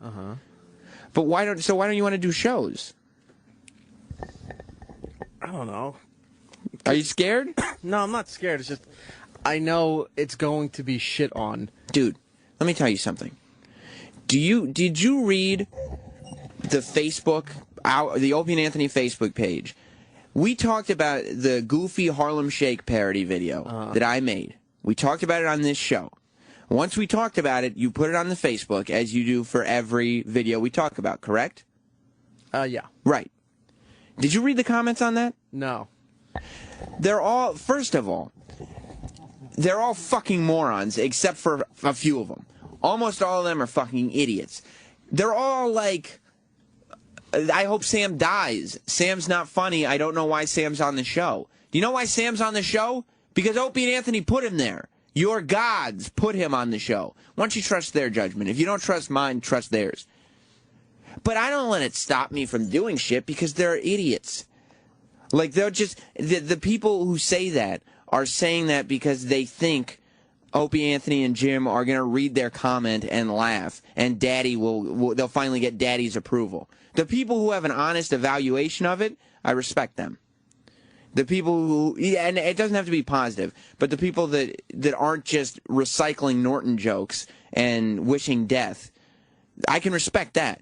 But the vast majority are just doing what they hear Opie, Anthony, and Jim do, thinking that Daddy's going to laugh, and not realizing that every time Opie and Anthony and Jim do the Opie Twitter voice, that's the guy. You're the dude. You're the guy they're doing. Like, and they're sitting there listening to their radios and laughing at Opie, Anthony, and Jim, making fun of them. You can't let that dictate what you do. You know what I mean? I used to get shit on a lot more than I get shit on now. Did I not? You still do. How can I still get shit on a lot more? No, listen to the phrasing of the sentence. Okay. I used to get shit on a lot more than I do now. That's not to say I don't get shit on now. Yeah. I just did a whole rant about the idiots on Facebook. But I used to get shit on even more. I don't let it stop me from doing stuff. Because you can't control the audience. You gotta put stuff out there. Pay no mind list. Put them on the pay no mind list, Roland. The list that I told you about, and how great is that list? Awesome. It's great. Put them on the pay no mind list, and then let your audience find you. You know what I mean? Let the people who actually have a brain in their heads give it a true evaluation, and some of them are going to like what you do. And honestly, when you did Bagling with the Sex, people liked it. I got tweets from people being like, that was a good show. That was a fun show to listen to. You know what I mean? Yeah. You're never going to get the full... This show has a massive audience. Nothing that we do is going to get that full audience. That full audience is given to Opie and Anthony. And even they hate what Opie and Anthony do. You know what I mean? There's a percentage of this audience that listens to this show every day. And you hear they don't like what Opie and Anthony do. It drives you. It's enough to drive a person insane. But you can't let them dictate whether or not you're going to do stuff. You'll be, you'll be hiding in your rabbit hole forever if that's the case. You know what I mean? The people who are going to criticize you no matter what you do are the people that aren't doing anything themselves. And when you start getting off your ass and actually doing shit, it scares them. Because they're not used to that type of behavior. It's scary to them to see somebody who actually has personal motivation. Who's actually like, you know what? I'm going to make the most of whatever it is that I have. That's scary to them because they don't do that with their lives. They sit there and live vicariously through others and just think that if they can put in some negative energy out there, it'll be good. Now, look, I know I do my share of making fun of people. I'm not saying making fun of people is wrong, but I at least try to have some laughs with it. I at least try to be, somewhat funny. And at the end of the day, Erock's wife is still inviting me to his parties. You know what I mean? She knows that I'm not sitting there wishing cancer upon him. You're not? Not actively. I mean, there are times where maybe I have, but not as like a regular active thing. When you Twitter it to me. Right, when I'm just... But those are direct messages. Those are between you and me. 2 in the morning, Sam had to go to the bathroom. He tweets, die of cancer, go back to sleep. I got a direct message from Sam. I hope you die of cancer, fatty. Why the fuck would he send me this? It's not even a public thing. This isn't funny. But that's the level that some of these guys on Facebook are doing. And Instagram. You hear him on Instagram, don't you, Roland? I attack him right back. And you should. And they go, I like you. I was actually reading one of your Instagrams yesterday when he goes, it's an honor to be attacked by you. And I was like, what? And you're probably reading that response going, well, I still hope he dies. I hope he dies with honor, but I hope he dies. I just said, why are you still alive? So, Erock, I mean, I know you want to do it. You just got to start doing it. You know? Yeah, I'll get to it. You won't. It's like working out. You just got to start, and it gets don't easier. He doesn't, Alan, he doesn't know what you're talking about. Oh. Like, that's a terrible point of reference for I understood what he's talking about. Did you? Yes. I just thought you had no personal experience with it, so you wouldn't. It's kind of like Legos. I used to. I just don't anymore. You realized exercise just wasn't for you, right? It's there. Like the same way Donald Trump Jr. It'll today. be there when I choose to pick it up again. You won't pick it up again. I might. The same way today Donald Trump Jr. said that he thought changing diapers just wouldn't be his thing. As if that can be your thing or not. You think to this day, exercise. Not your thing. Yeah. Well, anyway, the announcement is Rawls Food Court's coming back.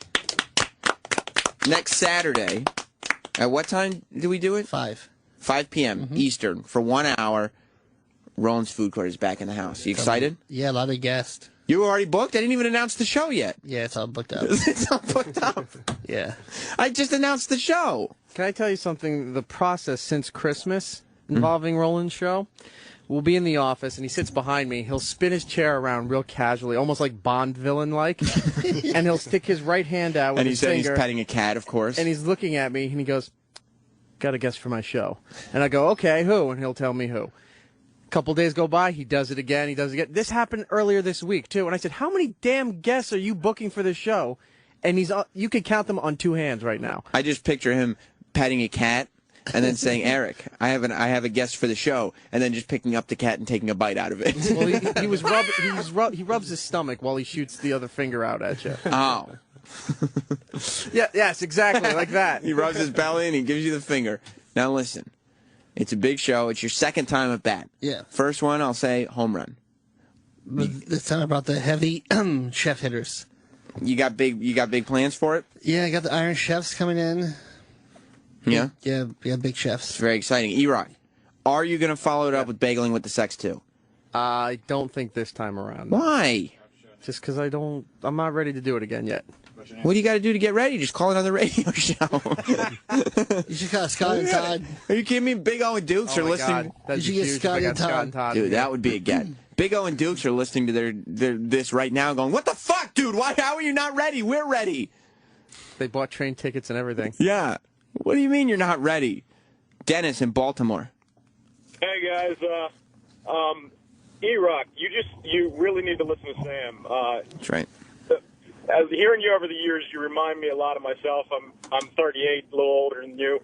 Low self-esteem, low self-confidence. I've always struggled with doing what I want to do because I feel like I'm going to fail. But Sam's right. You've loved radio all your life. You need to do this and embrace what's happened on O&A. And I don't mean this to sound mean or anything, but like I said, embrace what's happened on O&A and your podcast. Name it something that the fans are going to love. The one thing I thought of was, like I said, not to offend you, Piggy Boy Podcast.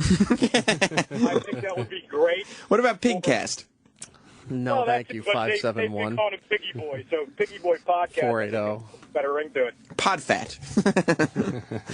But Dennis is right, though. Maybe you don't do exactly Piggy Boy Podcast. 9. But Dennis is right. Don't give out his phone number.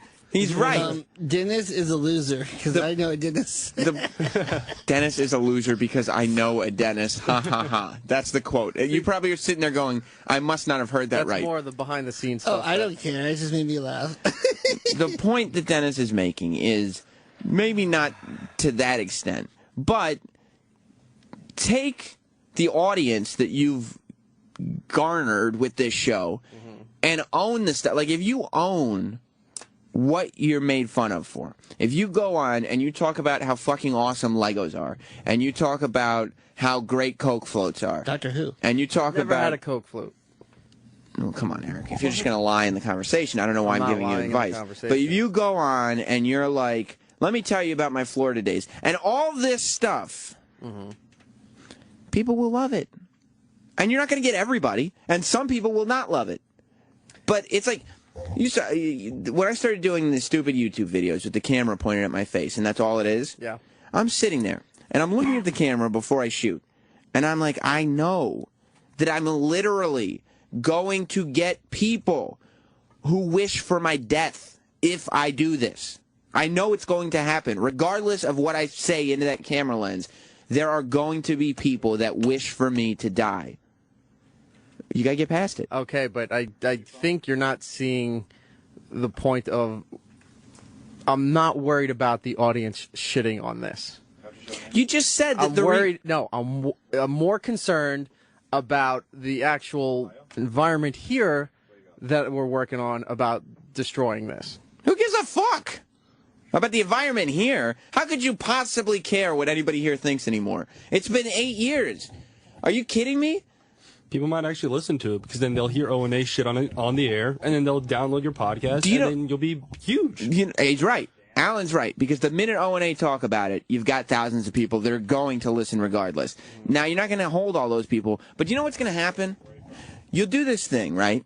And O&A, all of us, will trash it the first week. Guaranteed. You're right.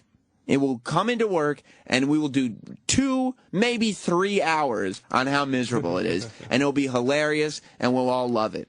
But then you got to just come back and do it the next week, and do it the next week, and do it the next week, and just do it week after week until O&A are either tired of it, or you get to the point where they're like, oh, that's kind of good. Yeah, it's like a Rocky speech. Well, they bring you down, you get up. Right, Roland. And what did he do? He ended the Cold War, Eric. Rocky ended the Cold War thanks to that speech. How you cannot be listening to this is beyond me. Remember when I came in here? One show on Hits 1. One show. And what happened? What happened to me, Eric? Yeah, that was the first hour of the show. Destroyed! Dismantled.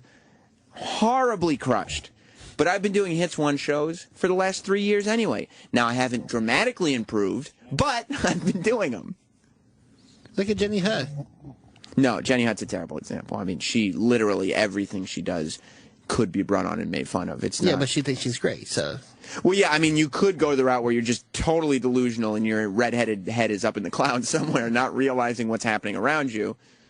How's it going, Travis? I don't know where this lack of confidence from Erock comes from. Because, Me neither. Like, he did his show, and they barely talked about it the week after. They barely talked about it. It was more like leading up to it, he was getting shit on, but they barely talked about it. And that was just because of his guest process. Right. You know?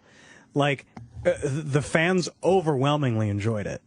Like, right, and you read the responses. Yeah, reading Twitter and Facebook and everything, they overwhelmingly enjoyed it. Opie and Anthony basically didn't talk about it. Right.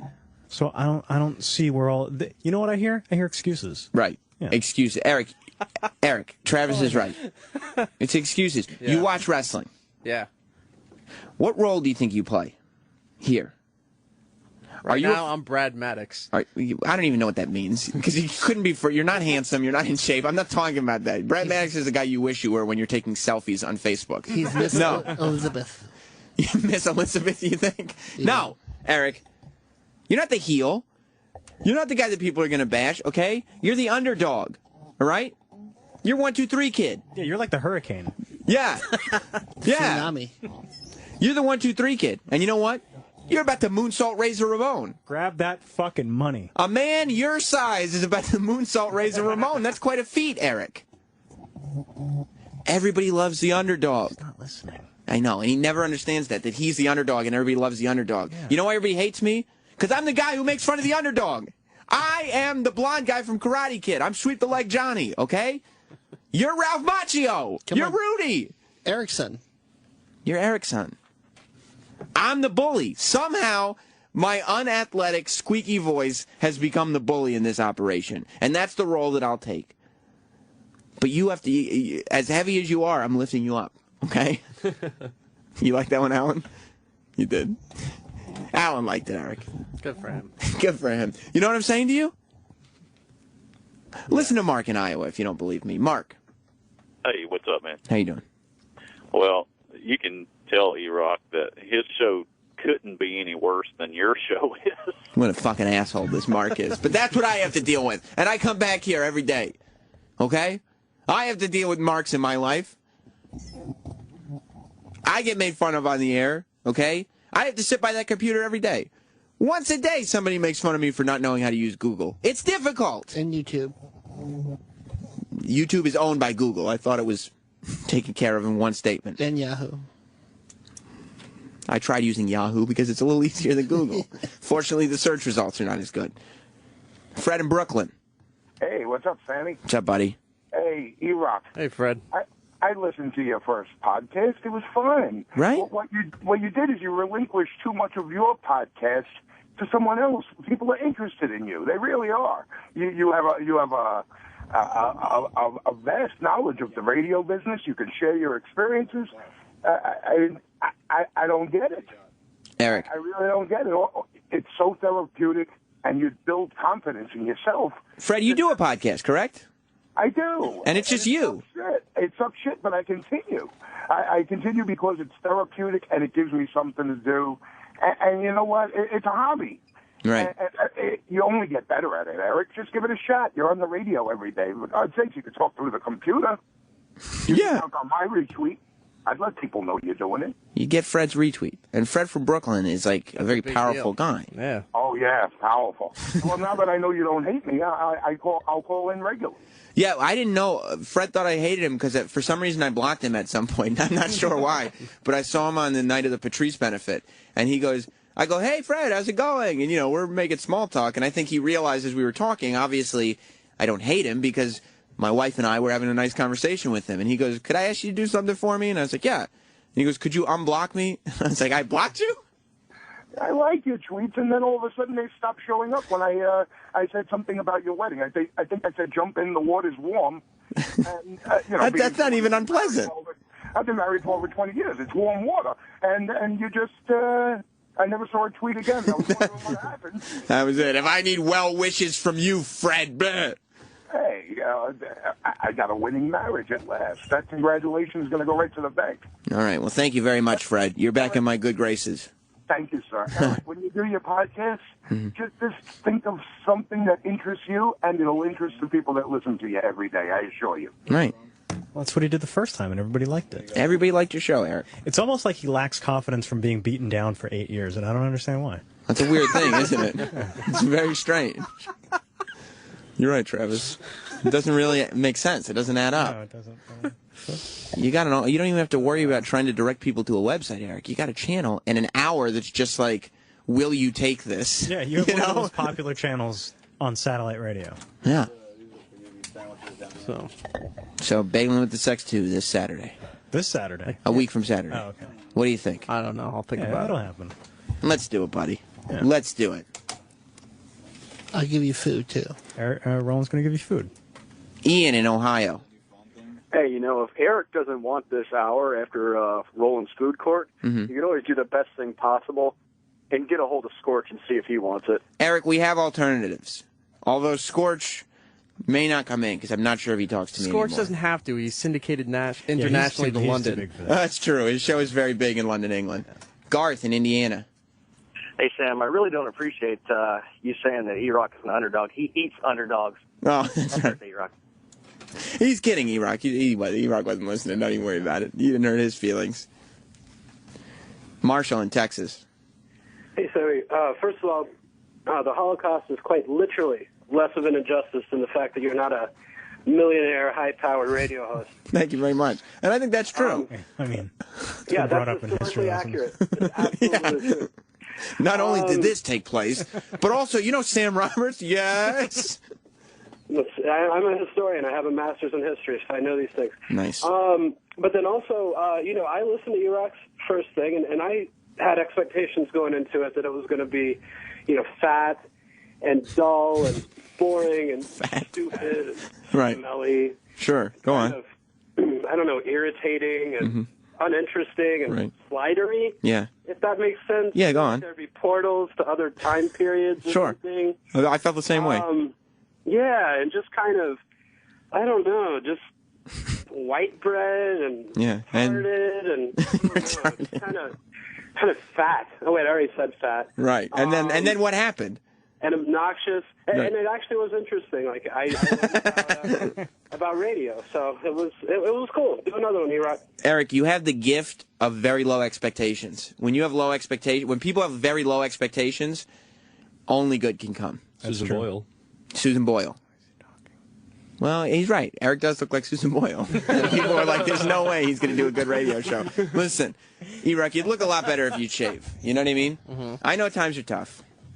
All you got is these old blades lying around. The problem is you're buying the wrong razors. It doesn't need a vibrating handle. It doesn't need a back scratcher. It doesn't need all the blades. It doesn't need all this bullshit. Okay? Have you noticed? Alan, the intern. You shave. Yeah. It's a new development for you? Maybe about a year or so. Good for you.